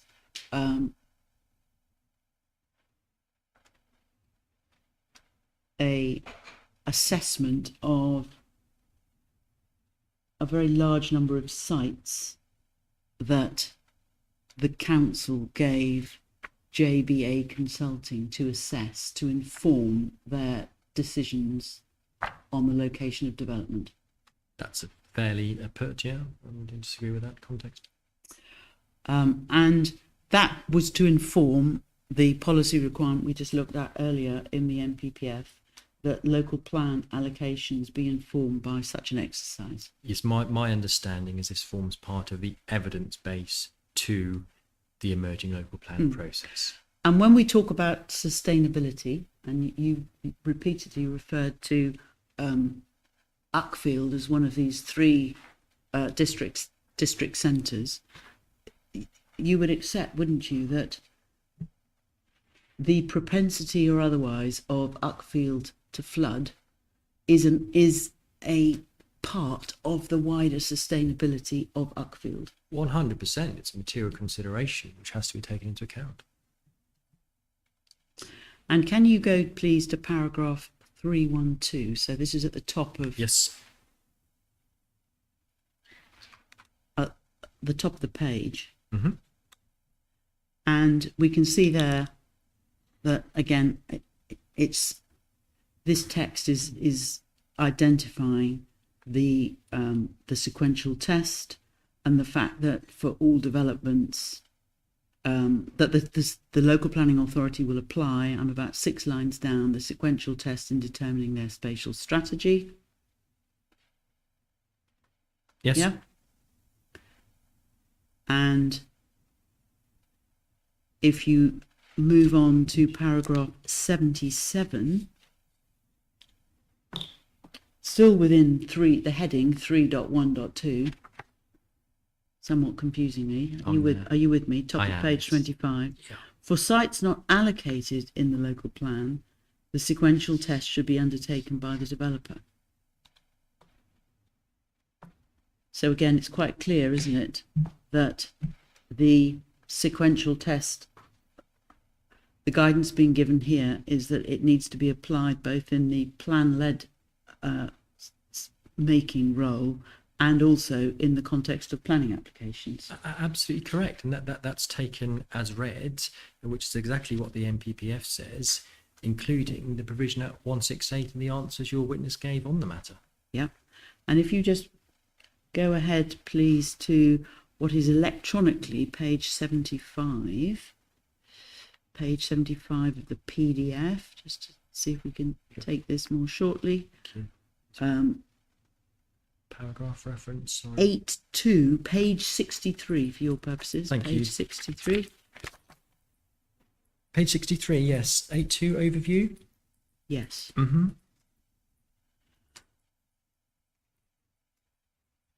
So I've just gone a little bit too far. Just go to the page before, page 62 Yeah. at the start, 8.1. They were given 992 sites. You see that? Mm. And the overview, the sort of headlines, are that the majority of the sites comprised flood zone 1. The majority of the sites have flood zone 1 comprising the largest proportion of their area, with 848 sites completely located within flood zone 1? Sorry, have we moved over? Oh yes, we're back on it. We're over the page now. I'm back 63. on the Sorry, overview. I'm just caught up with you. Sorry. So, of those 992 sites, Yep. 848 turned out to be located completely within flood zone 1. That's what it says. And we can see that 125 others were partially located in flood zone 2. One was entirely within flood zone 2, and there were 113 sites partially in flood zone 3A. Yeah. And then there are other, we can see surface water risk is dealt with. And again, sites are categorized depending on the level of current day surface water flood risk. Mm-hmm. So there are plainly many, many more sites. If you had undertaken a district-wide sequential test, the simple point is there are many other sites that could have been looked at. On that basis, 842 completely within flood zone 1. What we don't have is a corresponding assessment of their locations and how sustainable they may be in that regard to take their overall balance. But yes, that's what it says. So that just reinforces, doesn't it, that you have only been able to undertake what ARC say is a sequential test exercise which throws up nothing with less flood risk than the appeal site by artificially limiting your area of search to within 7 kilometres of the Ashdown Forest. I wouldn't SPA. accept artificially. That wasn't the intent. The intent was to establish an appropriate catchment for undertaking a sequential test in a scenario where this issue had not been raised by a statutory consultee. It's been raised by the Rule 6 party in preparing evidence and noting the evidence given. The Rule 6 party's own witness concluded the elements of the site are water compatible in those flood zones. Mr. Brown, you don't need to repeat Well, what I you've think it's already said. important because these answers have to be considered in that context. No, this So is my opportunity to It is, ask yeah. you questions, and it's your opportunity to answer them. I'm If Mr. Tabachnik wants to re-examine, then he can re-examine. okay. Well, I'm answering it in that context, and I think it's important, and hence why I'm qualifying my response. Can we take a brief adjournment, please? Yes. We've been going about an hour and 20 in total, and I could just do with a break. So, shall we come back?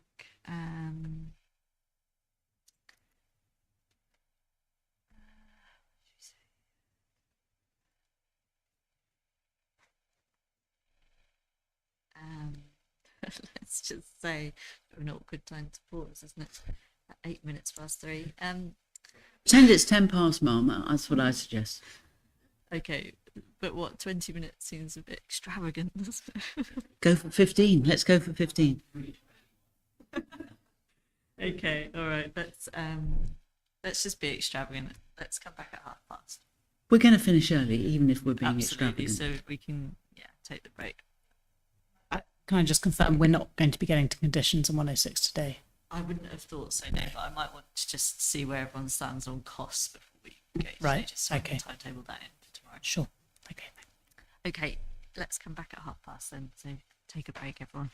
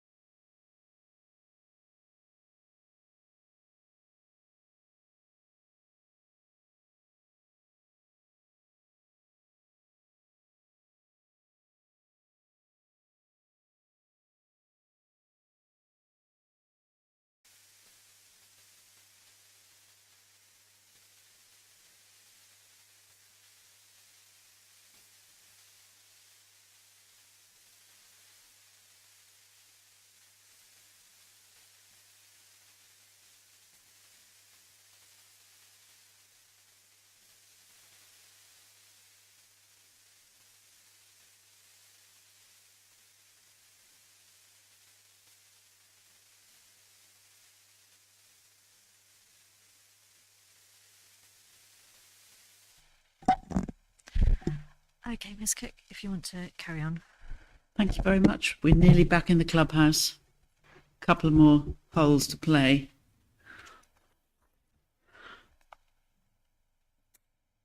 Can we please look at, go back to the planning practice guidance? We looked at paragraph 27. I'd like to move on and look at 28. What is a reasonably available site?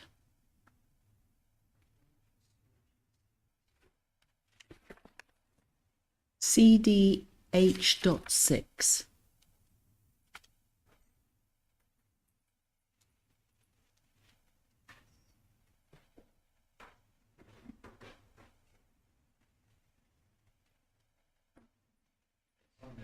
Sorry, I'm there. What is a reasonably available site? Reasonably available sites are those in a suitable location for the type of development with a reasonable prospect that the development is available to be developed at the point in time envisaged for the development. Yes. Pause there, if I may.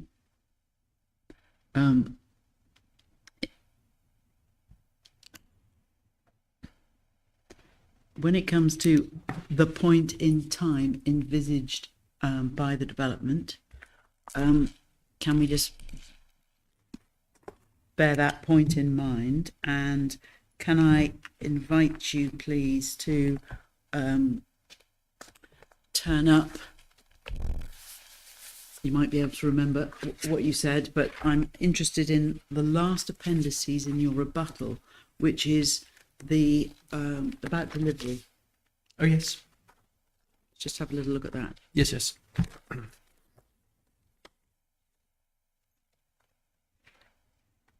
So this is a document signed by Mr. Mark Bentley, a land director at Crowday, stated 4th of September 2023. And in a nutshell, he identifies that as a business, on average, they are delivering 50 dwellings per active site per annum. Yes. And that's a commendable rate in current circumstances. Well, I think it's commendable. I spend, as you're probably well aware, my life giving housing land supply evidence up and down the country, and that's a broad figure, about right. I'm not taking any issue with it. But just in the context of the sequential test pause, here we are in September 2023. Imagine in your wildest dreams for Christmas you get a planning permission. That would be a good Christmas. Humour, for me. I just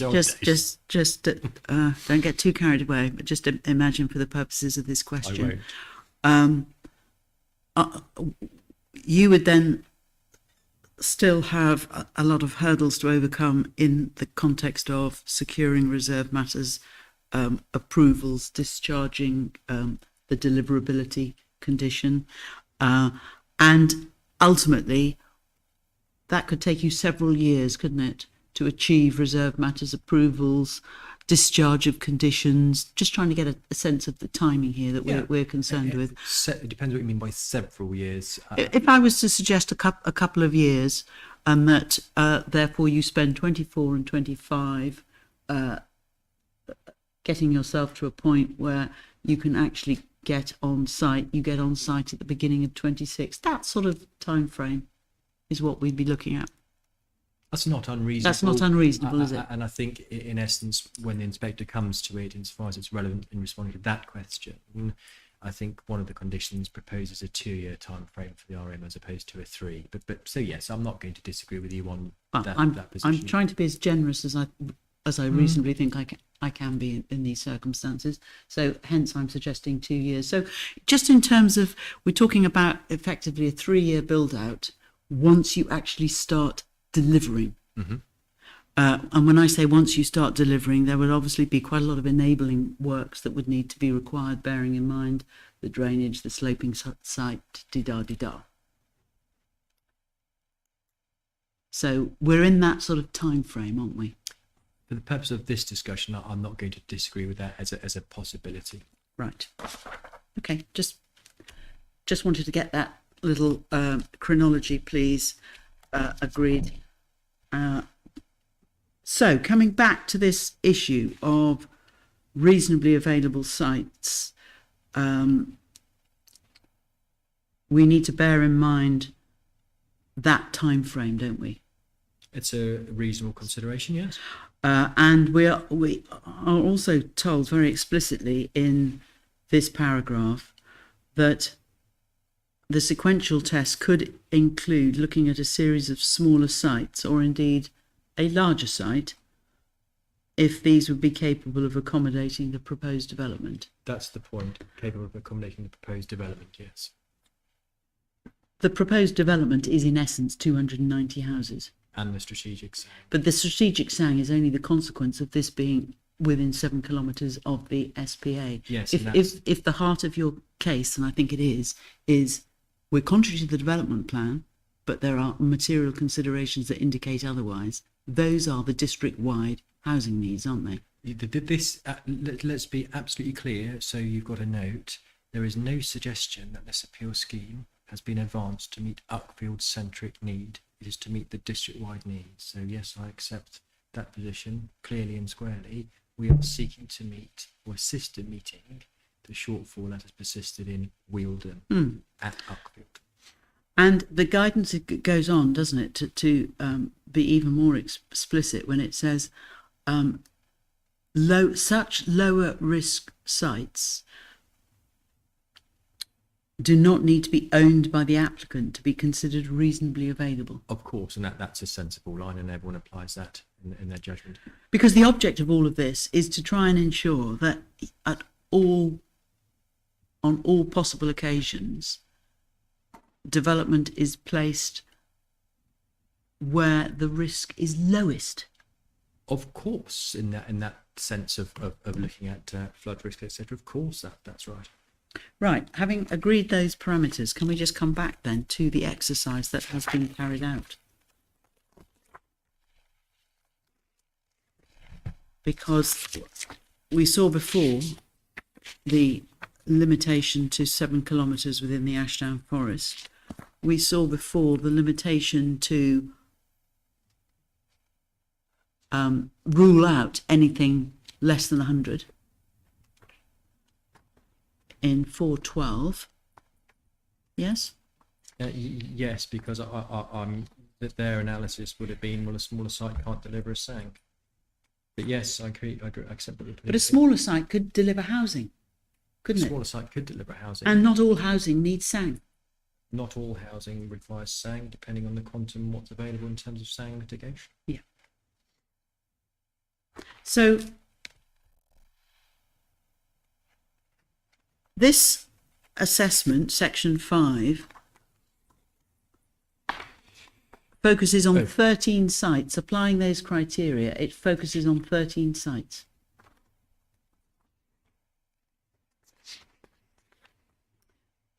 Bear with me. 5.1. Yeah, I'm there. It's the Yeah, I think actually, yes. I think there's actually 14 sites listed, but they absolutely state 13, so that's not a point I'm going to take with you. But yes, you're quite right. They don't number them. They don't. They don't number them. No. And unsurprisingly, perhaps, some of those sites are in Uckfield, Yes. and they start off with a site which is we've already heard about, haven't we? That's Ridgewood, yes. Indeed, it's the land that was identified in the core strategy, Yes. and effectively, the thrust of this is to say that that is no better in, if you look at the flood risks, the flood risks aren't lower, are they?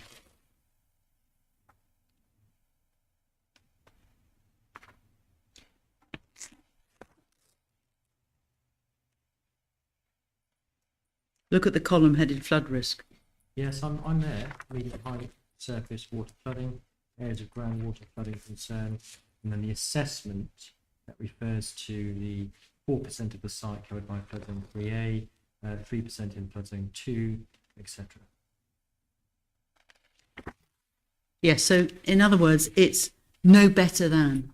Yes, and that's Why it's dismissed. Yeah, it's being built out, and I think the assessment is, well, it's being built out, not sequentially preferable, and it's being built out, and there's no room to accommodate further development on it.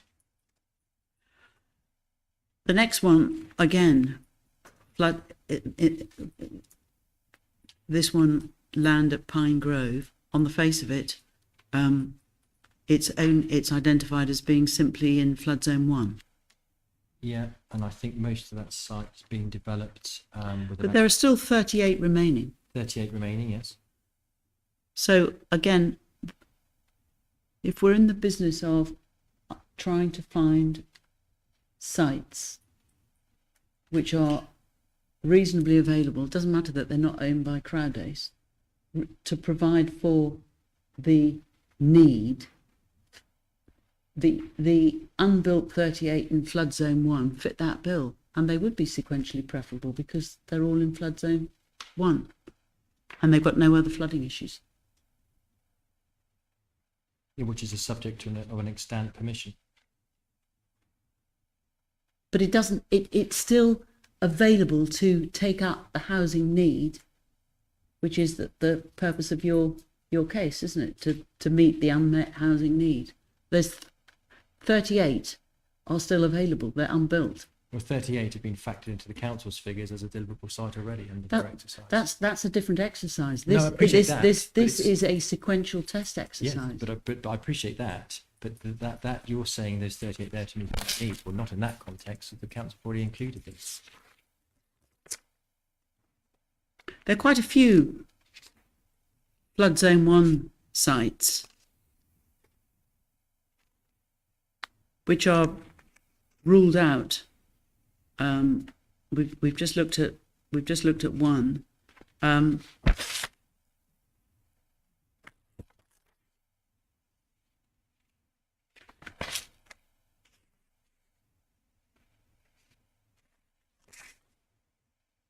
Unsurprisingly, they are the Uckfield sites again. In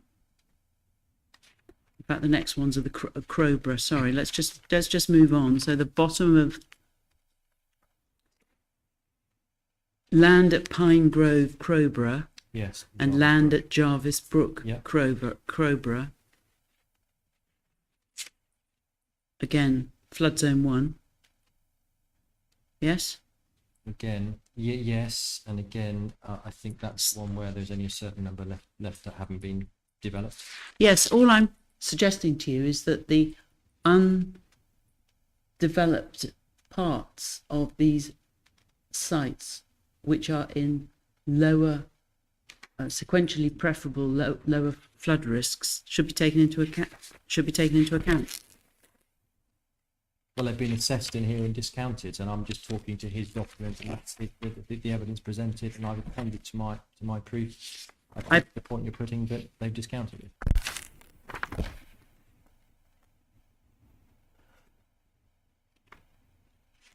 I appreciate this is not your document, and I don't want to prolong the you sitting there unnecessarily. Can you scroll through Of course. to land south of Millwood Lane, Maresfield? Yes.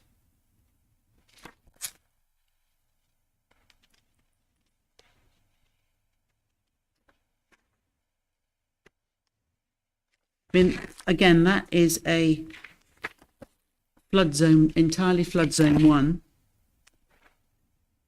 It's got some medium and surface water flooding, but just focusing on the flood zone 1 Yes. as opposed to a site which is more than just flood zone 1, i.e. our site, Yep. that is being ruled out because it's being promoted by a developer. And it's said that at their assessment set out there in the middle box over the pages, unsustainable location, promoted for 63 dwellings, significantly below the appeal site. They say see attached letter, but there isn't one. The site's assessed in Ishlar, 63 dwellings, not sustainable, doesn't include saying discounted. That's as they've done it. But looking at the guidance, it's completely irrelevant, isn't it, that the site is being promoted by a developer? I think it's relevant in terms of the assessment of whether it's available. But other than that, I can't take that any further. But in terms of the definition of what's reasonably available, Mhm. looked at objectively, one disregards. This is the whole point. You disregard who owns the site, and you simply ask yourself, is that a site in a lower risk, which enjoys a lower risk, and therefore is sequentially preferable? Yeah, you have to assess whether it's reasonably available. So in that regard, I think it is relevant whether it's being advanced by a developer or not. So to be absolutely fair, but it's being discounted in this analysis. So applying the approach taken here, they have to not only identify sites which are at lower risk, but you say those sites that are at lower risk have also to be identified as available to Crowdace? Oh no, absolutely not. Just available generally. Yeah, that's fair because I wouldn't be able to say it's not available to Crowdace. Absolutely no way. It's clear in 28 of the PPG CDH6. Reasonably available sites are those, as you've taken me to, in a suitable location, the type of development with a reasonable prospect it's available, developed at the point envisaged. That's All right. Well, I appreciate it's not your exercise, but you nevertheless rely on it. So I'm putting some points that's to only you. fair. You're fair to do that, and hopefully I've answered them to the best of my ability in circumstances where we say sequential test not required. Understood. Thank you very much, Mr. Can I, Brown. before we finish, I don't know if it's appropriate to do it now or whether I'm taking there in re-examination, but we played a hole earlier on density, and I wouldn't mind replaying an answer to that if I may. I don't know if it's too late now or not. I'm Ma'am, I don't know if it would benefit you or not. Well, I was going to ask a question about it, so it sounds appropriate to Okay. me. There you go. I'll go back to the T. And Yes. Say that one again. So it's CDA 51 that we went to in terms of the land use plan. Yeah. And I'd said obviously in my proof 19. Where did that figure come from? I can't remember, and I honestly couldn't remember. So all I've done is I've picked up that plan again, yes. and effectively the correct approach is, I don't know if you're there, Mark, CDA 51. You've got, within the resi part, you've got, let's call it orangey brown residential areas and the darker green open space. Can you just give me 1 second to Yeah, get of to, course, we're I'm going to sorry. start talking colours. I'd quite like to. CDA 51. Yeah.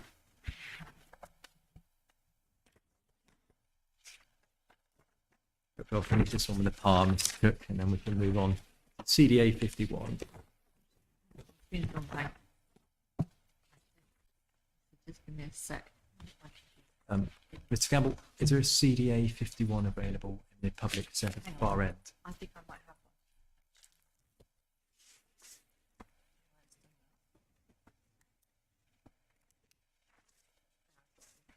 You got it. That will do. So effectively, the orangey browny colour is the residential area, and that is circa 8.65 hectares. Yes. Yeah. Yes. It includes the access, but yes. Yeah, Yes. absolutely. Yeah. And then just above that, you've got open space within even my eyes are going now. Open space within housing land, as I squint, 4.62 hectares. You can see that. So the dark green colour around the browny stuff. So excluding the sang. So you add those two figures, 4.62 and 8.65, and that gives you 13.27 hectares. That equates to about 22 to the hectare. So even my 19 was wrong. And this is 22 to the hectare. I absolutely take Mrs. Cook's point about includes the access, etc. So even if one were to say it's 23 to the hectare-ish, it's broadly about right. Thank you for letting me go back to that one.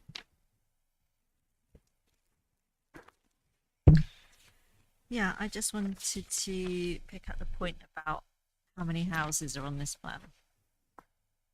Can we get a plan with numbers? I'm sure that can be done, Ma'am, yeah. Yeah. I mean, it's very useful for someone who has to know that you can fit those houses on the site when you're granting an outline permission. So if we could get something numbered up, if you've Yeah. done that, Absolutely, really and useful. absolutely. To respond to that, that was considered during the application, hence why the issue about density design was removed by the council in the consideration of it. But absolutely fair point. We'll get you that plan, Ma'am, Okay, from lovely. Mr. Brown, no relation. Okay. Mr. Tabachnik. Afternoon, Mr. Brown.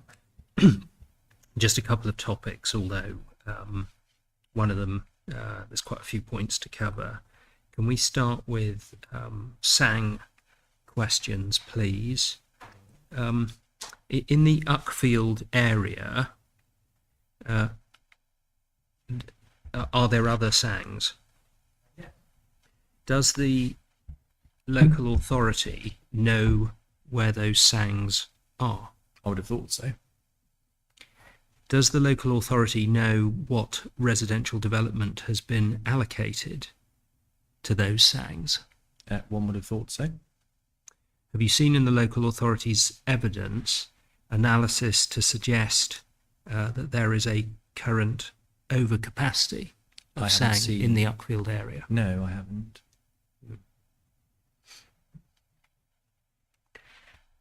More broadly, whatever the current position, what's the future position in your assessment, please, as to the need for the SANG? Well, the SANG, I say, is needed, given, and I said before and I repeat again, the policy vacuum, where there is no plan to spatially direct housing growth. And we are providing for growth at Uckfield, one of the most sustained locations, and a SANG can help unlock future development.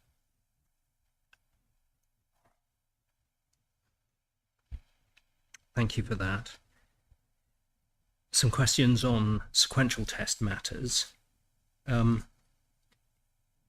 Was a basis put to you on which your evidence was challenged that no sequential test is required? Sorry, would you mind repeating that? Your evidence in your proof is no sequential test is required. Yes. Were you challenged on a reasoned basis in respect to that conclusion? I don't believe so, no, and that's not surprising given the answers that were provided by the witness for the Rule 6 party. Right. So on an even if basis, let's have a look at the ARC document or some issues relating to the ARC document. Might just help if we go back to the core strategy context plan, please.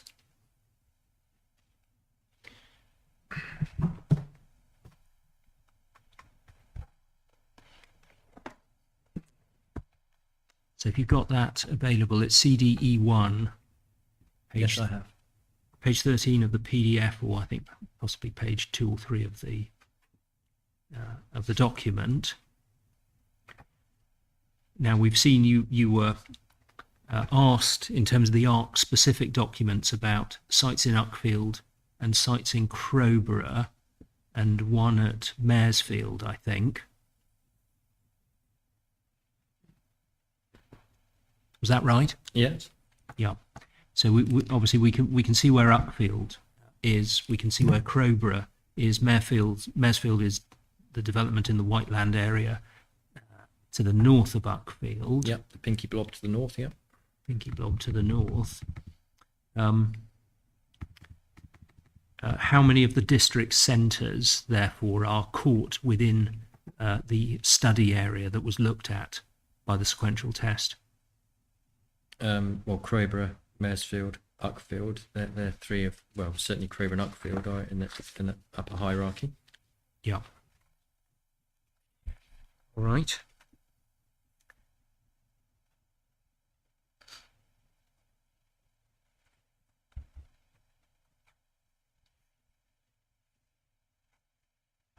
You were asked about the PPG and paragraph 27 of the PPG using the phrase in relation to the area of search, the catchment area for the type of development proposed.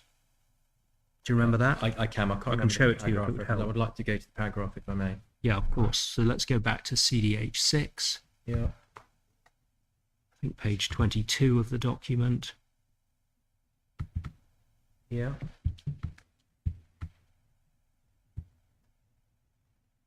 Oh, Just- the text at the bottom. Yes, the Yes. bottom of the page. For individual planning applications subject to the sequential test, the area to apply the test will be defined by local circumstances relating to the catchment area for the type of development proposed. Yeah. And can you, again, please relate that guidance, catchment area for the type of development proposed, to the application scheme in front of the inspector and the way in which that informed the scope of the sequential test? I'm happy to reiterate, and hopefully it came across clear when I was asked the question. The catchment has been determined by the application proposal. It is housing and a strategic SANG.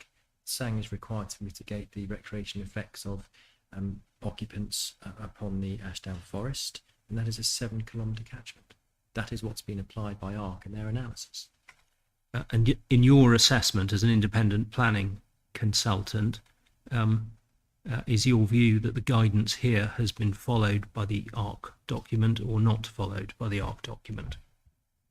I'll bounce that. It's a matter, obviously, the inspector will come to her own view, but for me, in my planning judgment, having regard to what's proposed, having regard to what the PPG sets out, then yes, I'm satisfied that undertakes an appropriate assessment in the context of that which we're considering.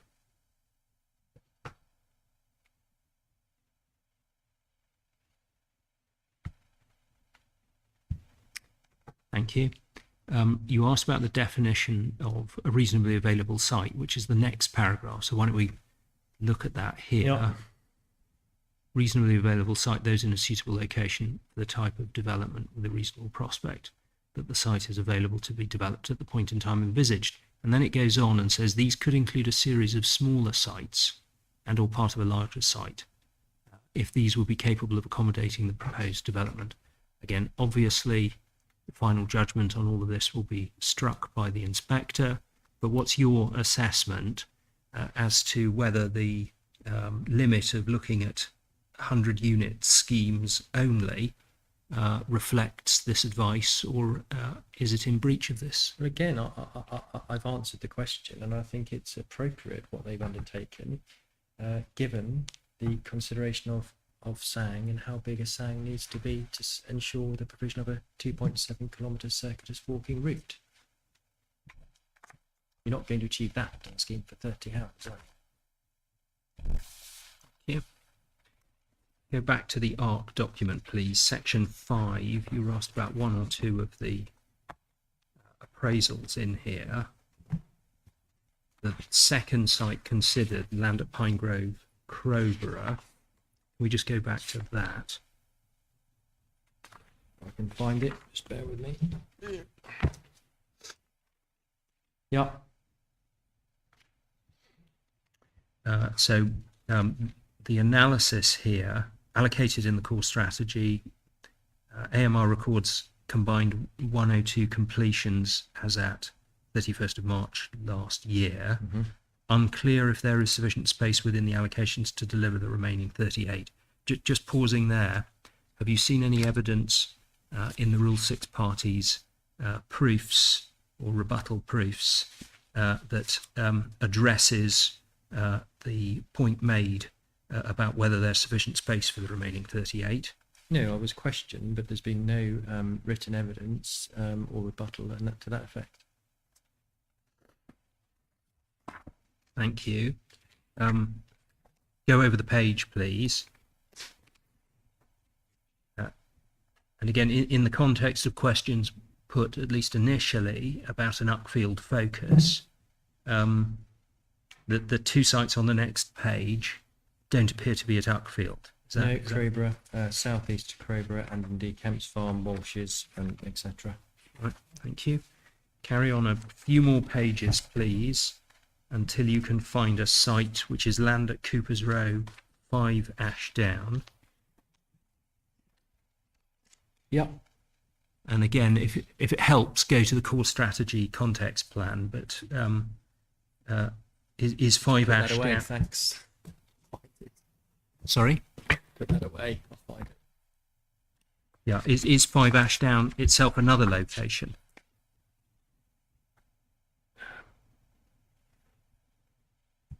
I'm struggling to. I've got that. It's yeah. Sorry, it's just north of Uckfield and east of Maresfield. It's a tiny salmon pink dot north of Uckfield. Yeah. Thank you. You were asked then on the next page. You were asked about a Maresfield site. Yeah. And you drew Ms. Cook's attention to the existence of low and medium risk surface water flooding Yeah. under the flood risk column. Again, how's that been treated in terms of a point on which the appeal site or the Millwood Lane Maresfield site is sequentially preferable? How's it been treated? How's it been treated in this? Well, they've assessed it and discounted it overall.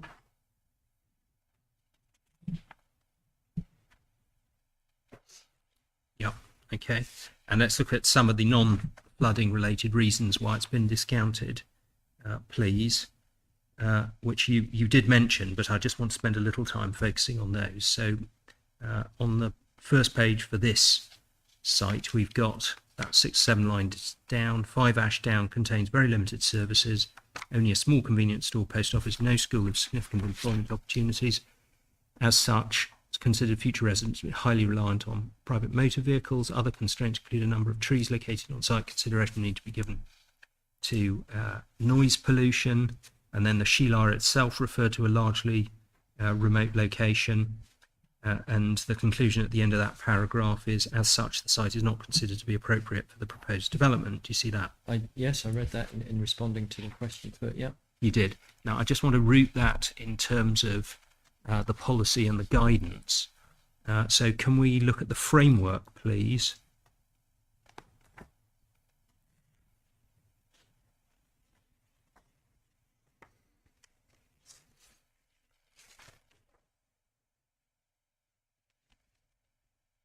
And if you've got para 162, please. Yes.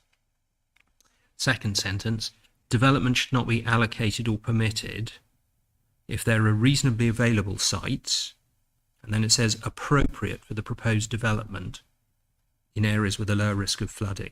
Yes, and hence my reference to sustainability considerations in the route, and that's not located in a sustainable location.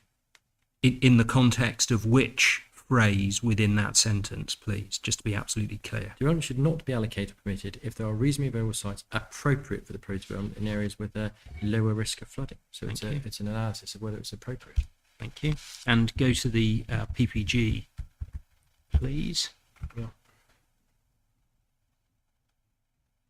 And if you've still got available the definition of a reasonably available site, I have. we look at that again. Reasonably available sites are those, says, in a suitable location for the type of development, And that's the etc. point I raised, exactly that. Yeah. And just we've spent some time looking at the content of the sequential test, where many parties say it's not required.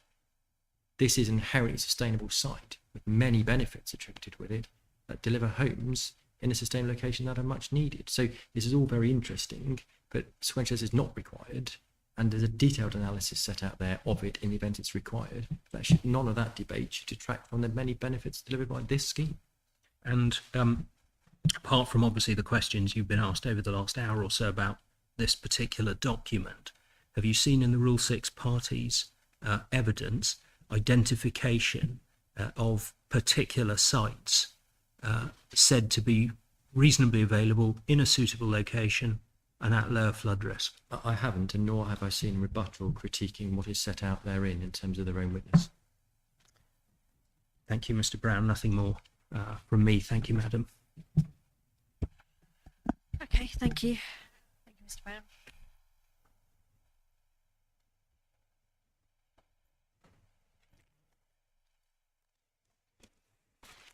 That concludes our evidence, which is good going. Didn't think we'd get there at times. So let's just run through a few things before we leave for today. Assuming I'm not missing anything and no one's waving at me that I've forgotten something important. But we've got this legal agreement. Is that what you're... Yeah.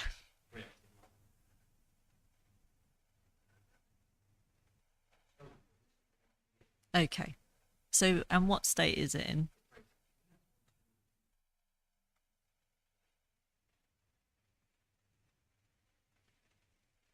Thanks.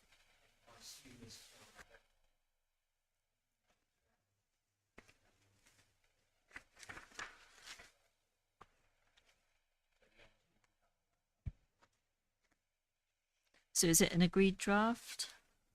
I believe there are, if I step in, correct me if I'm wrong on any of this, I believe this is what was sent to the council. I believe some points remain for discussion and are not agreed, but it's the current version as we have it in order to inform the debate tomorrow as to the content of it.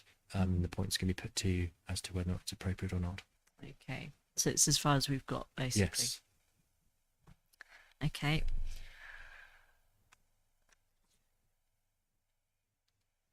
Conditions. When will I know I'm pushing? No, I haven't given understandably you so. lots of time, but do you know when we might get a list? Mrs. Turner kindly sent comments back to me last night. Obviously, preparing for today, I haven't had a chance to look at them in detail. Okay. I have received comments from the rest of the team, and I'm hopeful I can send those back. It might not be till sort of late supper time today, but I'll get them back tonight to the council. And if we can First have a thing discussion in the tomorrow then, morning, yeah, essentially. absolutely. Okay. If I can get a paper copy. Of course, I'll print one out for you. Yeah. Okay. Just want to go back on that representation that we had from Mr. Bennett this morning and just check that you had a chance to read it. I certainly read it over lunch. It was mostly about flooding, and some matters that had already been raised were raised again. Are you content that you can say what you need to say in your closing and so on to deal with that? Okay, good. Okay, so costs. Can I just check where we are and how we might deal with costs? So we've got a costs application in from the council. Does that still stand? It does, but it does need updating in light of the evidence. So yes, we need to timetable that in. So how are you intending to update? Verbally or Sorry. verbally? Oh no, written. I thought Okay.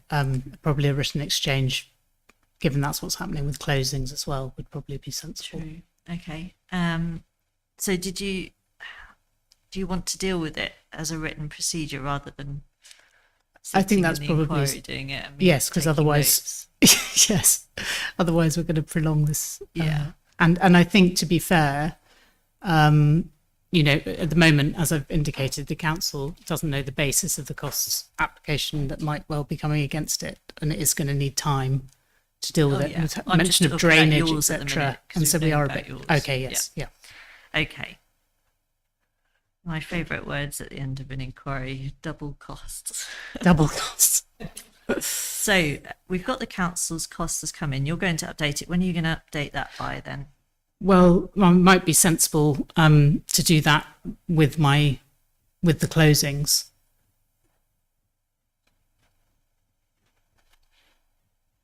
The data, which I think was Monday week, wasn't it? I'll just yeah. Okay. But then we've got to get a response. That could prolong things. Can you do it any quicker? Yes, I could do.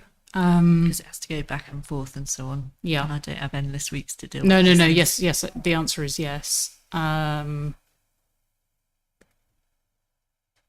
we could say by close of play on by 4 p.m. on Tuesday. Next Tuesday, it's the 26th. Right. If that suits you, happy to do that. So council costs on the 26th of September by 4 p.m. That Yeah. seems to be the close of play for this inquiry. Oh. And then, so then that will go over to the appellants Mhm. for comment. I'm going to suggest a slightly different regime, but obviously you may reject my suggested timetable. I hope it's not 3 weeks or something like that. No, it's essentially what Miss Hutton suggested, yeah. which we have talked about a possible timetable, but obviously we can't tie anybody's hands. I'm going to suggest mutual exchange of respective cost submissions on the 2nd of October at 4 p.m. And any responses by the other party 4 p.m. on the 4th of October.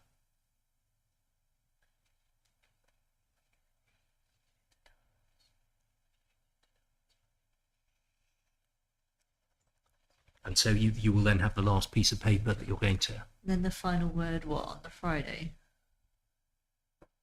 Well, I'm wondering if we can dispense with the final word and just simply do applications and response. I think it might be safest to leave that open for anyone that wishes to avail themselves of it. But yeah, we could wrap it up in a week like that. Does that suit you? Yes, that's fine. I'm just subject to, I am just, because we're just not, we don't know what the basis is, and it seems to relate to things that just haven't been dealt with in the evidence. That's my only concern. So there's 2 days. I don't know if I need to go and speak to the internal drainage team at the council to get a response and a witness statement to you. I mean, it'd be really helpful if the appellant could just tell us the basis of the costs. In light of the fact that PPG does say it should be made as soon as possible, and the reasons that were given just now by Mr. Brown arose, if they did arise, a long time ago.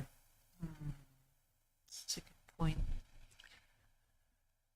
I might have to sleep on this one, or at least leave here today and have a think about it. Yeah, I mean, Normally, you know, people have cost applications dropped on them at the end of an inquiry and they respond verbally there and then, and you know, that it can be dealt that way. So My concern, well, normally that's because it's something that's come out in the evidence, which might be a reason for doing that. My concern is there's a possible drainage point to do with the consultation response, which is simply, you know, I've got no instructions on. I don't think it's unreasonable to ask what the basis is, because the appellant's saying it's making a cost application, but it hasn't told the council what the basis is. yeah, well, it's news to me too. Yeah. Okay, let me think about the time scale. I mean, if it helps, we could move the initial round of submissions back to the preceding Friday. Let me just go away and think about what timescales are reasonable for this sort of thing. So I don't want to prolong it unnecessarily. So I'll let you know in the morning about that, if that's all right.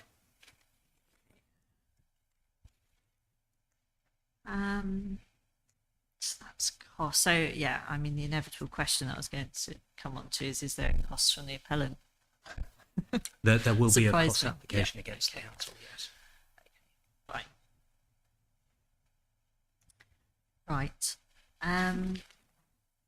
That's everything I wanted to cover, but can I just have a chat with the three barristers about tomorrow with the conditions and obligations just before we leave, but once I've adjourned, is that all right? Okay, anything else? Mark, that if people I may need? interject, and this may not be appropriate, I don't know, but I wondered whether or not there's any sense in starting at 10 tomorrow to give us time with the council to consider conditions to give you a clean set. You may say no, 9:30's fine, in your hands. But I just thought I'd mention. Okay, all right.